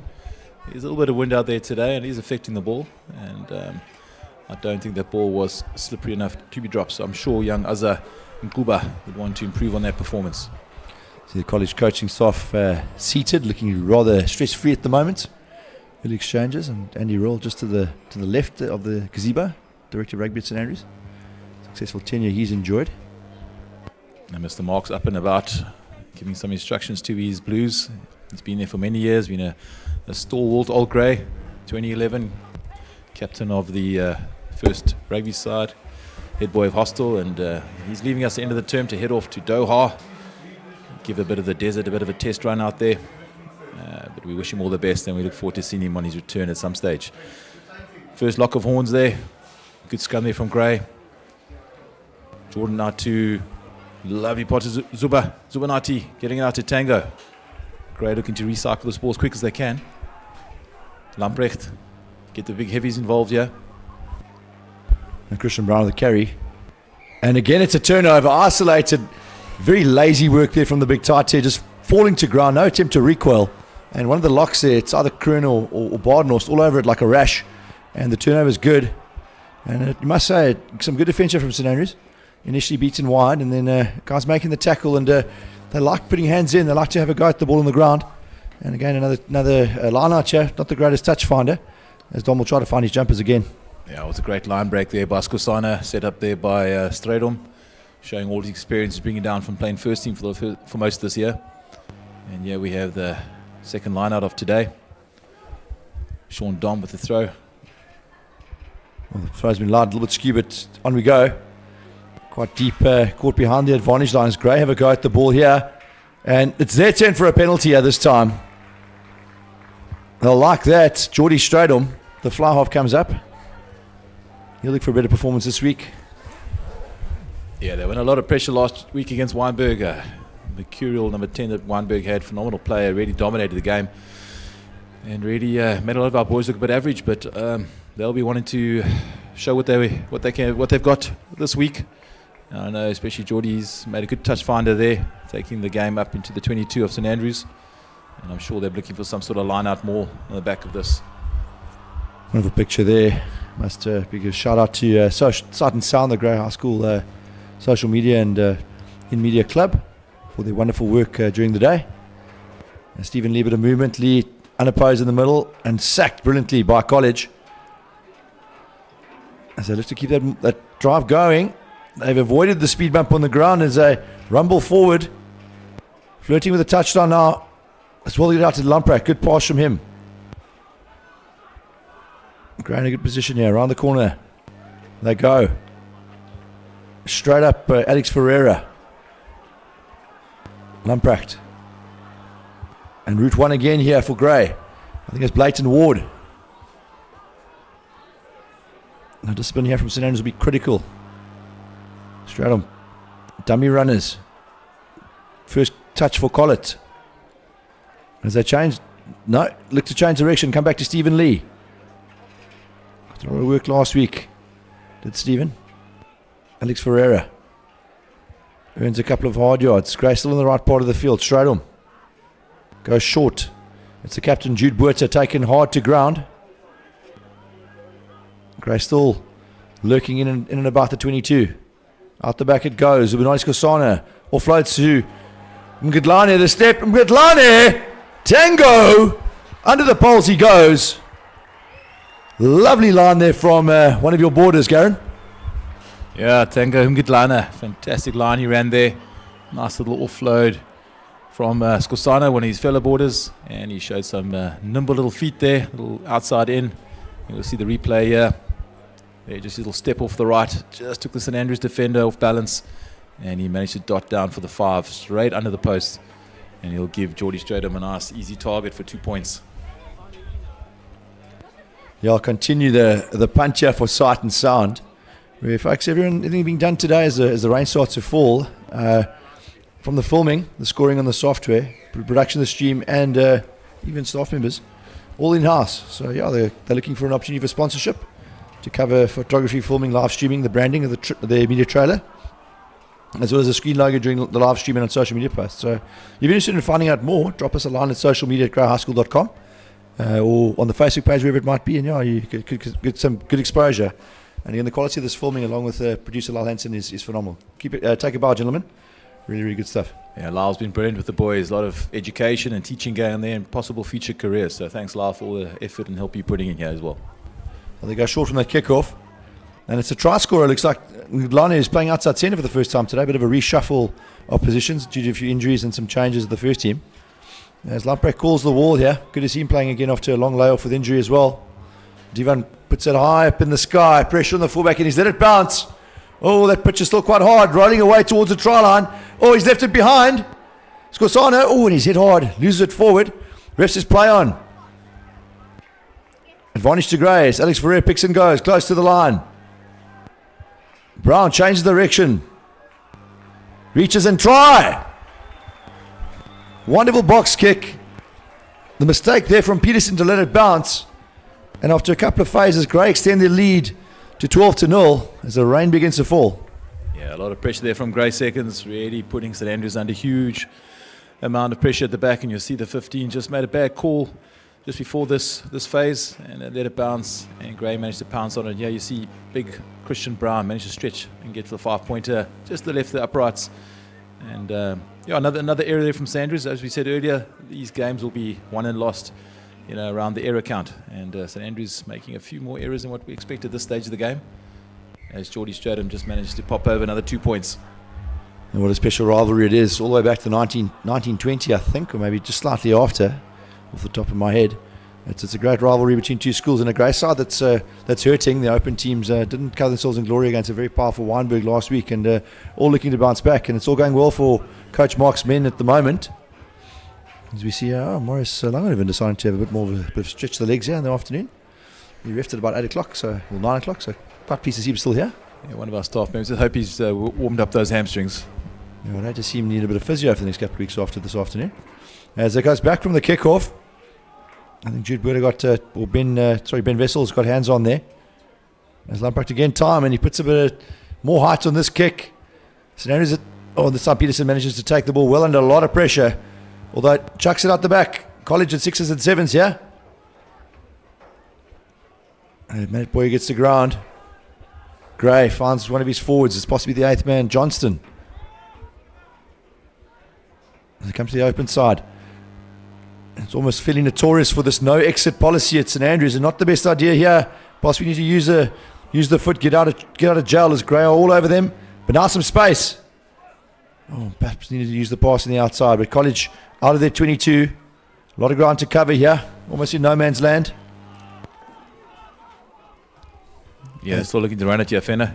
Little hands move, but a lot of pressure from the Grey boys, keeping St Andrews pinned well deep inside their half. And looking at the field, playing against a strong breeze. The east wind is up at the moment, and St Andrews are playing directly into that.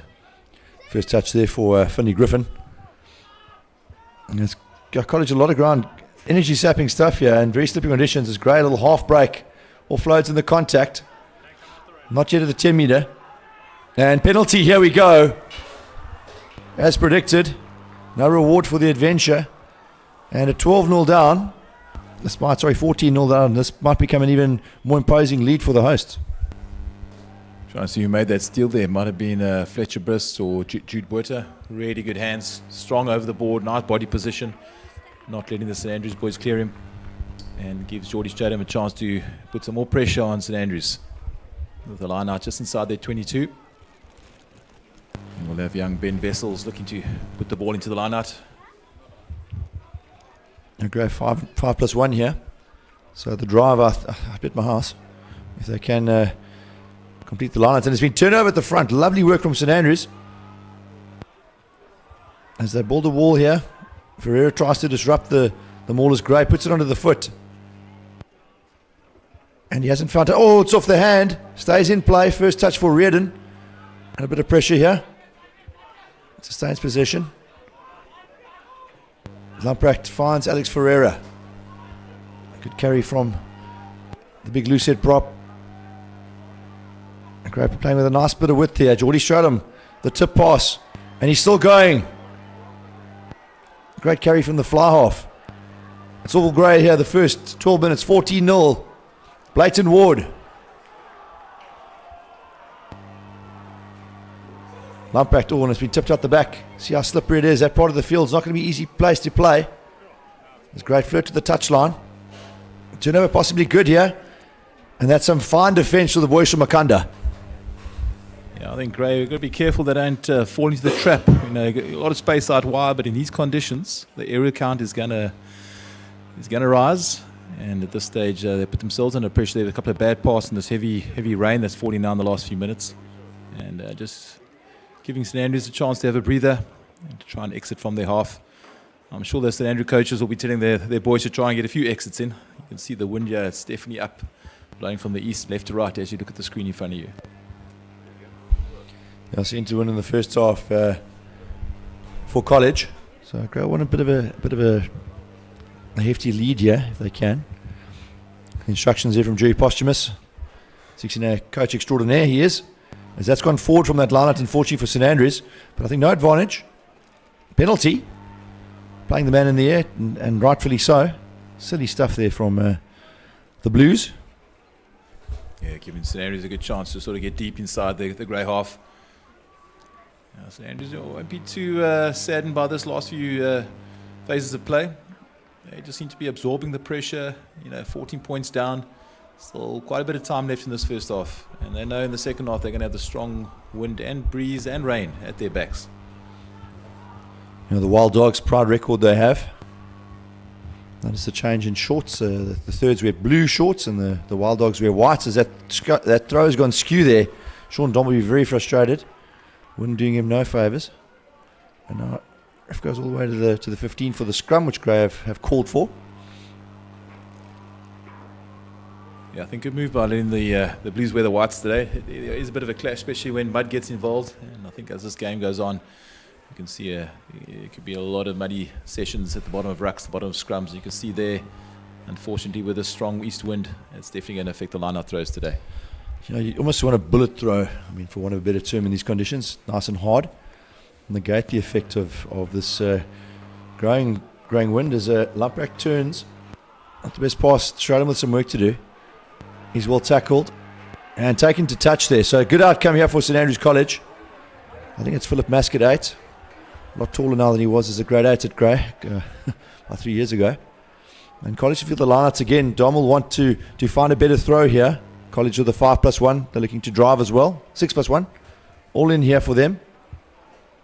Go to the front, well taken by Mask. As it collapses of its own volition, ref says play on.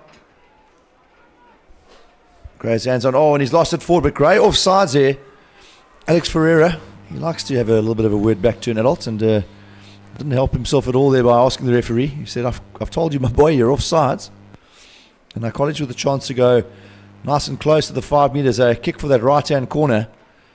Not much yardage gained, but again in the right part of the field are St Andrews.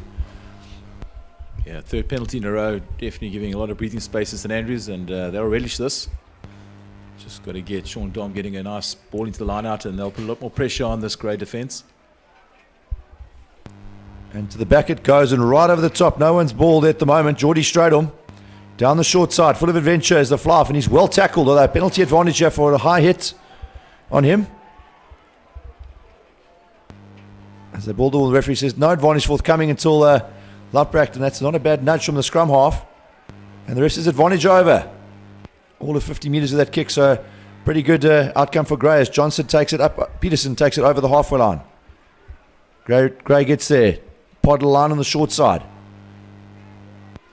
College forwards earning the hard yards. Grey has a pick and go. He's caught way behind the advantage line there. Too long on the ball, perhaps, the scrum half.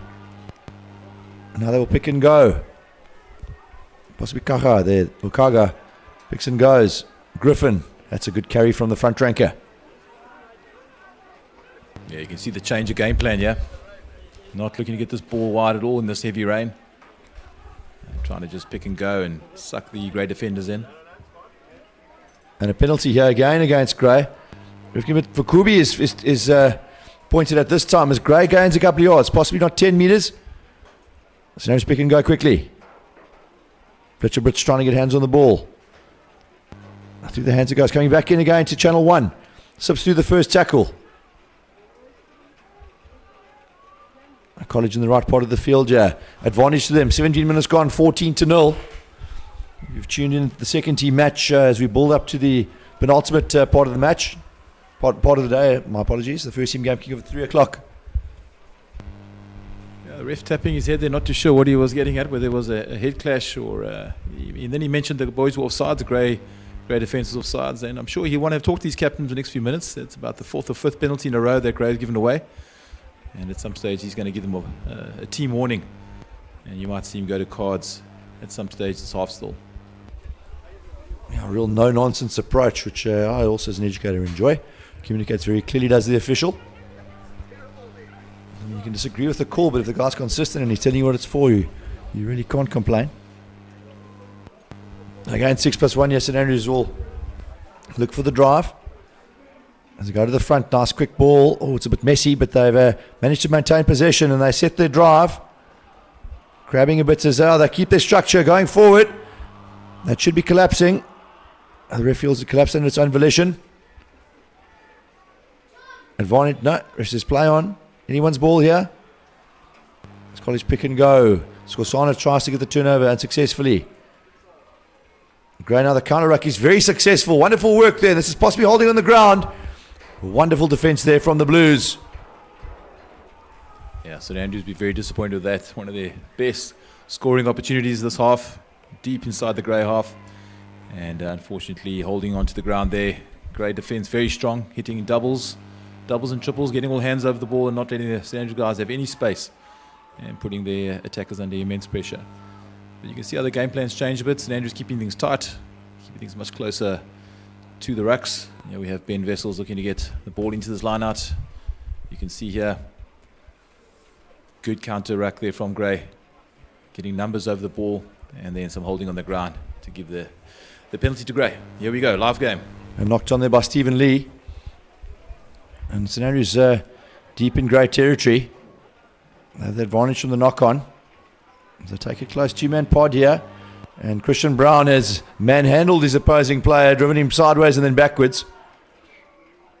And no advantage for the knock-on. College will have the feed at the scrum. That was a wonderful, that counter ruck there. Alex Ferreira almost single-handedly got it moving, and then Stephen Lee climbed in behind, forcing the turnover, but unfortunately, the penalty at least. But Grey, the line-out's going awry, and now St Andrews with a scrum in the right part of the field, 14-0, 10 minutes to go in this half. They'll want to get on the scoreboard before half-time, Garen. Yeah, they'll be very happy playing into this wind if they can get away with some points in this half. What are we down to? 10 minutes to go in this half. Yeah, St Andrews on attack and keeping the Grey defence honest. Good scrum there from St Andrews. Working off a solid platform. Yeah, little show and go. Dummy runner there, but caught tosses the pass, and the first scrum off is again manhandled here.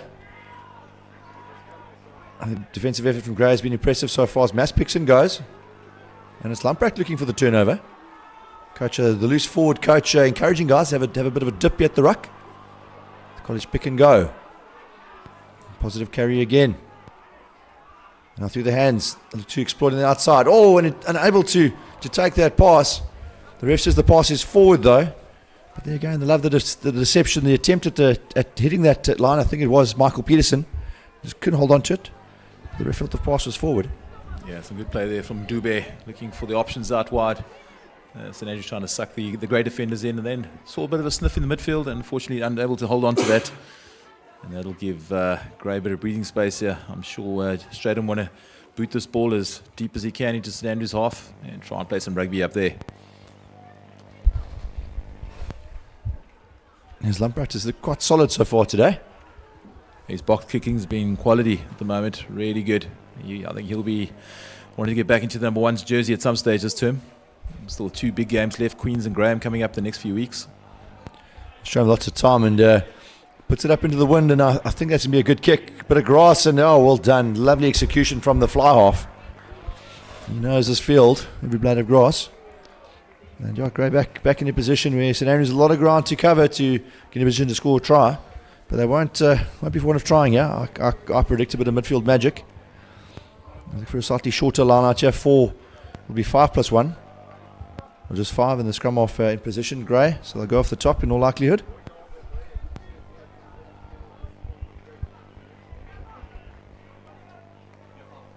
And turned over by Blayton Ward. And pass from Lamprecht for Kubi. Straight into contact, heavily tackled. As College has slowed the ball down successfully. Gray with numbers, Ferreira. It's probably his 5th positive carry, having a good game as the loose head prop. Lamprecht out the back and straight in with a cheeky little chip over the top here as Skosana chases. Carried back in by Moncloba. Did well, couldn't take the mark. He wasn't hitting his 22. A lot of pressure. The wing has done very, very well to keep possession as College pick and go, trying to improve the angle for the clearance. Through the hands. They want to run it here from deep in their half under a lot of pressure. Gray very happy to keep their lines here, allow the soft exit. Gray then finds that right foot, and there's a lot of height on that kick. Skosana, work to do. Oh, it bounces free. And into touch, I think the ref will call the knock on. Yeah, unlucky there. Bit of messy game, but that's what happens when the ball's nice and wet, like a soap bar. But St Andrews managed to exit out of their 22 quite safely there. The knock on from Gray. It should be a put into St Andrews. Yeah, still high risk game from St Andrews, trying to run this ball out when the weather's so wet. And I'm sure Gray are looking to pounce on any mistakes that might come their way.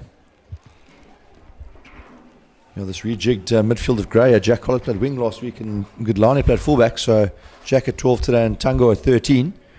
And they've defended quite nicely. I think the experience there with Lamprecht and Strydom both started first team this year. Both went on tour, so you got a lot of experience at 9 and 10. And then obviously trying to blood in some new positions in the midfield. As I said, some really tough games coming up away from home against Graham College and Queens in the next few weeks. And they will be very, very tough. That's Gray. In the meantime, feeds. Close and Sika out the back. And Peterson a lot of time. And that might be straight into touch. No, it bounces just in front. And I think taken over by the winger there. And Kolisi. So Gray will feed. Oh, the ref's making sure. He says, I think he said, are you sure it carried over the line? And touch judge Mr. Langenhoven, vastly experienced referee and official. Feels yeah, a bit of a messy exit there. You'll see the lefty, bit of a scuff off the side of his foot, and the wing tried to save it. The left wing there, Umlela and Kolisi, and just unable to keep it in play. Meantime, Puella's won the ball and has had it ripped out of his hands. Kaga goes hard. Good carry from the prop. Gray, Sika. Links with Ngluka. College stab it ahead here. Work to do. Jude Puella slides onto the ball. Zanrola has the flank, but the ref says no. The man at right's holding on the ground. And funny how College want to run the ball, and every time they've crossed the half line, they've kicked it ahead with some success. As they'll kick for the corner, Garen. 5 minutes to go, 14-0. Yeah, good game plan. They're mixing it up, these little pick and goes around the ruck, and then when they see a bit of space behind, they're just grubbing it through and keeping that Grey defence honest, making them turn and putting a lot of pressure on the Grey boys. And I'm sure now with 5 minutes to go, like you said, they would love to put some points on the board. To the right part of the field as the forwards have a little bit of a bus barrage in them before this line out. 6+1 again. The drive should be forthcoming here. Sean Dom waits to the front to go again. Well taken. And they're in a good position now. Great, don't really have numbers at the back. College Peter around the side. Still moving forward. Dom controls at the back. Still going. Wonderful maul drive here from St Andrews College. And penalty to Gray. See, I'm not sure there we go. The call is truck and trailer. I'm not sure if that was the right call, but the ref's right on the spot. Yeah. Awesome maul there from College, Karen. Yeah, from our view, it looked like 5 points all the way. We didn't see that that bit of blocking, which the ref mentioned, but he's much closer to the game than us. Giving Grey a sigh of relief as they get to exit their lines. But yeah, St Andrews looking very dangerous on that driving maul off the lineouts. Almost as good as the Grey first team, which is their bread and butter. But St Andrews definitely have some quality there in their forwards today. A bit of a break in play. Stephen Lee's trying to put his boot back on again. I always wonder how the hell your foot got out of it when the laces are tied.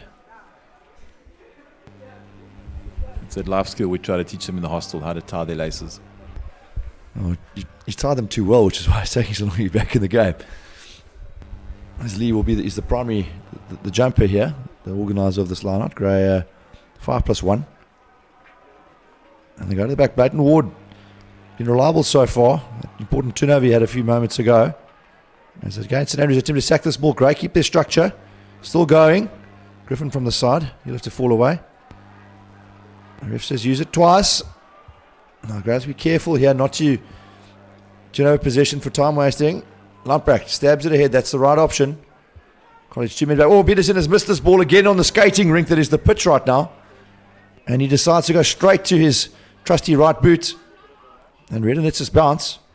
And the boy from Niles, see if he has a crack. Finds a hole in the defence. Not a bad carry from Redden.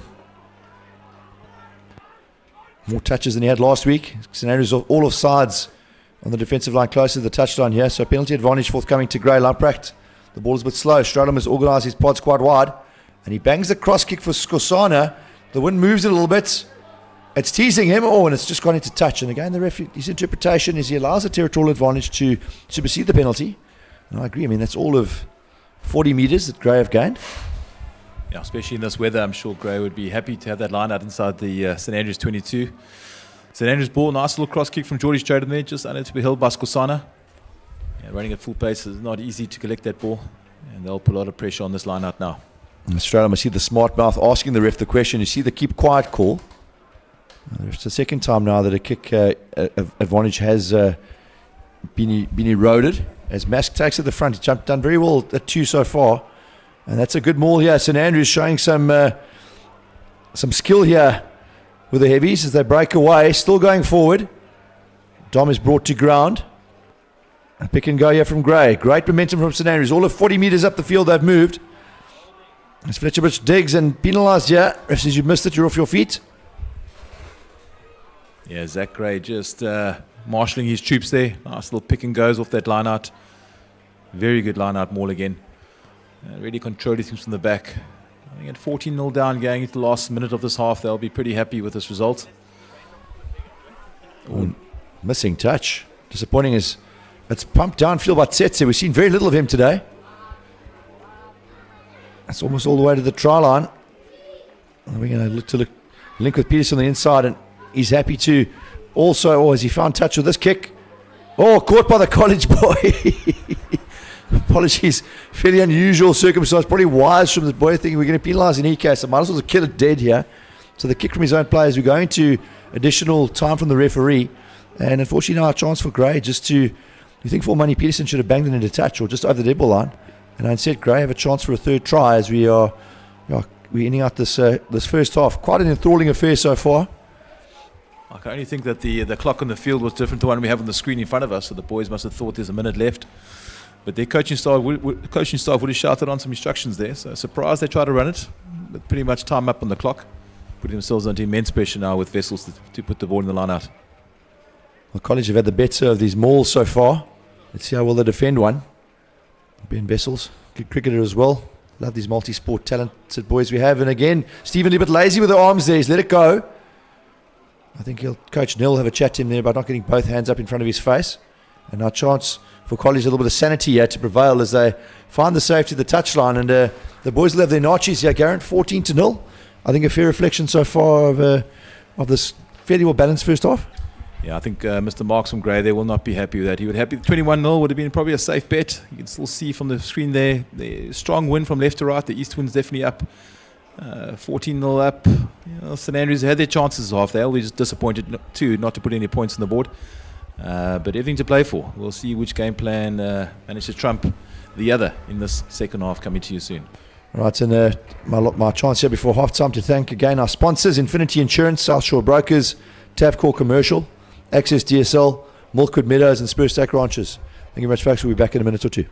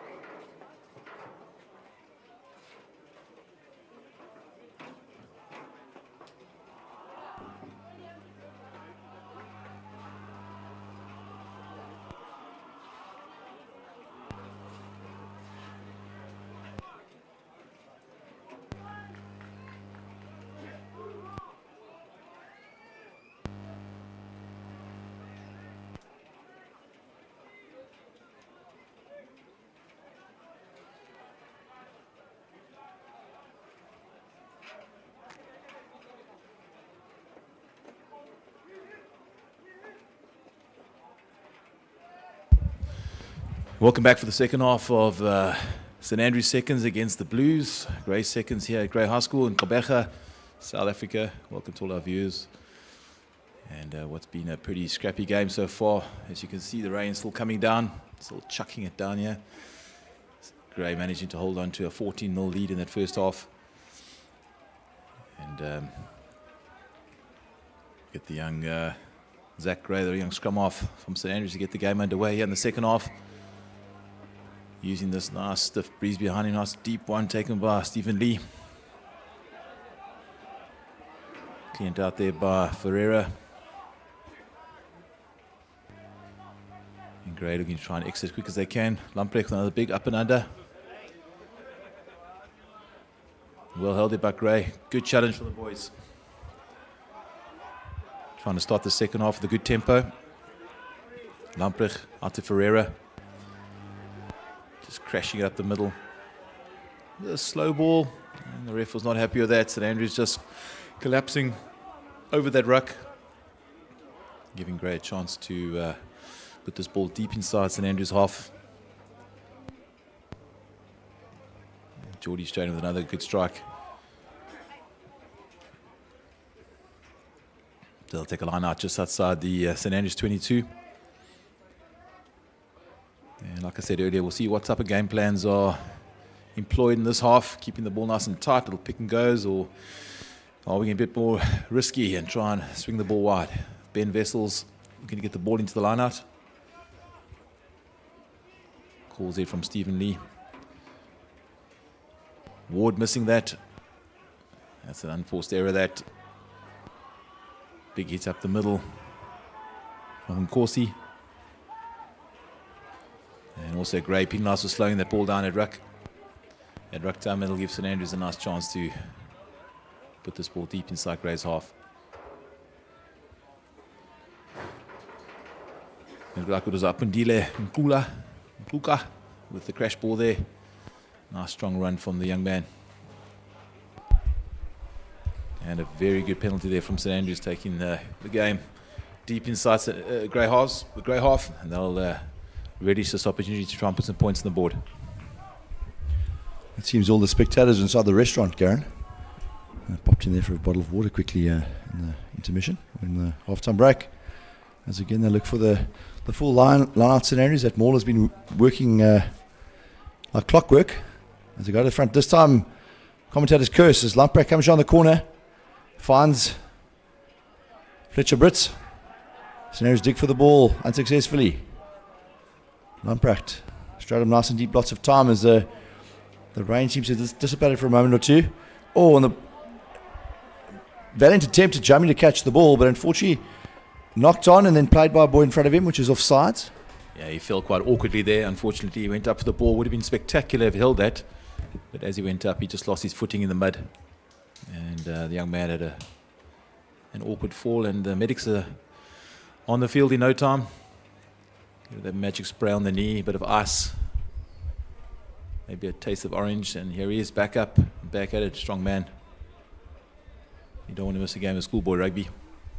And Non-Kluber possibly there. Again, we apologise if we're getting these names wrong. We don't have numbers to assist us. Always difficult to tell who it is. And Gray in the alternate white strip today. Sponsored, of course, by Fletcher Construction are the Blues this year. Yeah, we see a replay of the up and under, and it is Litwing and Kolisi. Oh, he falls very heavily there. Thankfully, able to get back on his feet. He's not the most going out into the wind, so not the most distance in the kick, but a safe one. And again, the 5+1. Ferreira comes to give his hooker partner some instructions. Yeah, definitely get some line-out mauls here again. Stephen Lee calling the line-outs. Ward up nice and high. And St Andrews missed the sack this time. Just constant looking St Andrews stand in the background. Those boys are going to watch a first team game and then get on a bus all wet and cold. That's all those memories that you build as a schoolboy. Talk about that for years and years at all your reunions. In the meantime, Wessels controls as Gray slowly march up the field here. Their best maul so far. And then they found some momentum. College should be careful now. Another penalty will accrue. See the ref talking to the defenders there all the time. Happy with that. So Mask has come right through the middle. Brilliant defence there from the 8th man. And yes, held in the air is the call. Collapse maul is but if you turnover, I think that became a tackle situation. Again, hesitant to criticise his referees. They know their laws a lot better than we do. Yeah, I think the Grey boys were just a bit slow to react to that. I mean, they had seen their man was wrapped up by the St Andrews boy, and they did not get in to clear him out. And ref happy to hand possession back to St Andrews. I'm sure they'll try and exit out of their half using this stiff breeze that's at their backs. I think wrong. I think it's Joe Kroon that came through. I think the Grey boys thought that he'd swum around, but he came right through the middle. Wonderful work there from the lock forward to get to the back and get hold of the ball carrier. I think Ben Wessels was a bit surprised to find him there as well, as Grey feeds the scrum. And College on a run here. The wraparound from the fly. Oh, he slips, gets a pass away to Peterson. He links on the outside with Ngloba. Still going, and he beats one, beats two. Off to the races is the right wing. And into traffic. He's tackled there. Double tackle from Ngudlani and the scrum off Devon Lamprecht. But not rolling is the call as Gray taps and goes quickly. Caught in the middle, but Gray not 10 metres. Decision time now for St Andrews. Yeah, they're taking play back a whole 70, 80 metres into Gray's half. Options now. I think they'll take the line. They know their line-out more is working very well today. Gray very lazy there, with it rolling away at ruck time, and giving St Andrews a great opportunity to put some points on the board here. Very simple wrap around there. Line and sequence, and Dube to find some space deep in that 22. Through the hands it went, and the wonderful run on the outside by Nonkoba. And all of a sudden, St Andrews, from the defensive position, are feeding a line out 5 minutes from Gray's line. Again, the 6+1, it's either Kern or Badenhorst is the target. As they go to the middle this time. And it's messy, knocked on. Lamprecht, happy to dot it down. Just cross the try line. Yes, Jordan Strowman's back in the slot. And he looks like he gets a decent exit away under a lot of pressure. Excellent exit there. Considering he was deep in his in-goal line there. That's a great kick with a very tight angle. The level of execution there was brilliant from Stradom. And Gray a bit of room to breathe here. 14-0, 7 minutes into the second half. The penultimate match of our traditional clash here between St Andrews College and Grey High. The Grey Blues in white against the Wild Dogs of St Andrews College. Let's College go to the front. And that's been knocked on. Oh, I see that devastated. Knowing just how important this is, the chances tend to start running away from you in a game like this when it's so wet. The brilliant work that they had to get this far downfield, and a level of execution is required here in these conditions. And unfortunately for colleges, it's gone awry every time they've been in that position, Garen. Yeah, they'll know that. You can see how disappointed those boys were. I'm sure their coach will be pulling his hair out in the sidelines. Worked so hard to get inside the 22. Nice attacking position, and then just an unforced error at line-out time. Pressure from Grey, though. Credit to them. Putting those line-outs under immense pressure as Lamprecht feeds the scrum. Straight on the target. And he goes straight on the field with this kick. He's found some grass. Peterson with some work to do. Oh, loses his footing. Does well to keep possession as Brits looks for the turnover. Misses it. Zach Gray. Out the back. Peterson, close to the touchline here. As Lee and Baden Ward manhandle him, but he's penalised for holding the ball on the ground. Yeah, a lot of chatter going on at the moment. I think referee, as you said, also a teacher, needs to have a word with these guys. There's a lot of chirping going on, a lot of back chatting. I'm sure he's trying to say, guys, just get your 10. Let's play rugby. A bit of niggle coming in between the boys. Let's hope it doesn't boil over into anything silly. And this will give Geordie Stratham a chance to get deep inside the St Andrews half. He made a certain touch there, just inside the St Andrews half. Again, the defence from the boys in white here. I mean, been in a few tough situations. They haven't conceded yet. 14-0. Shutout always satisfying from a defensive perspective. As Ben Wessels has thrown well today.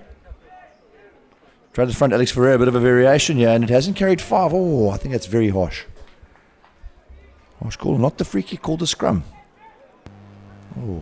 Yeah, I think Ben would be concerned about that. The ref was standing right next to him when he put that ball in. He probably should have waited for him to walk away a bit. And unfortunately, handing possession back over to St Andrews. I wonder if you see a replay of that. I'm sure that ball carried 5, and to my mind, it hasn't carried 5. It's a free kick. It's definitely a move they have nowadays. You can see the option was just for Ferreira to turn and take. Maybe he took one step inside the 5. I think that was the concern there. Apologies, referee. You were spot on there. He had stepped inside the 5. A little bit over-eager. As that scrum has gone down. Yeah, these guys, they've had enough scrums today. I'm sure they've got to know each other very well up front here. Yeah, they are locking horns for probably like the 20th time in this game. Lots of lock-ons in these muddy conditions. The skill level's been okay. And I think St Andrews will want to put this ball deep inside Gray's half and try and get some attack plays going.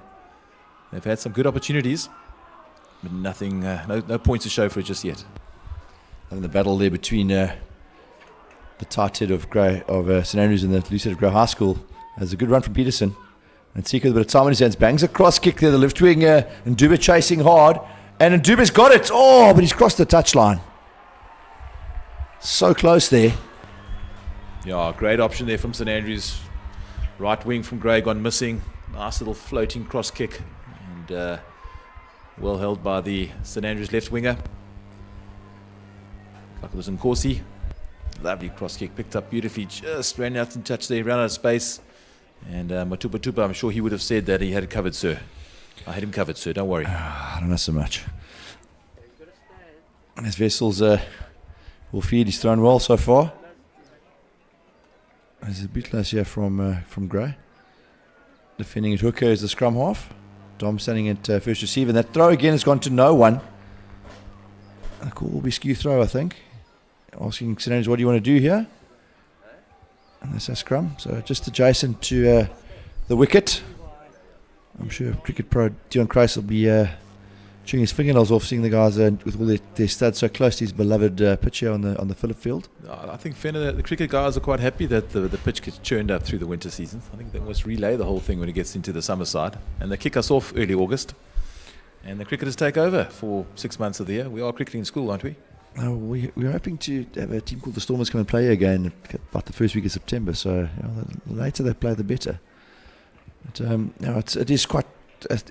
Pitch preparation is quite important. I mean, the pollock is covered in. It's protected massively. After the holiday, we won't see it again for the rest of the season. Yeah, unfortunately, it's a magnificent rugby field.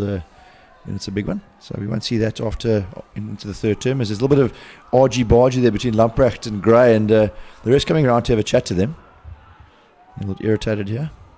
Yeah, I think there's a little bit of niggle between the players. He's just had enough. He's changed to the front row there. He'll speak to the nines as well. Yeah, just a bit of gamesmanship going on.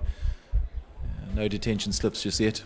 Essentially, referee Mark's holding his umbrella still in its cover, not using it. He looks wet to the bone there. There's a good scrum from College. Gray. And the offloading contact is a good one to Peterson. He's still going. There's a recycled possession. A little stab ahead.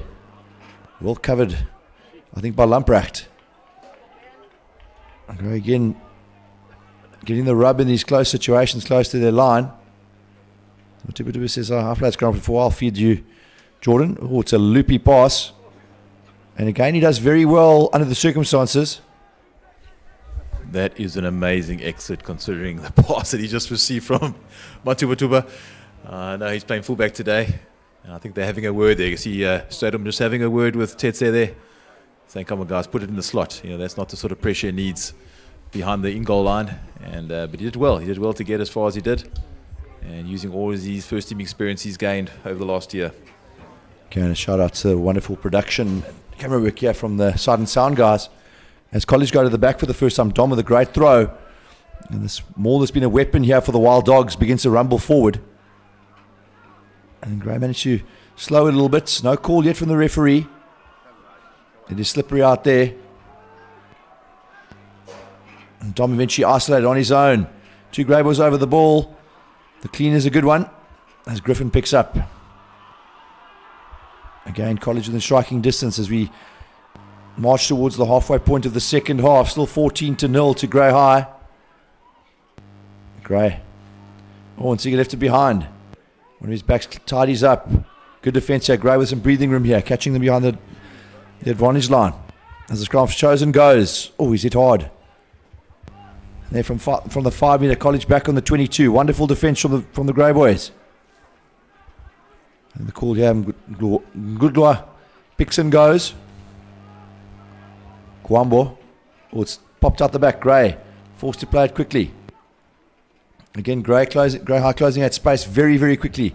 College marching backwards. Phase 5, they're behind the 22 now. As they look for a bit of width. Static dancing, and now another tackle.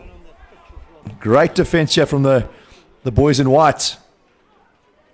As College looking for runners here.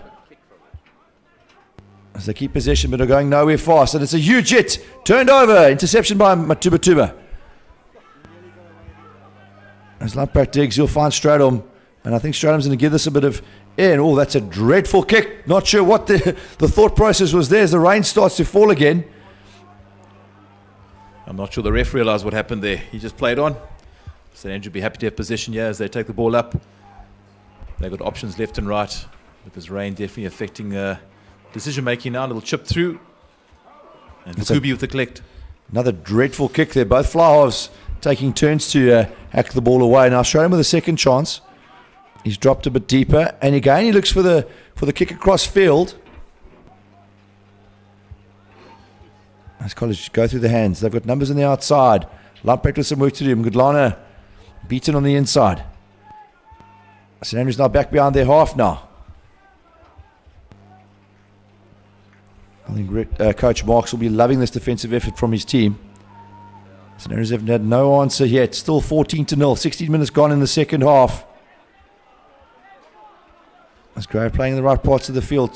St Andrews trying desperately to get some points on the board here, as I think they're feeling this match slipping away from them. Out the back it goes. From a bit of depth comes the sixth flank, and he breaks the first tackle. Gray right in the middle of the field.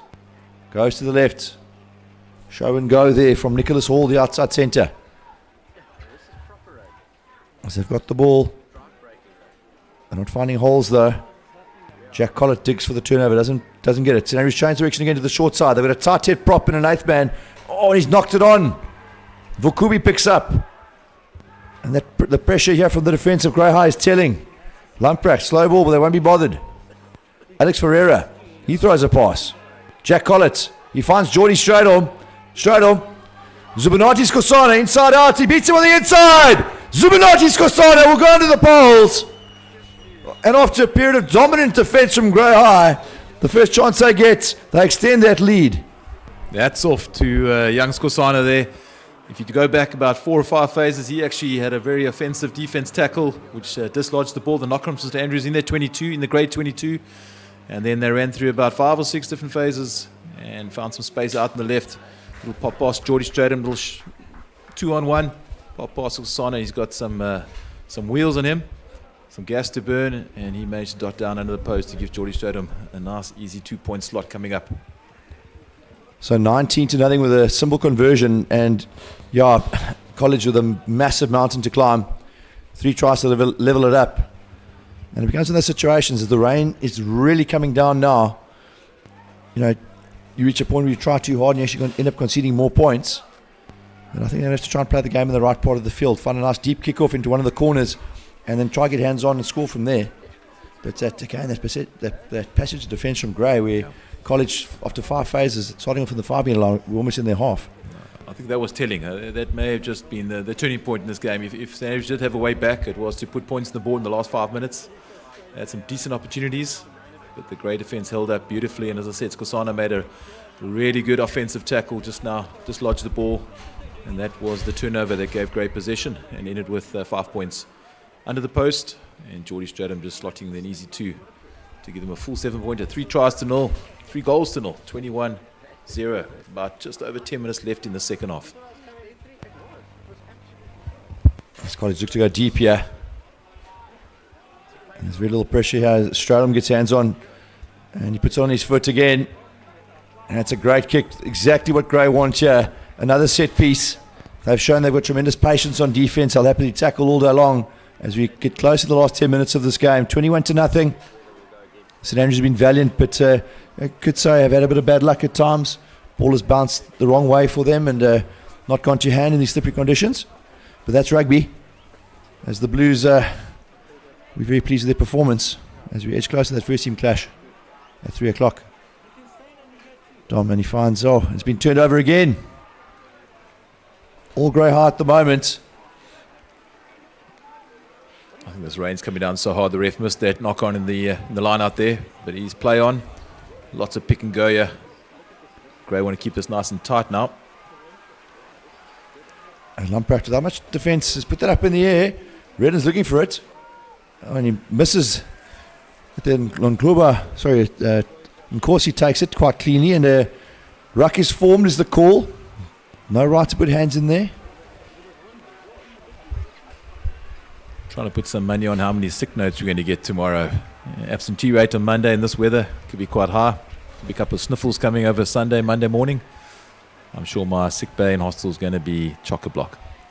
The sick bay at St Andrews, the SAN, already under a bit of pressure, a bit of a flu epidemic with the grade 8s. Had to cancel the 14C rugby match and a hockey match as well. So many boys sick and a very severely depleted 14B rugby side as well for college. So those boys, there aren't enough umbrellas there for those lads at the moment as the rain is really coming down now. And again, great turn it over. Lamprecht finds Vukubi through the hands. Not sure what Brits was thinking there, but they still got it, still going wide. Tsetse feeds. Tango. Ngudlane. Options left and right. He's tackled. Finds Geordie Stratham. Back inside to Tsetse.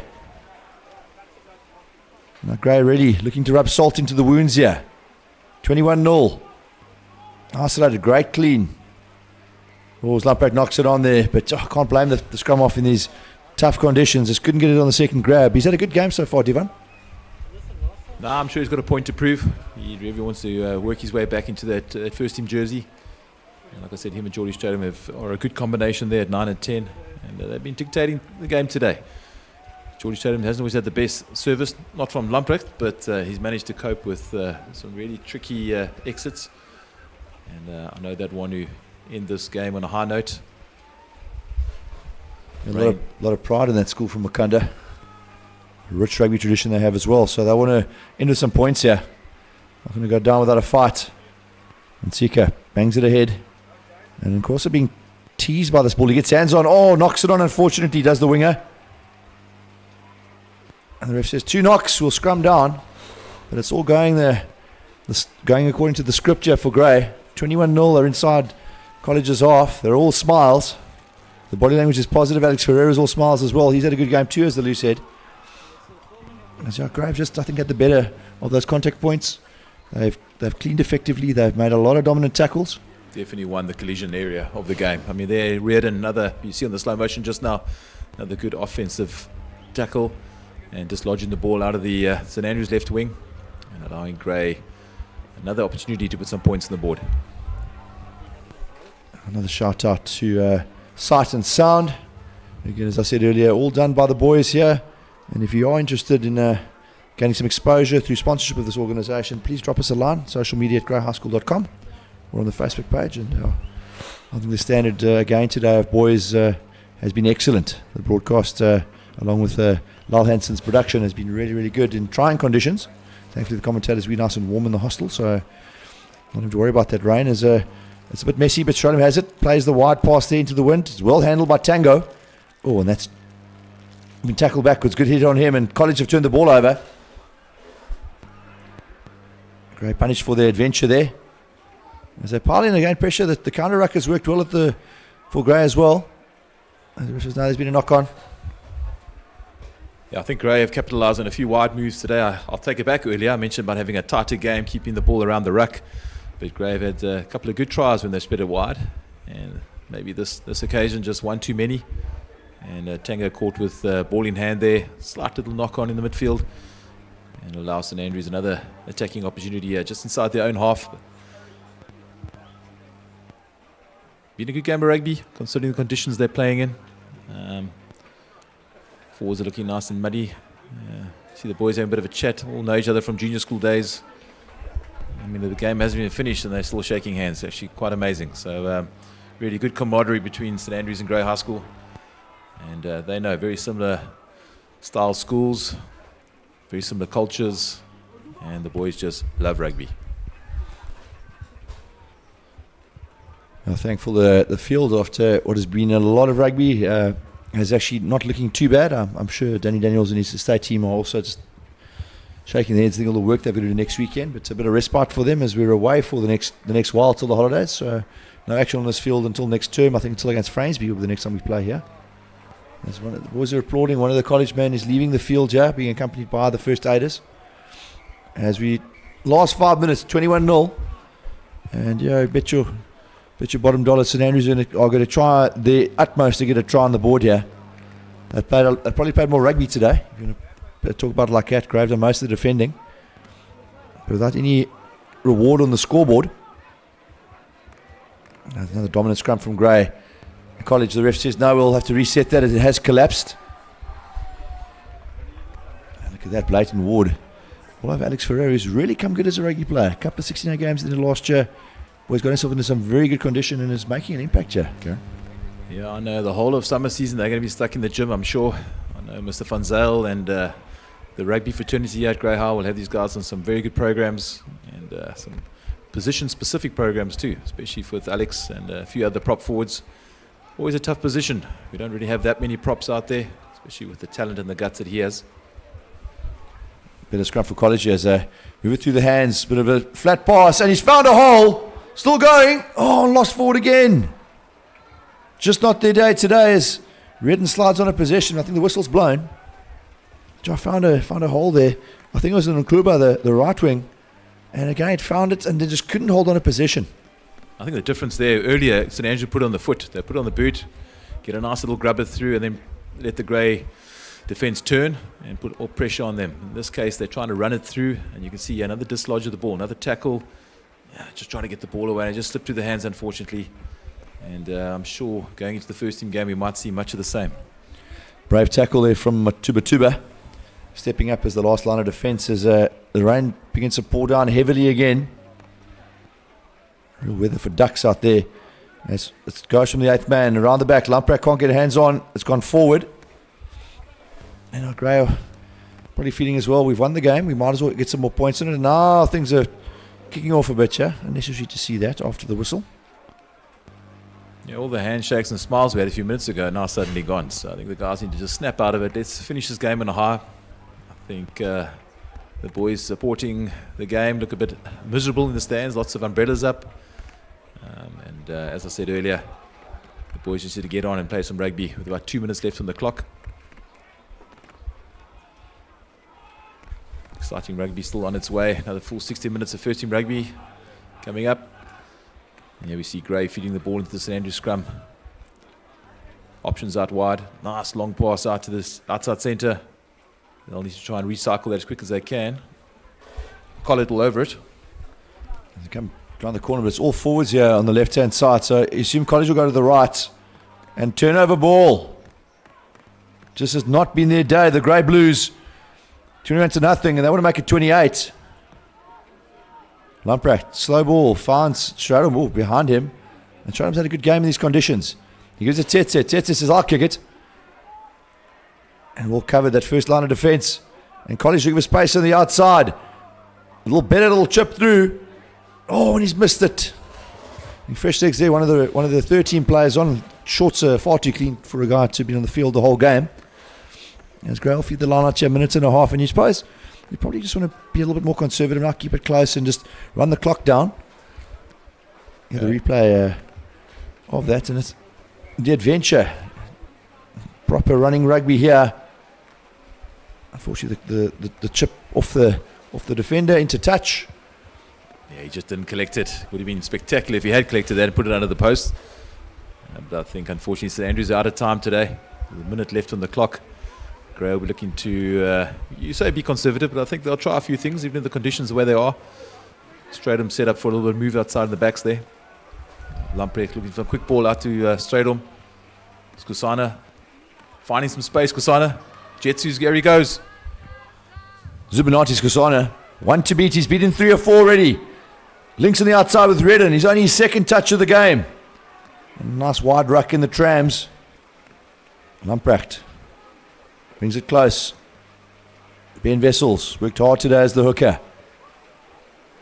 Lamprecht. Oh, it's gone backwards from Ferreira. Play on. Oh, knock on is the call. And you know, the last couple of seconds now, as James Redden is taking a bit of a bang there, close to the right-hand touchline. But I think that's it. St Andrews have got to go all of 80 metres in this pouring rain. And one will see Zubinati Skosana with the try, and then another long run. Great for his confidence after a fairly nasty injury he experienced against, I think it was Sachs, the second team at the Grey Festival, requiring a bit of surgery. But he's up and ready to go again, and told me he was frothing all week. He said, can't wait to play. Just wish he'd pull his socks up, yeah, Karen. Yeah, maybe you should come have a word with us. We might pull him off the field to get those socks up. I don't know, maybe the Grey socks are meant to be down. I don't see so. I'll buy him some tape on Monday morning, some elastic to keep those socks up. But yeah, he's done very well today. He's put lots of meters on the field, meters gained, run really hard, found the space, and he's a sprinter. He's an athlete. You think some of these guys would not want to advertise that the lack of calves? As unfortunately, Fletcher Britzer sort of intercepted that, knocked it forward, but then finding the ground.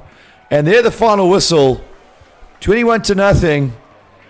The valiant St Andrews side that's really given their all today have come up short against a great team that showed tremendous resilience and organisation on defence. And unfortunately, not College's day. As I said, Grey really had the rub of the chronic situations, Garen. Yeah, I think this game was played in the right spirit. Really, really good spirit. Although St Andrews were up against it for most of the game, they kept fighting hard. just couldn't execute in the right areas of the field. And Grey's defence was immense. Definitely all credit to their defence today. They did very well. And I think this might give us a taste of what the game plan might be like going into the ones today. So first team up in the next 5 minutes. And the team that gets to spread it wide, it may just come back to bite them. Let's see how things end up. And I think we had a shout out earlier to our sponsors again before we kick off with the first team game.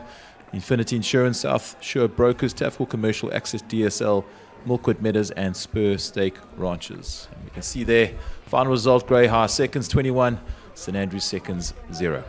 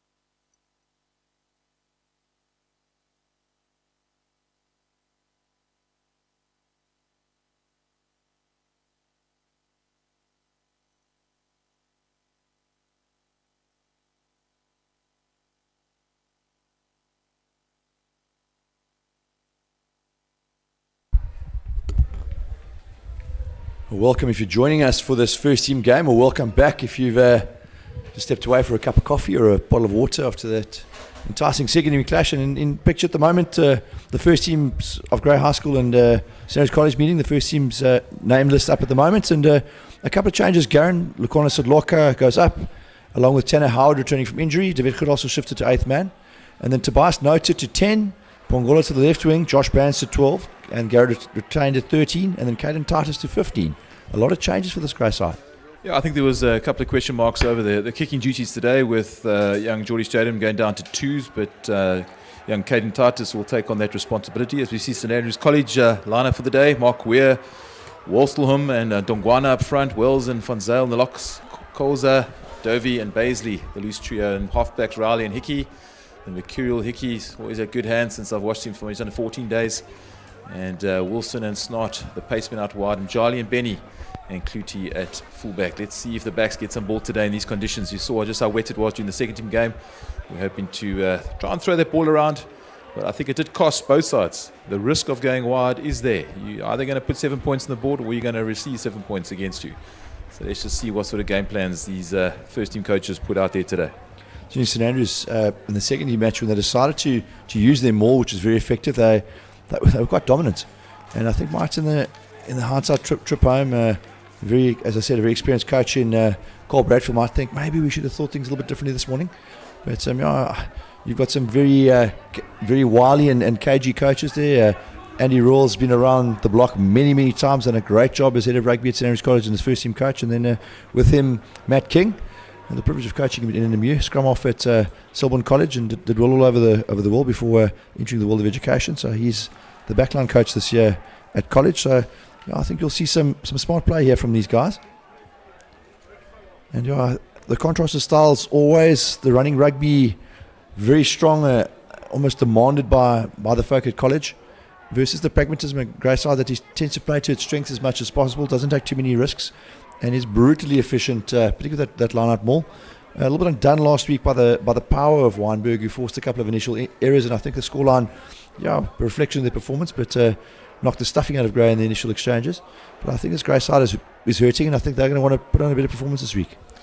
I'm sure Gray would have looked at that video from last performance and had to work out a few new calls in their lineouts. I think Weinberg worked out the lineouts very soon in that game and put a lot more pressure under David Kudos and his jumpers. And I have no doubt that St Andrews will do the same today. The driving maul, definitely a threat for our forwards. Going wide, we hope our backs get to see some ball today. We hope the Grey backs and the St Andrews backs have a bit of a run today, get some exciting rugby, but the conditions aren't playing ball. As much as we need the rain down in Gqeberha, we pray that it's fallen in the right areas, the right catchment areas, and can fill up our dams. And we can get out of this drought we've been in for about 4 or 5 years. We put in a note that Imani Pemba, quite a bad shoulder injury at trials on Tuesday. So he's out, been really, really inspirational, probably the form player in the Grey side this season so far. As well as Mark Brombacher, dislocated shoulder last week against Weinberg. He's out for an extended period as well. So 2 guys who've really performed quite well for the Grey first team pack, and I think they'll both be missed. Chad Heman, a lot of weight on his shoulders this week to find his throws. Quite a fiery character. So a lot expectation. He's quite excited. Saw him earlier today. And we look forward to what is, again, one of the biggest rivalries in the Eastern Cape. I think it's a game that doesn't get enough accolades in that regard. You see these lists of this rivalry here and that rivalry there. I think one that should be up there. Unfortunately, the first team hockey last night was postponed. This rain has been unbelievable, folks. If you're tuning in for the first time, hockey match is cancelled. You wouldn't think, but too wet on the Rectory AstroTurf. So they played this morning at 9 a.m. And a 2-all draw was a very surprising outcome. Grey chasing the game there. They were down 2-1 and then managed to level things up. As we see referee Mbewu arriving here, the top man in the province. Not on Currie Cup to you this week, so we have the pleasure of his presence here. And I think, again, as I'm saying, a sort of a derby that doesn't get the kudos it deserves. Possibly slightly smaller. We've had 14 rugby matches today. Of the 13 played, Grey have won 12 and St Andrews have won 1. The 6th team there, shout out to the college boys, 12-10. And the rest, all the matches on this field today, it has been a performance worthy of the host school, as they've won everything. Apart from and then the loss coming on the Gordon field earlier this morning. But it all comes down to this, Garen. Nothing else really matters. This first team clash is all that really counts. In a college side, I think that they've struggled for form a little bit. They snatched victory against a magnificent win against Graham College last week. Graham have been very, very good in the 150th, and this college side found a way to win. So I don't think this is going to be easy by any stretch of the imagination for either side. And again, the leveler that is these conditions too makes it a proper bun fight. I think, Fen, if you look back 2 years ago, the conditions were quite similar to where Grey went down to St Andrews at home. Obviously, last year was quite dominant from the first Grey side, who gave 40 points against St Andrews in Grahamstown. But new year, new players, new team. I'm sure the game plan is going to be worked out by both coaching staff to try and maximise the conditions.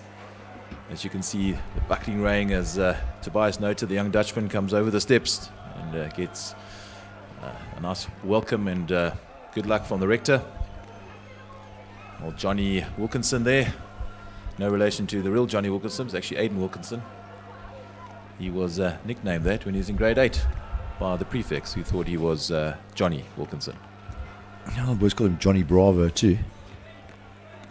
Doesn't really have that magnificent physique of the cartoon character, but it's nice the boys have their monikers. Tobias is captain today in the absence of Imani. I'm sure Imani would love to have been out here today. He was really gutted, saw him after the end of those trials on Tuesday. There's Andre Francel. I think Andre, when he gets cold, puts on 2 pairs of shorts. As the cheerleaders here, they're on time today. They were a bit late last week. Adrian Mitchell and his contemporaries, as they get if we would call it a crowd, a sprinkling of support on the homestand. Mitchell's not there. Yeah, I see the GE is missing at the moment. I don't know, he's a hockey player, so he should be around. He'll probably come sliding across the pitch in a few moments' time. The boys are here to entertain those who've braved the conditions. There's a couple of hungry Grey boys out there, and St Andrews have brought a couple of supporters bus down. So the bus is down, and I'm sure they're going to enjoy this first team game. The oxymoron, a small crowd, is appropriate here. Probably more visitors on the away stand today. college boys. Actually, no, I'm talking absolute rubbish. There are not many there either. You know, I can't really blame the kids. It's been really miserable all day long, cold and wet. There's some business of exams in a few weeks too. You guys need to get to school on Monday. Yeah, they can't afford to miss school as the first team look to do their war cry here in the middle of the pitch. Just got to watch out they don't slip and slide on that very muddy surface. The G has been performed there by the cheerleaders. Even considering the conditions, the boys are very up for it today.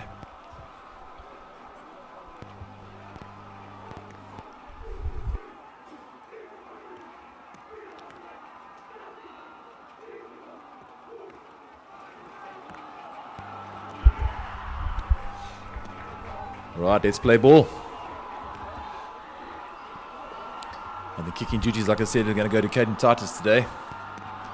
Looks like Josh Band. Andrews boys and a couple of Grey boys on that side, coached by first team coach Bjorn van from Grey. There's Josh, the head boy, 2023, and he goes nice and deep. Well taken by number 6, St. John Cause. And Luke Riley, without much pressure on him here, will have time to put a box kick.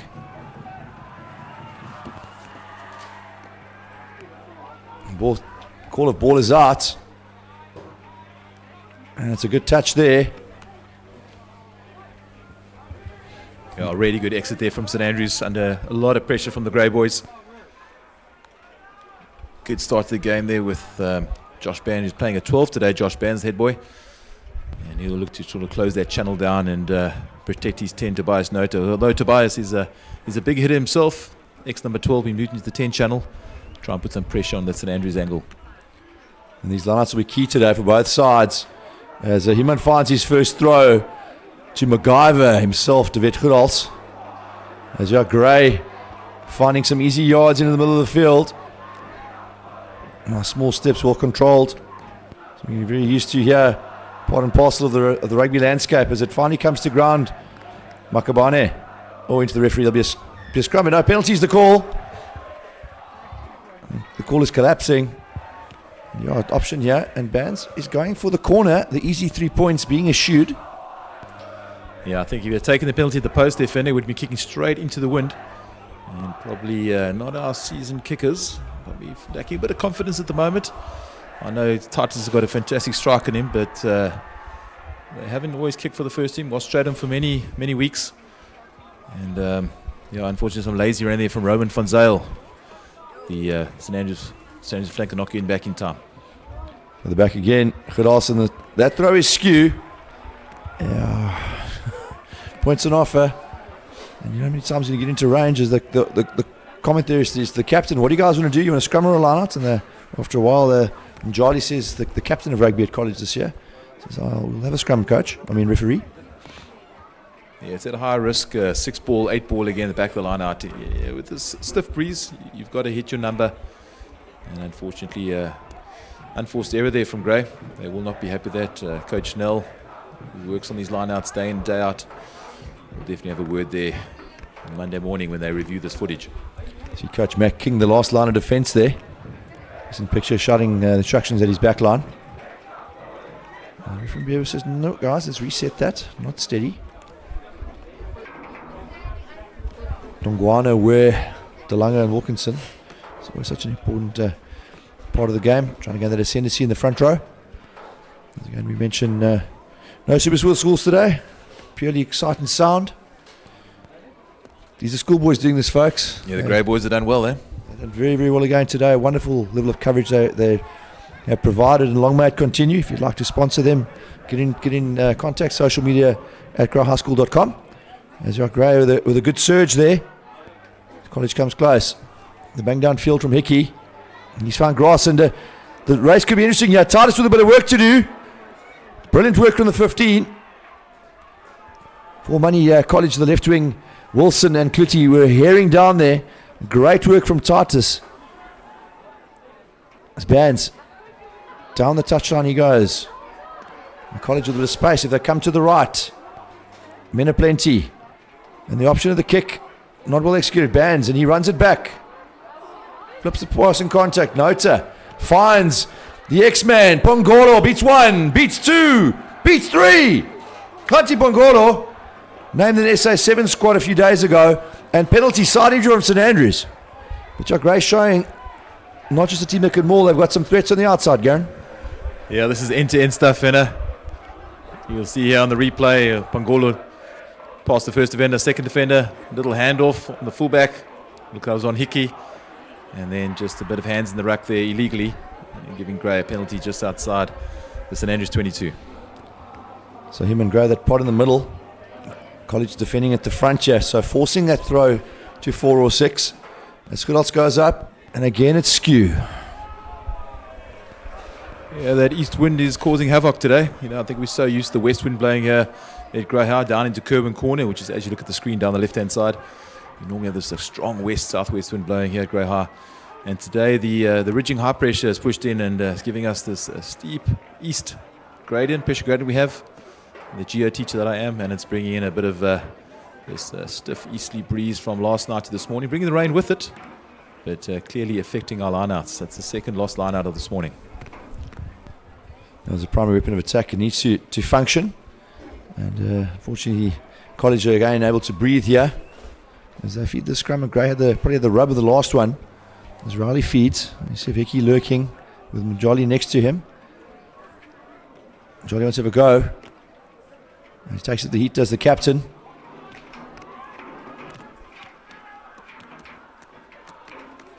As a king past the ball, the ref's happy for play to continue. Rowley. A lot of height on that kick as it's taken by Ithman David Khulas, who rides the contact, but isolated. Support arrives. Makabane finds Tanner Howard. Johnny Lawrence. Good carry from him. Gray will continue to go to the right.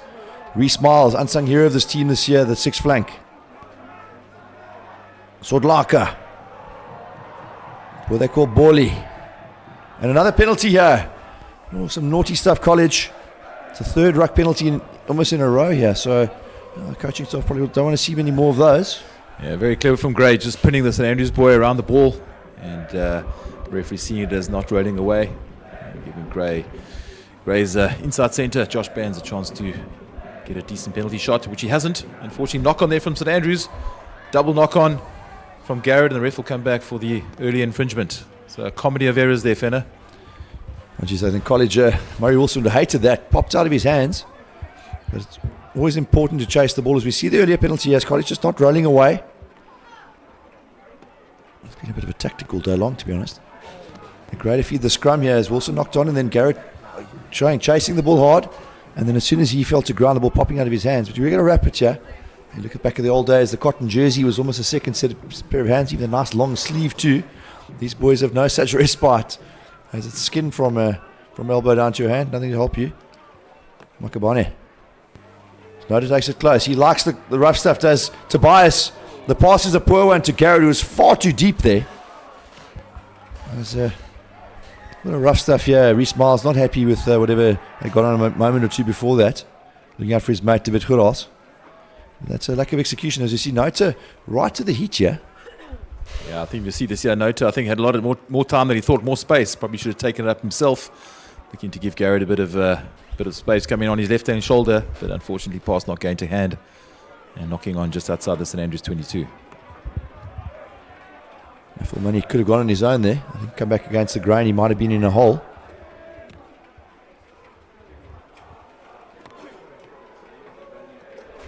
As the referee comes across to the two loose heads, the loose head Daniel Delanga and Ayo Dongwana.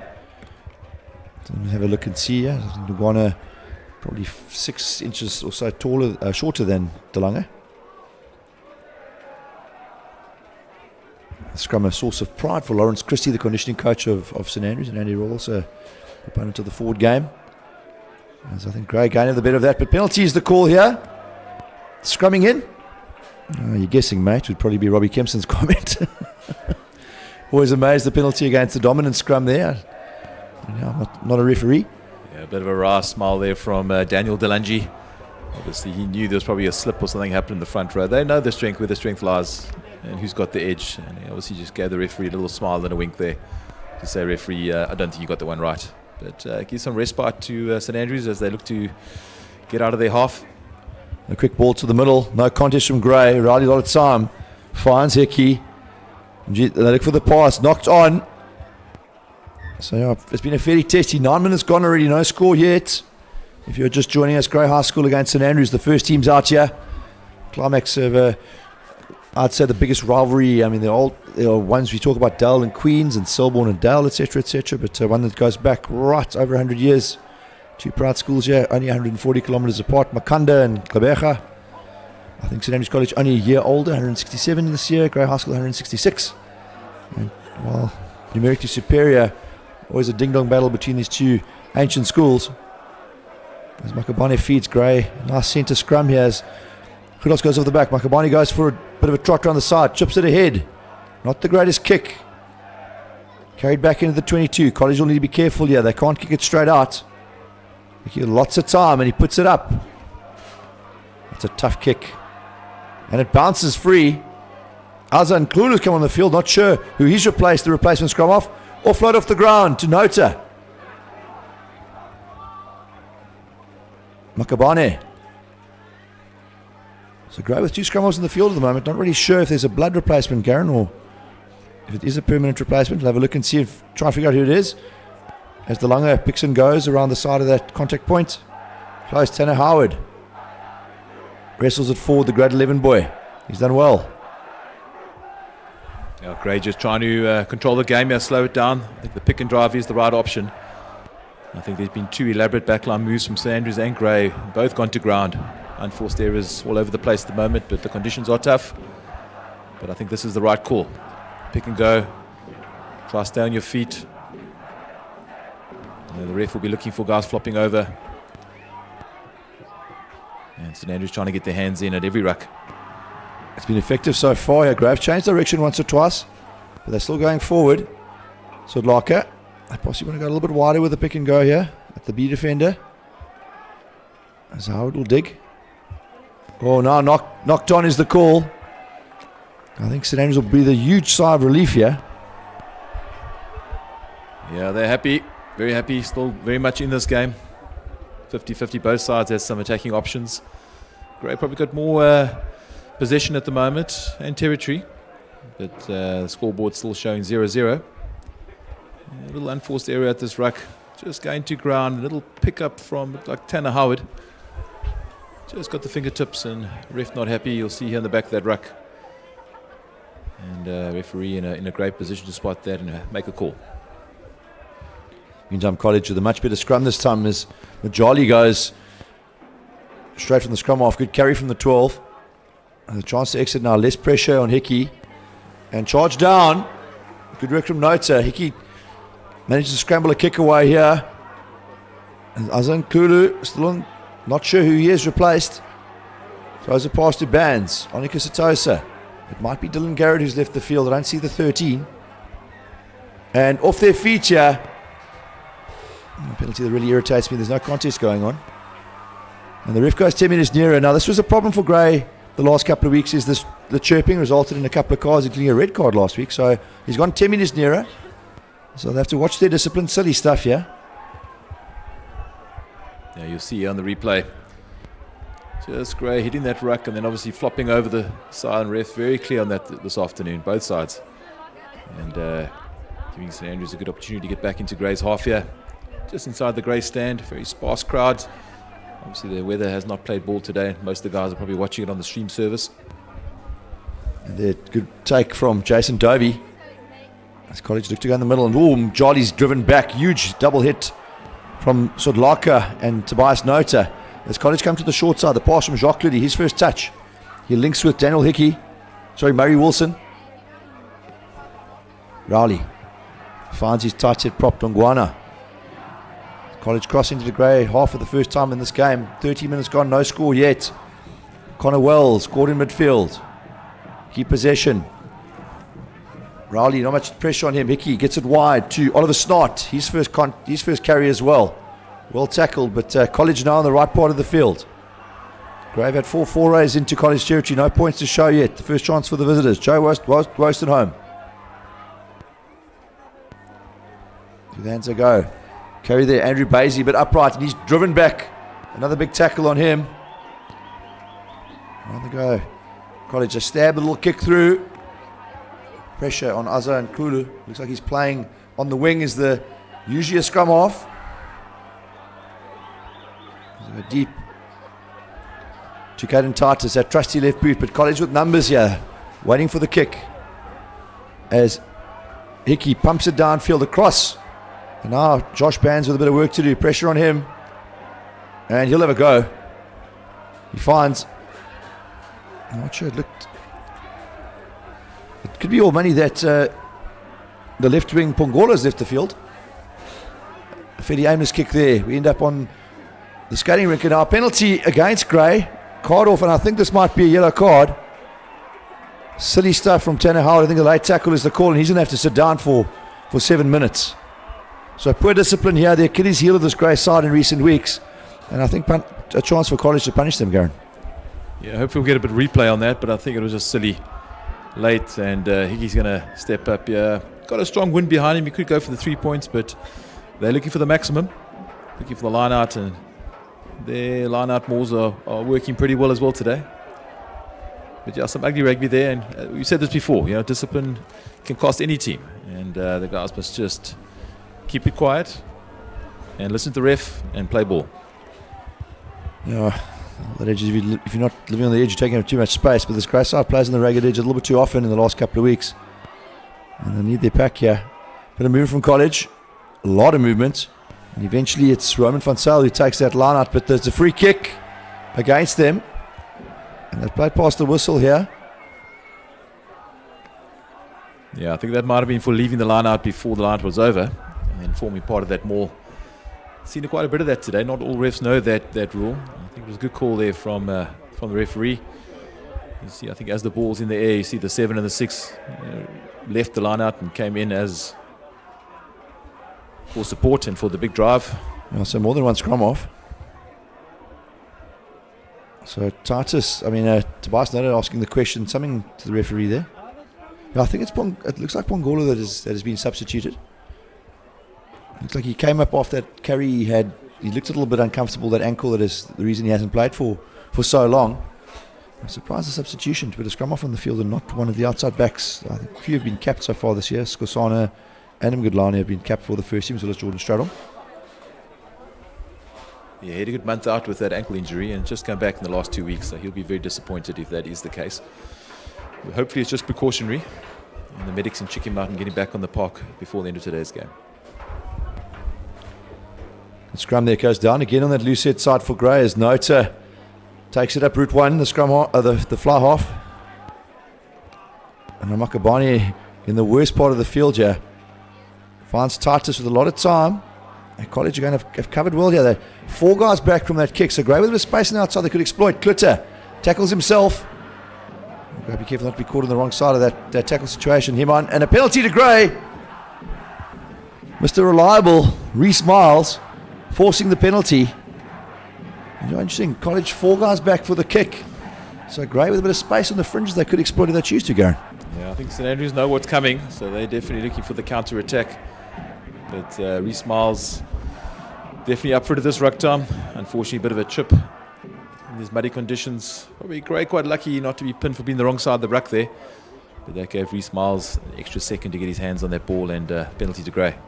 Well, Luke Kimon did do very well to roll away there. Managed to crawl out of that situation. So the ref let him get out, and then Miles in the meantime all over that ball like a cheap suit. Gets the turnover. 80 minutes gone, still no score here. Gray down to 14 men, the yellow card to Tanner Howard. And that's a great throw. Finds David Goodals. And our Gray will want to bit sideways, a little bit lateral. As they get past this College pack, if they get past them here, there's trouble for St Andrews, and it's another advantage for collapsing. Perhaps a card the other way now. And it's chipped in by Nota. Not the best execution, but still going. And no advantage.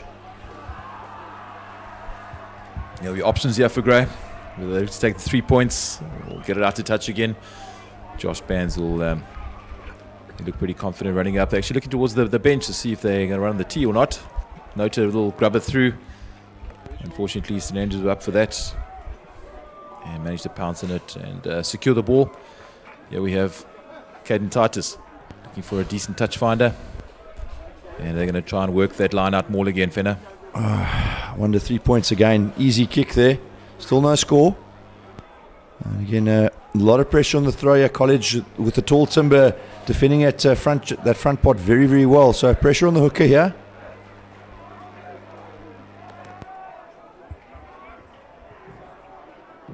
Yeah, Human's last throw was straight into hand. Did very well there. Let's see if he can match that up, follow it up. Oh, over the top, unfortunately. And referee not happy with the angle. And just asking St Andrews if they'd like another line out or a scrum. And there's no doubt they're going to ask for the scrum and look to exit their 22. Well, that's 6 points that Grey Harp decided they don't want. I mean, hate to be critical at a time like this, but the margins in these conditions are very close, and 6-0 could be a final score. So, yeah, I can't really say I agree with that call there. A lot of pressure. They're looking for the back throw too. Very, very hard, even in dry conditions, to find that jumper with a third choice hooker, who Luke is at the moment. So, yeah, not the best outcome. A little bit demoralising here, I think, for the boys, when the one tactic you have to score isn't working. In the meantime, it's a good scrum here, 7-on-7. And knocked on at the back there. He doesn't like it very much, just Luke Riley. And now Grey have defeated the scrum. Yeah, young Wilkinson very happy with that scrum. Johnny's his nickname. Ecstatic he was running back there. Obviously, they got the edge on that scrum and managed to get the turnover. And so maybe there will be some good that comes at the end of this. Grey really making a bit of a hash of their lineouts there on attack. And they'll be hoping that their set piece of scrum here will turn out better. The College have weathered a storm on defence. Really been up for this today, have they? Really, I think, on a good way of form here after that close win last week, as the ball's a bit untidy out to Makabane. Tobias done it some time. He goes route one again, lines up his opponent, Hickey, and he's lost it forward. And again, that's quite a disappointing outcome here from another good set piece deep in their half. And College will breathe a sigh of relief. I've spoken too soon. Hasn't found touch. Goodals. Ball's gone backwards off him. And it's dragged into touch. Good work there from Oliver Snart after a fairly poor kick. But College have got it up now, 30 metres away from their try line. And Grey, again, nothing to show from 3 or 4 very good positions deep in College territory. Yeah, they're going to have to get those basics right, Fender. Really making a hash of these lineouts. Try and put some pressure on the St Andrews one here. Good take from St Andrews. Looking to secure the ball. And a lot of pressure from Durheim, who drives his man into touch there. And they'll be happy with that. And try and do a reset here. Just try and calm themselves down. Get the 2-ball, 4-ball jumper. Set up the driving ball and then go. But the 6 to 8 man ball is just too risky. They're wasting home there, the hooker for College. And he's not the biggest lad. Hard of a line though. I think second year first team rugby for him. Just manhandled over the touchline by Durheim. This time the throw unopposed, quicker ball. And what do we know? Up they go. Collapse again for money here. Ref hasn't spotted it. Pretty flat ball here from Nota. And Channel 1 not really distributing and not really getting past his channel at the moment. As it's Reece Miles, and now it's going to be quite tough as his jerseys get muddier. There isn't much difference. College just the navy blue and the very wide band almost of sky blue. So both sides quite similar looking, both with white shorts as well. This has become quite tough for the official as the game goes on, as it gets muddier and muddier. There's a great pack, looks for the mud. And they've got an advantage again. Great, having the rub here of the penalties. Nota chips it ahead. And it's anyone's ball here. Caden Titus picks up. Titus, and he slides over. Try time for Grey. It was messy, but finally the host managed to get some points on the board here, Garen. Yeah, fair enough. Maybe a bit of a chuckle here because when times are tough and the conditions are really harsh out there, the guys are trying anything to try and keep that ball in hand and try and get over the line for the try. You'll see Titus, the second little grubber through, and then he did a bit of soccer skills there. We know the Dutch can play footy as well, and Titus managed a decent collection and slid over. Used the conditions to slide over the line for the 5-pointer, and they'll be very happy with that considering a lot of their strengths, their set pieces have not been working today. Bit of broken play to come away with 5 points and maybe 7. The coaches will be very happy. So Titus, I think he's edged ahead of Imani Pemba now, the race for try scorer of the season. Pemba, of course, out for a while, and conversion is over, 7-0. A lot of pressure on him. Talented boy. He took 7 wickets against St Andrews at last cricket match of the season as well. So multi-talented lad. He's having quite a good rugby season, is Caden Titus. 24 minutes gone, 7-0, and finally some reward for Grey, who've really had the domination territorially and possession-wise. And College have clung here and look quite threatening. I think the one foray they've had, they gave the free kick away at that line-out. And Tanner Howard returned, so Grey didn't concede in that period of time either. They'll be very pleased about that.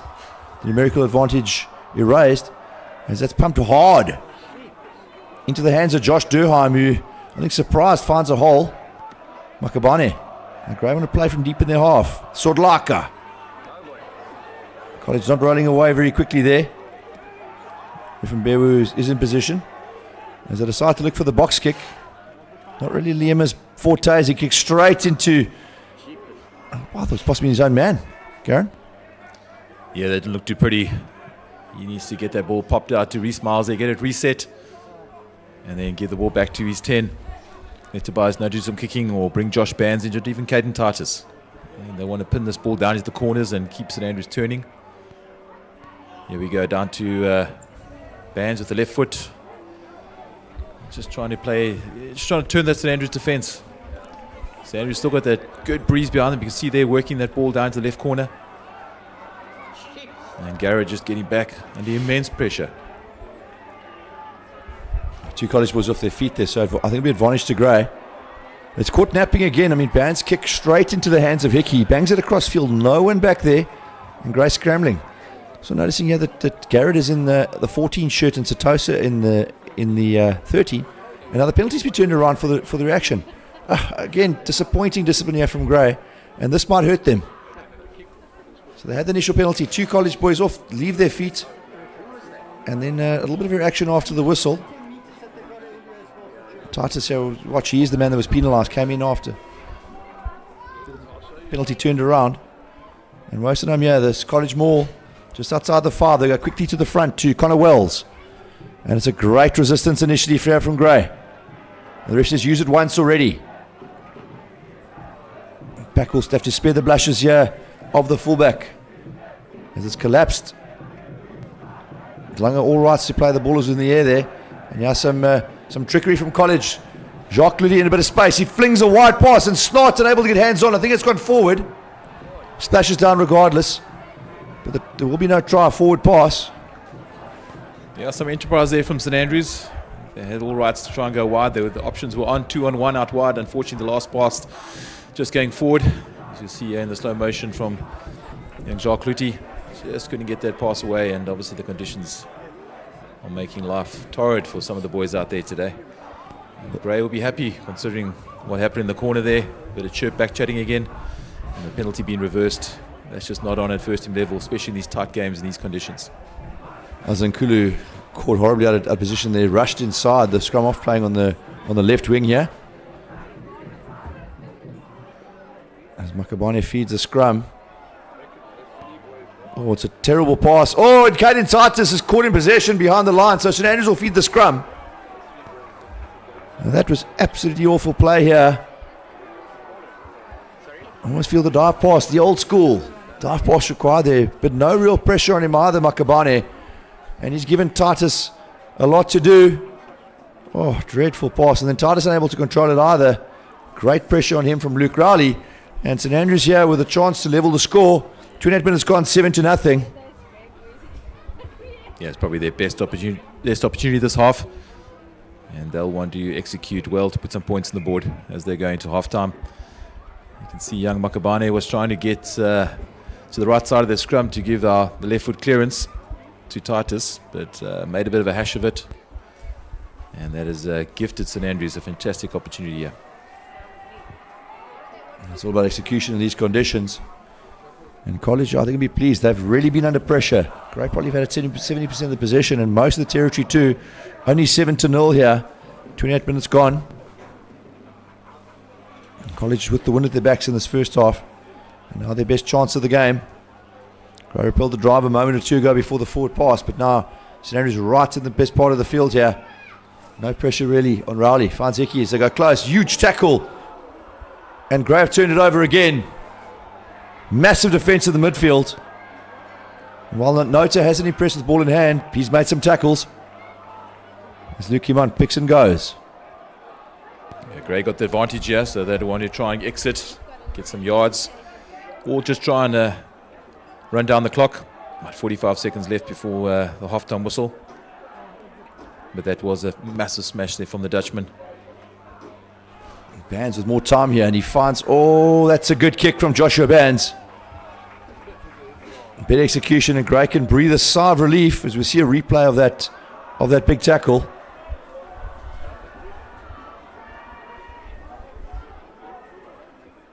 Oh my goodness, Connor Wells. He's going to feel that tomorrow. Yeah, there was a proper crunch time that. There's number 2 Walston looks to feed the line out. Last throw of the dice here in the second half. Interception, Dylan Garrett. Offloads in contact. Onika Satosa hasn't many chances to run this season. Pumps it ahead. Anybody's ball. A great slide there from Jacques Clitty. Close to his line. Sorry, our clock says injury time. There's still 5 minutes to go in this half. And that's gone straight up. That's a dreadful kick from College. Bands. He has Caden Titus on the outside. Titus. Ball under the arm. Into contact. Well tackled by Oliver Snart. They've got options left and right, Venner. Makabane. David Geros. Earns a hard yard or two. Sodlaka. The pick and go from the lock forward.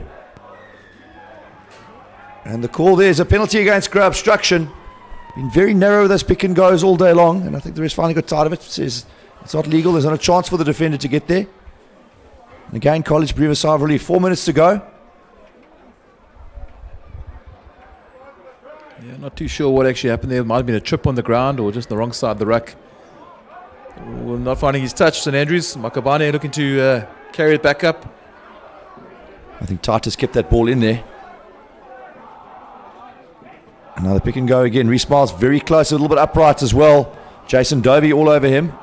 Gets the ground.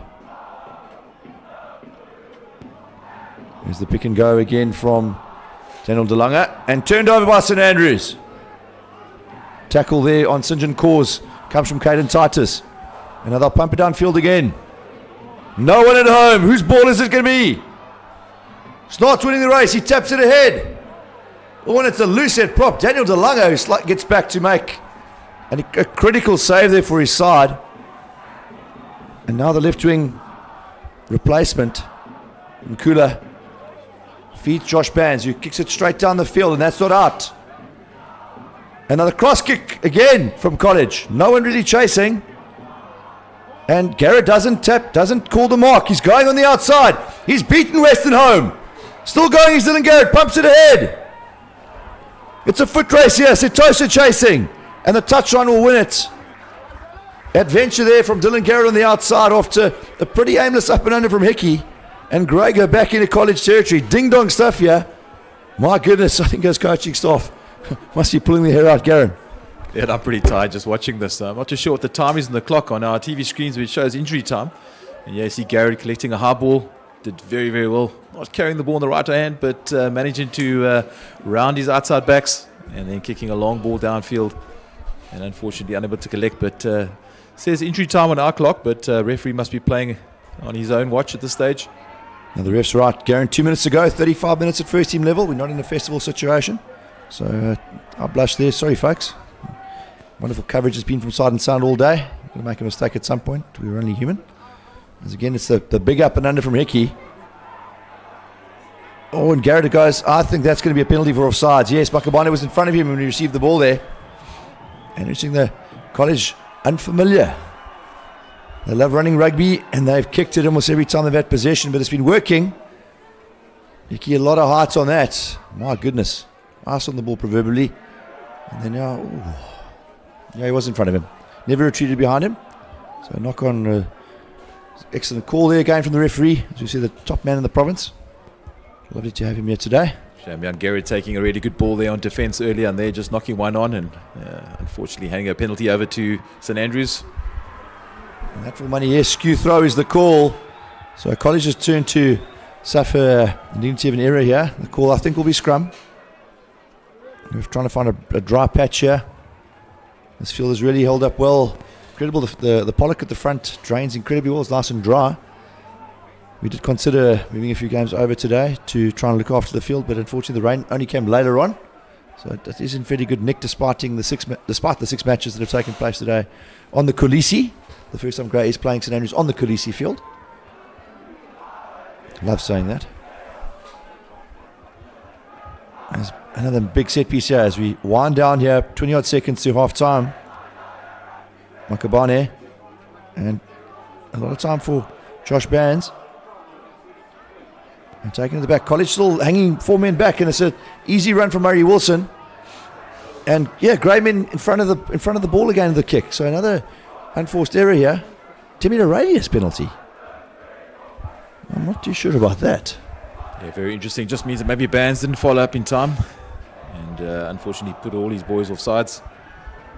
That's what Captain Tobias noticed, just came up to the referee to ask him what actually was that for. And he said definitely not retreating within the 10. The boys actually have to make, a movement away from the receiving player. As we see St Andrews here with a fantastic attacking opportunity just inside the Grey 22. The referee telling the Grey backline to get on sides. And our last chance for College in this half, 7-0. It's been exciting stuff despite the conditions. One try to talk of. Bit of movement, College.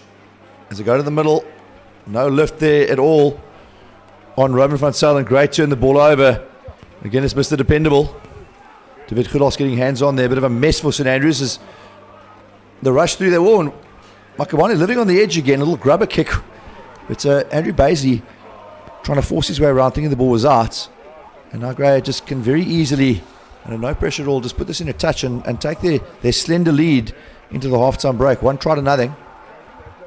Yeah, this would be just a tap, put it out, and let's go into the hut for a bit of a chat, get some warmth, make some oranges, some lemon juice, a bit of Coca-Cola.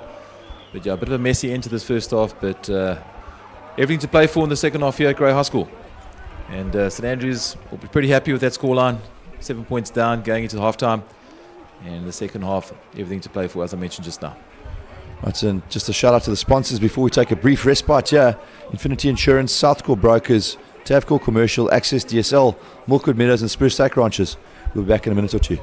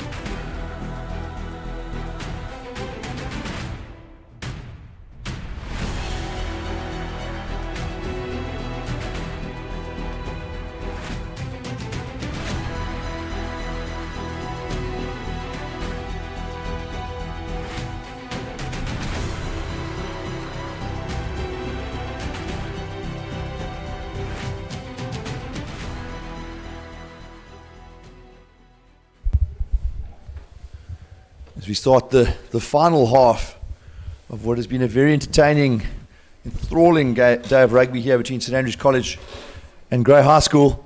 And it's Grey who leads 7-0 after a fairly error-strewn first half here between two sides that are trying to make the best of some pretty horrific conditions, Garen. Yeah, fair, we can't play the little buggers. I mean, it's tough just on any day with the pressure the first team is under. But today, in these conditions, they're trying their best. I just said earlier, and I think, again, the game plan matters. The choices of going wide too early without the right to go wide. You're either going to execute and get points on the board, or it's going to cost you. I think the pick and go is still the way to do things today. I think Grey went through a phase of getting it right in the last 20 or so minutes of that half. But to go wide too early, it could come back to bite you. And I am worried about the second half. I think if Grey...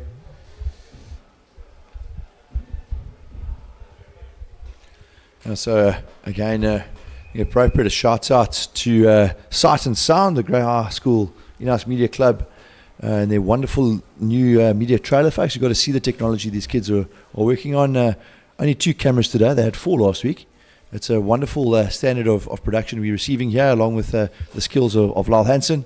And a really great job these guys have done. If you're interested in getting involved as a sponsor or supporting this initiative, which produces wonderful coverage, apparently we have 500 live views at the moment, which probably doubles the crowd in attendance here at the ground. So I hope you guys are enjoying this feed. It's been really, really good stuff all day long. And while St Andrews have only of the 14 matches, we're playing match 14 now. The 6th team, College, winning 12 points to 10.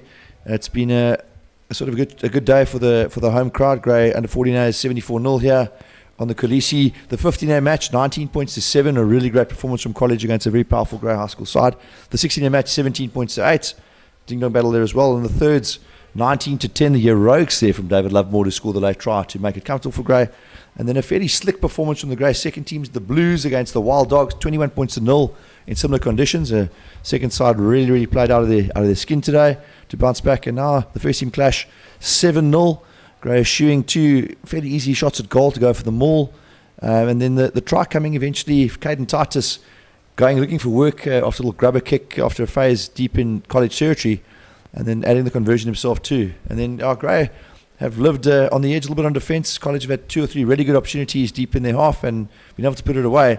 But I think, Aaron, this game isn't over by any stretch of the imagination. So we're waiting at the moment. Grey out in the fields. The St Andrews boys sought the solace of the change room. I'll reserve comment on that. I think the you wish conditions- already, you're not going to change your jersey now or something at this level. So, they found a change room. Yeah, they are. And looks like a change there. It's number 16. I assume is Finley Griffin coming for College, some fresh legs. And there's also another number 13. Unless it's a fresh jersey for him. Yeah, and he just didn't make any tackles in that first half. But looking to replace the front row. Griffin had a good game for Blues today for the second team. And he's looking to add some weight into that pack of St Andrews. And you see that the kick there from Ricky, no bounce at all from him as it trickles over the 10 metre. I think could also be quite happy to gather that ball. Azan Klulu now at 9. We might see a positional switch there on the outside as he gets a bit of height on his box kick. Returned from a concussion for the scrum off. He lost play against Dell College way back before the festival. As that's popped out the side, Caden Titus looking for work again, the fullback, and Grey have an advantage here for a penalty. Azan Klulu had a good season. And that's a big tackle on Reese Miles. Grey still with advantage here. As the Lunga just falls to ground. And that advantage has disappeared. Knock on is the call. Grey will feed the scrum. Yeah, I can see the Grey staff, Grey coaching staff trying to ask the ref where the advantage went. Obviously he missed that and came back for the small knock on there from David Hulos at ruck time. Nice big hit there from Griffin, St Andrews prop forward, who came in for a big clean out inside that ruck. You can see him there driving through the angle. And the little pick and go just didn't quite. It was actually DeLunga who went to ground, and an unforced error there. Grey will be unhappy with that, but as you know, the conditions you can see from the screen, absolutely shocking. Weather for Ducks here. That's a good hook from Grey. As Nota loses it forward. College have hands on. Great chase there. I think that's Luke Rowley. Ref says no advantage. There's been another knock. Got to stand closer than that in these conditions. Yeah, it's going to be decision time today, and a lot of luck, Fenner. I think it's going to get us a winner in today's game. Grey leading 7-0 up, but anything can happen. A lot of knock-ons here, a lot of unforced errors. The boys need to keep this ball in hand and show the skill level that they have at first team. I think it's young Griffin that came on as reserve there. We think it is. Unfortunately, we don't have numbers for number 16 there. Unless he's got about 5 inches taller. I could be wrong. Might be some fresh legs here for college. Not really sure. Apologies. We don't know who number 16 is, folks. We've only given the starting lineup of 15 players. So I'll tell you what those fresh legs be for them. Good feed here from Rowley. Pops out the back. Basie looks for support. He finds Rowley. And that pass has gone to no one.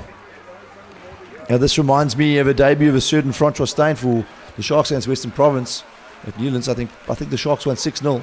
And all they did all day was kick the ball. So I think any attempts now to run it, you've got to bang up and unders, you've got to get in the opponent's half and hope they knock on.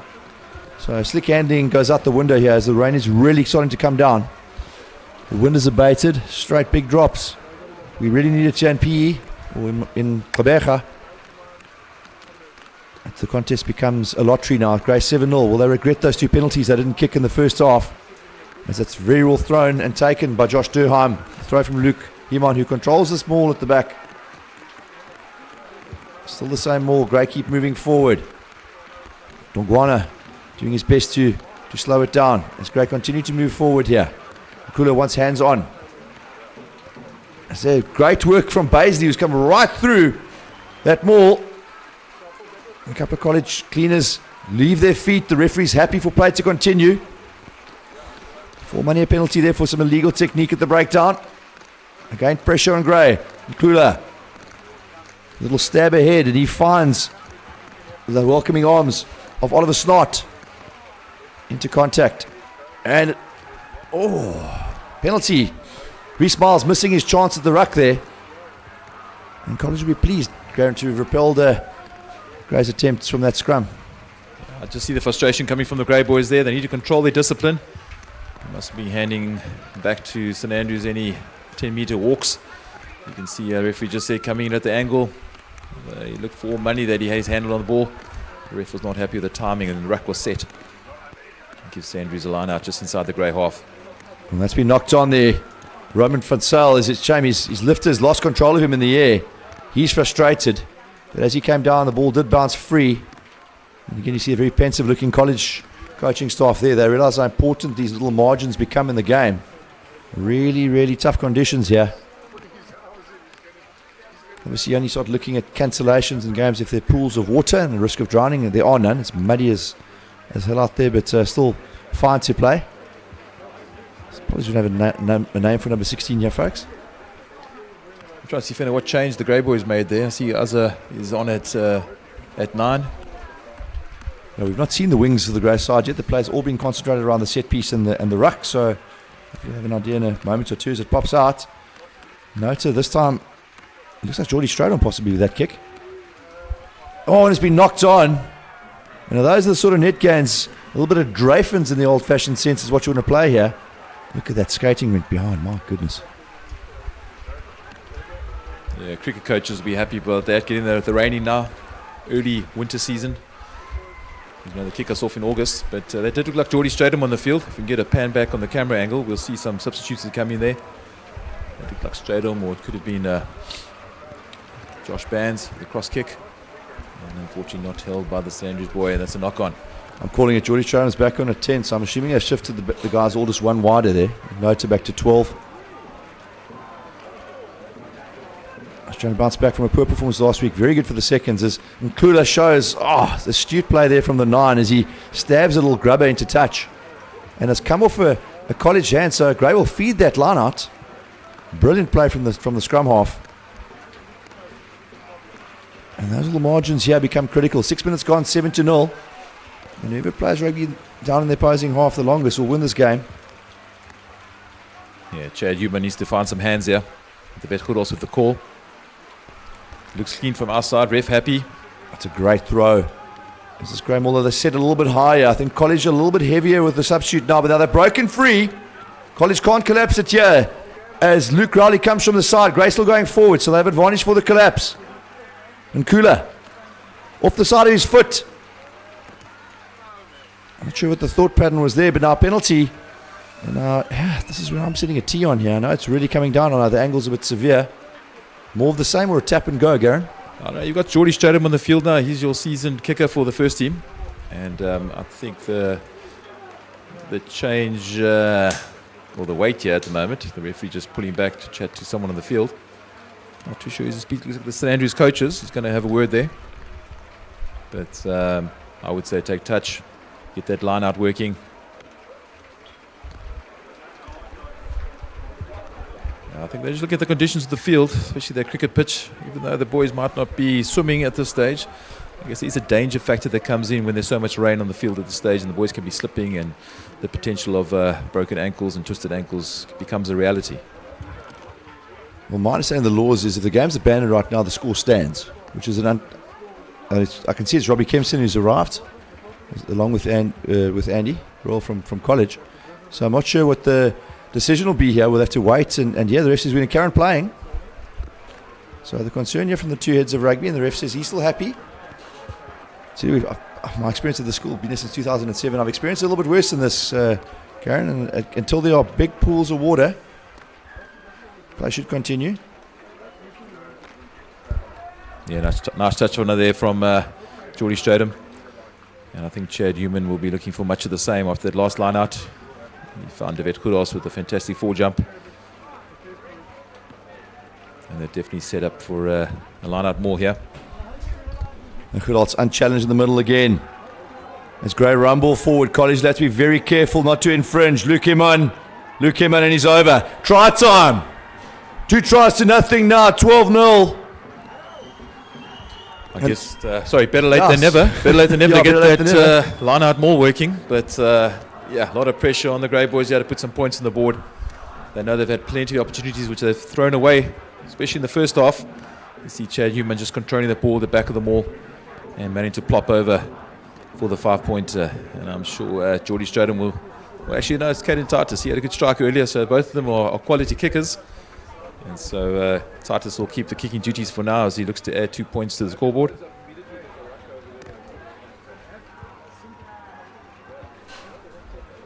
Yeah, it's quite dark out there. The camera's not giving the wonderful, obviously I'm not sure what you'd call that part of the camera, putting a lot more light than our eyes can. So it's a bit brighter than, a bit darker out there than it looks. Titus unable to find his direction there. So 12-0, and that's a fairly comfortable lead in these conditions. Yeah, Titus will not be happy with that strike. Very, very put a shot out to the left of the post there. I'm sure between him and Geordie Stratum, they're going to work out who's going to be next to take the kick.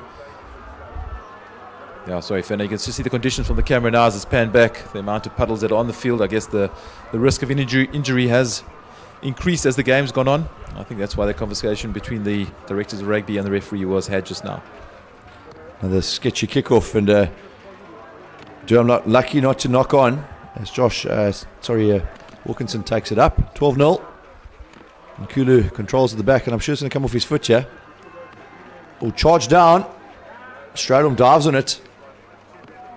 Kulu under a bit of pressure again. He'll have to find a pass here until Gray can build a wall. Protecting a little bit here from the pressure from College.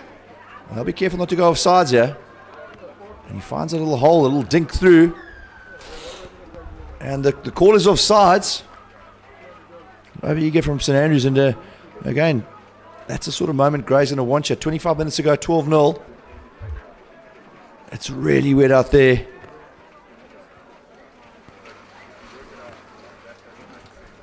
That skews off Stratum's boots, and he's found a solid touch. Would probably like to have gone down into College territory. Karen, wind still blowing from the same direction, in your opinion? Or? As you can see from the screen, definitely things are swirling at the moment. That east wind seems to have died away. It looks like fair game out there. Just the weather, as you know, the rain coming down. Bar of soap as a rugby ball. Good line out there from Gray. That's a wonderful throw again. Himon is having a good game here. As Gray are finding meters here, this maul almost unopposed, and College have pulled it down. Now let's be careful, St Andrews. Number 7, Dovey has got hands on. There's the advantage. Kula. They've got some slippery territory to go through there, so Gray will want to come back here close to this ruck. As note to the captain comes close. And Kula. The tap pass there from Reece Miles, quite ambitious and no advantage. And I think Gray will kick for that corner again. Garen? Yeah, the last four lineouts have worked very well for Chad Human and David Goodals. There's no doubt this will be much of the same. Ref just going for a little warning here. I think there's been a number of collapsed mauls from St Andrews as Grey gets the ascendancy in that part of the game. St Andrews have been reeling and collapsed a few of them. Referee just not happy. Obviously had his arm out there showing the advantage. And then Grey trying to spin it wide. But as we know, tough to keep that ball in hand today. I think referee probably just taking a bit of heat as the game's gone on. And St Andrews feel like the game might be slipping away. Although when you look at the time, still a full 25 minutes left of the game. So there's plenty of time. Well, just over 20 minutes, 22 minutes left on the clock. So he's having a really deep conversation there. St Andrews captain and vice captain. Just trying to explain what is going on there with that collapse maul.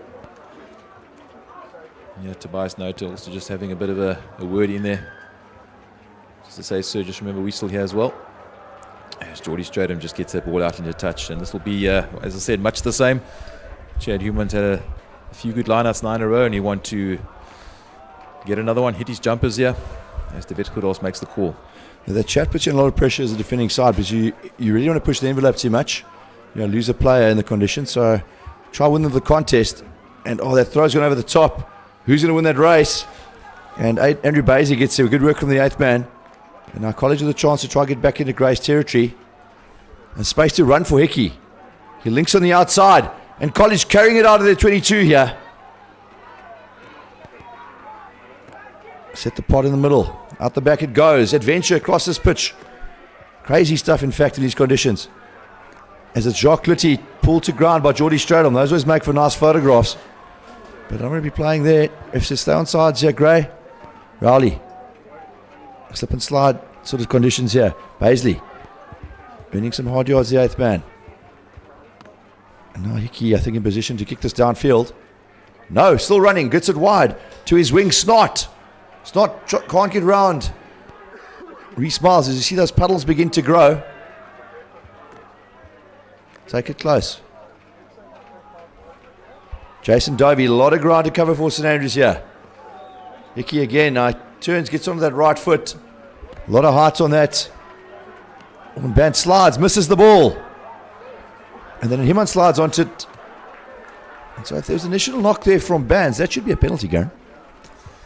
Yeah, I think slightly knocked forward when he tried to launch himself at that one. And and just picked up by the Grey boy. Should easily have been a long arm penalty to St Andrews there. The referee just not seeing that. You'll see here as young Bands just misjudges it. Tries to slide in a bit of a soccer tackle there. And then Chad Human dives all over it. The referee played on. Advantage scrum down to St Andrews, and they'll have a chance to take play back inside Grey's half. That second team bench is really swollen there for Grey. I'm seeing a couple of 4th team players, and the guys have wisely found the shelter of the gazebo. So 12-0, 15 minutes gone, 20 minutes to go. As well, the wind is lashing down. It's picked up again, as we can see the rain from left to right on our screen. Going to the wind. Rowley finds Hickey. Tried manfully, and unfortunately there, Sintum Jolly can't get hands on. And no advantage. Tobias Nota's going to be a little bit annoyed with that. But the ref called scrum. And College again, 10 out of 10 for the adventure, but it's not getting him out of their territory, Garen. Yeah, still high risk game that Finn at this stage. I think putting the ball down in Grey's half and looking for them to make the errors. Yeah, but it was definitely on out wide. But just to catch the ball in these conditions is going to be tough for any man. Even the professionals nowadays will know how tough it is. And gifting possession back to Grey. Young Uzza with the feed. And they'll have options on the short side and the open side here. You just see how that rain is lashing down behind the scrum. College successful tour of the USA a few weeks ago. And they're full of adventures, and Kula is making a difference here at 9. Little kick, but nice feet from Jacques Clutty. He gets through a couple of tackles. The double roll as well. Don't know how it's taken a bit of a blow to the face. Hickey bangs it downfield. It's well covered from Caden Titus, who loses it forward, unfortunately.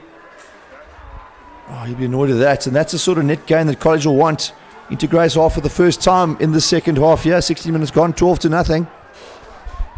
Yeah, we called that there. I think St Andrews' best option was to put the boot down deep inside Grey's half, and they got the error there. So the error count is definitely rising as the game goes on. Titus, he's good enough to hold on to that. He'll feel very hard done by that. He should have kept that ball in hand and put it back with interest, really. Back deep into St Andrews' half. Looks like there could be a few substitutions coming on now. So Tanner Howard down at the moment. As it looks like Stephen Lee will come on in his place. Howard's had some dreadful luck with injuries and was ill last week. Quite a bad bout of flu, so didn't play. He's been taking quite a nasty shot in the face, according to our producer. Maybe we're right. Seldom you see the first aiders using an umbrella here, Garen. Kudos to that stand, that sprinkling of spectators from Grey, and then the sprinkling of college boys have also remained here to cheer on their first teams. Sort of moments guys talk about for many, many years. I remember a very rainy afternoon here in 1999, my alma mater. Soaked to the bone where we got in the bus. No hot showers back then either, so it was a cold shower, just be muddy, so muddy we were. I think 1992 I was down this way, the year the Oceanus sank. Well, I played Graham College that weekend, and we kicked off and the ball came back over our heads. So our memories too from 92. 18 minutes gone, 12-0. And there the pick and go off the back. And space to move on the outside as Jacques Cludy with a positive carry. Ruck ferociously contested. And that's great pressure there. A penalty though is the call from Durheim. Slide rule stuff here. There the pick and go from Baisley. College getting into the rhythm here as they look for with Hickey again with a kick. And that's a great option in these conditions. And Garrett, safe as houses, takes that under a lot of pressure, but there'll be no advantage. Penalty to St Andrews back outside the 22. Again, sterling coverage here from the camera crew. The cameras are waterproof, but they're getting wet, the boys. Yeah, still 15 minutes of play left, and you can see a bit of a counter ruck there. The ref wasn't happy with that long-on penalty for St Andrews, and they took the opportunity to try and do a big cross kick. Good mark there from Garrett, but the ref came back for the advantage, and St Andrews penalty will take play just inside the grade 22.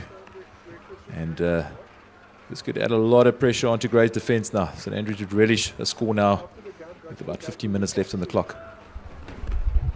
And no jump there. Luckily, Boyles gets hands on. Wostenham's throw. And that ball is static now. College will want to get a secondary surge on or use the ball. Graham defended well. Now finally a surge from St Andrews as they begin to move forward. Controlled at the back by St John Cause. Here it comes. Hickey nice and close. Puts a little kick ahead. And Dylan Garrett catches it and just dots it down. I think he might have carried it over. Not bad decision in the circumstances. Made sure. You let that bounce. You never know who gets there first. But St Andrews with their best chance to score of the match here. I think Nota went to ask the ref about the mark. He felt the mark was a clean catch at this stage right there. And then obviously he dotted it down behind the line, carried it over. So the options were looking for the mark to try and clear it, or the 5-yard scrum for St Andrews, which it is. You'd have a tough time convincing me you were calling a mark if you're diving to dot the ball. So perhaps Garrett should have got the hand up or shouted mark. Now we move on. And this college pack, the fresh legs here at Loosehead, large lad who's come onto the field. This will be a titanic struggle. The ref again talking to Western Home. He says, I want you guys nice and square here. Big moment in this game. 20 minutes gone, 50 to go. St Andrews score now. This could make for a fairly entertaining last 15 minutes. Yeah, the 8-9 picks definitely on the blind side. I see Azza has pulled away from the scrum to add as an extra defender. You see as the camera pans back, you'll get a better view as to how the St Andrews boys have lined up here. It's funny, I think conventional defence in these conditions, I'd rather Manaun is pressurising his opponents, try and force the knock on. And now College have aligned, have stacked here quite close to the scrum. And free kick against them. That's some silly stuff here. The loose set of College engaging outside the cadence. And a fairly limp ending to what is a very promising position for College, Karen. Yeah, no, I'm sure Mr. Royal and his coaching staff will be very unhappy with that. They knew it. The front row definitely knew it. You can see they just turned away straight as the ref blew his whistle. They knew it was an error from their part. And the College boys retreated to give Gray some breathing space as they take play up about halfway, towards the halfway line at least. Yeah, I gave them 2 bites of the cherry there. Didn't listen to him, and I think that the throw is called straight. Wicket leaves it behind. And the boys, both schools do play water polo, but Grave turn it over. And Klula finds, the ball stops dead in the water. Hickey slides, big splash, he might have knocked that on. As he's driven back, big double tackle on him as Grave flood into that ruck there. Ref in great position. Mudbath, the pick and go from St Andrews. And there's a penalty there, Gray. Perhaps they're being a little bit too dangerously there. And St Andrews a chance to go back down into Gray's territory. The ref says, no, my boy, come back. Don't steal a meter. Yeah, I'm not too sure what happened at ruck time there. I think the ref just said did not release the youngster on the ground. And the college player able to add some relief on defence. Looks like the Sintum Jali going to try and put the ball out close to their coaching staff. Take play up to the halfway line. It's funny, the ref was quite pedantic about the mark, and Mjali kicked it about 3 metres in front of the spot he indicated. It's funny, you wonder these circumstances, perhaps move the penalty off the pitch would be a little bit fair. You move a scrum off. So again, this coverage in trying conditions from sight and sound. Guys are working very hard to keep their cameras operational as St Andrews desperately fling it wide, and Dylan Garrett, again like a thief in the night, he's popped up a few times this game in good situations for his team. And Kula goes deep. Jordan Stradom, that's not a great kick. He wanted that far corner, but I think it's advantage to Gray. No, penalty against them. And now some handbags at 5 yards here. Handbags and lipsticks. And necessarily the guys have not given or taken an inch here. Both sides have really given all they've had. So I think we'll have a scrum here. Yeah, listen, considering the conditions, it's been played in a very good spirit today's game. I think the ref has controlled things very well from the middle. And that's why he's going to have a word again saying, guys, please, let's finish this game in the right spirit. Let's not have any incidents. Let's not have any cards. And I know all 15 boys will want to be on the field when the final whistle goes into this game. 10 minutes left on the clock. One of about 40 scrums we've had today. You can imagine with the conditions as they are. The young Us are going to feed the grey scrum. Pretty much in the midfield, so they've got options left and right. I bet you they're going right, Garrett. There's a lot of water on the left. My goodness, you sort of think you want a dirt bike or something and make some donuts. Maybe plant some potatoes as well. That ground as he finds Jordan Stradom. Satosa fairly far in front of the kicker. I don't think we've seen him for that up and under. Stretches out. Well covered again. I must say Daniel Hickey has had a good game so far in these conditions. A fly half. They go to the back. They go to their fullback Kluti, who kicks under a lot of pressure, and he finds a fairly sure touch there. At Gray, I think we're happy with the two sides. 10 minutes ago, 12-0. And the right part of the field, massive puddle of water right in front of them. Danny Daniel and his hard-working ground staff have got some graft to do this week. I look forward to being told all the fields are out of bounds about Wednesday. Yeah, the coaches will be moaning as every Monday they are. But yeah, definitely would be lots of practice at Old Grey and the police ground and maybe even Crusader for the next 2 weeks. And that's one by St Andrews. Great work in the front there by Roman van Sale. As Rowley looks for a bit of space to attack, and he's lost it forward. Big hit on him. Goodals gives it in Klula. Azan Klula. Oh, into a big hit there by Andrew Baisley. And no advantage. The ref says knocked on. Nothing's going to come of this. But this is all going according to script for Gray. Yeah, I think as this is Andrew's clearance. Lovely little run there from the number 9 Rowley. And then a big hit there in front of the grey stand. The vet could also managed to recover, give it to Azza. And then Azza ran into a guy who's about 6 foot tall. And he's only about 4 foot tall. So no doubt there would be a bit of a height issue and a high tackle type thing. I think he went for a word after that tackle with the big guy. But ref brings him back for the earlier infringement. It should be a scrum down to Gray. You can see the coaching staff all pretty much throwing out instructions to the back line as to where they want to play this game. And you can see Mr. Van Eerden also very animated, him and Mr. Nell. Yeah, soaked to the bone. I'm sure those jackets aren't waterproof. And Klula deep to Stradom. He puts up and under. Onto the skating ring once more as Kluti gets up and he misses the ball. Oh, and it's knocked on by Nota. Yeah, double knock on there. Right call though. Put it up, let the errors come and then play from there in their half. And unfortunately, there was just too much heat there on young Kluti at fullback. Well, see, now Dion Grace is swearing at the ref if he lets them scrum here. I mean, my goodness, this is not going to be end well for either side. He has to move them off either to the left or the right, in my opinion. Yeah, this is going to be like an ice rink. Now, money, this collapses. 1-to-1 odds here. No snorkel needed. Not that deep at the moment, Fenner. I think they're all right. No armbands, no snorkel. They should be all right. But yeah, I know the cricket coaches are pulling their hair out at the moment. And Kali to feed again, Riley. Kudos to that pack to sound their feet as College look for Jolly puts that pass to on the outside Joe Benny with one of his first touches of the game, the 13. And the big up and under from Hickey.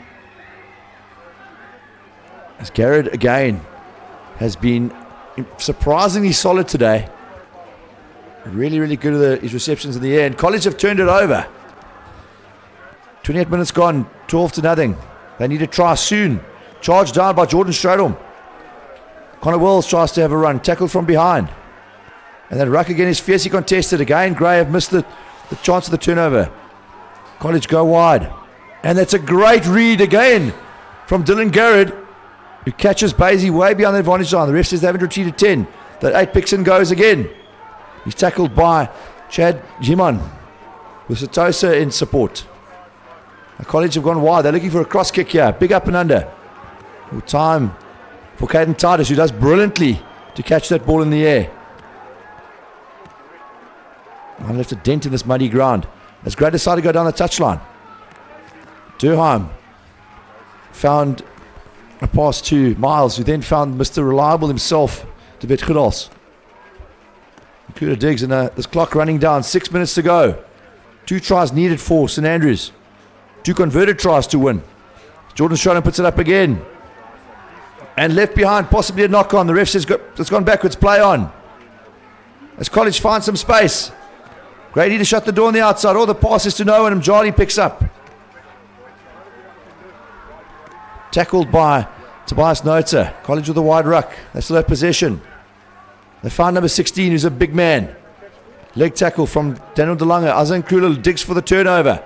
And he's got it, the scrum half. What a difference he's made today, Azan Kula. Smallest man on the pitch there, Fenner. Getting his hands in there. He wasn't going to give up. He got hit back and he went back for more. Ref was happy with that second grab there. He just gets kind of smoked out. Keeps his hands on the ball, actually, and stays on his feet. Fantastic for the little guy. And managed to get the penalty for Gray. They'll be very happy. Stradon looks to just calm things down. A lot of broken play the last few minutes. St Andrews definitely had the up on the last 5 or so minutes. Broken play type style of play. And Gray just wanted to try and slow the game down, get back into their line-out mauls again, and try and eat some of that time on the clock. That's a Chad Himon. He's done well today, the hooker. As it goes, and again turned over. Good work again from Roman van Sale. And again, St Andrews with a chance. Lots of ground to cover. Very slippery out there. So Benny kicks ahead. Comes back to him. And the pass goes to no one. And no reward once more for the adventure. Trying to pull off the impossible here are St Andrews. They have no choice though. 4 minutes to go. 12-0. And now, as the frustration is starting to boil over both sides. Gray have really been happy to drag College into the mud. Suits their style of play. And again, another ref time off. Yeah, he's just calling those captains in again. Just for a bit of chat once again. There's just too much niggle going on. And I think he wants to end the game well. Like I said, 15 guys on the park for each team. That's the aim. And it's just been very, very scrappy. I think, I don't know if St Andrews have had the rights to go wide. I mean, the skill level is very good at first team level. But just a number of knock-ons, number of decisions have not gone their way. And I think playing the ball in the right areas has been critical for the second half. And the referee gives a penalty. Well, the call there was, he said one of you guys has come in and pushed, and he penalised Caden Titus in the first half, so the consistency is commendable. It's a long time ago, that penalty, probably the first 10 minutes of the game. And 31 minutes, 52 seconds, Gray with a chance to kick into the corner. I think the fact that he's warming up behind the stands there. Gray just wanted a successful reception here, unless College get hands on the ball right now. They're not winning this game, Garen. Yeah, to get two scores in 3 minutes to go is going to be pretty tough. But you never know. It's happened here before on the Kolisi. And I think Chad Human just needs to hit his jumpers. St Andrews did well to contest the last line out. So the back they go, and Kudos reaches. Wonderful skill there from the 8 as they find some yards. The ball collapses of its own volition. Basie digging to try to slow it down. But Gray on the right part of the field here. They'll pick and go. And they really could rub a bit of mud in the wounds here for St Andrews if they score again. Big carry, Wilkinson. The momentum totally with the host now. Sudlaka he's had quite a quiet second half as Lecorno after a good start. There's Durheim, picks and goes. And the change of direction here from Johnny Bravo, Aidan Wilkinson. Driven back, big tackle on him. Another pick and go. Reece Miles, he'd love a try. And they're close now. They could really put this game to bed. Stephen Lee.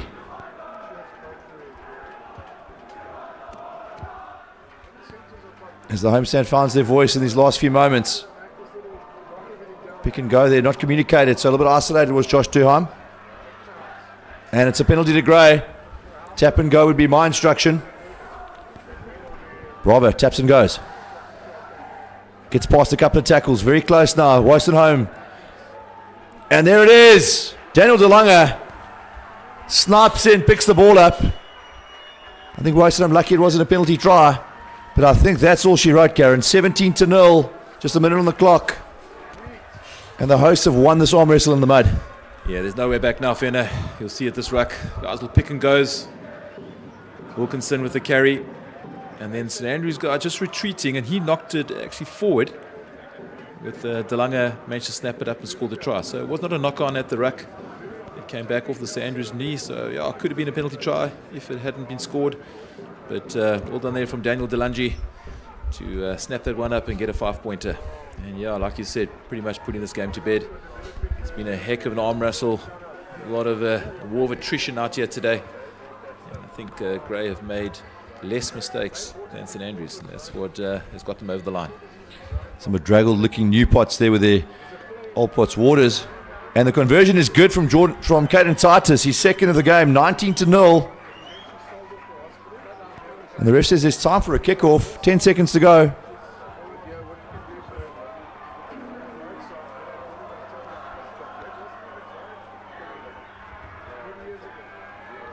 Yeah, St Andrews still looking to finish his game on high.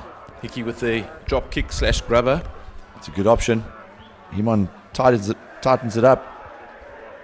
And he'll time up on the clock. I don't think Gray's going to try to throw this around a little bit.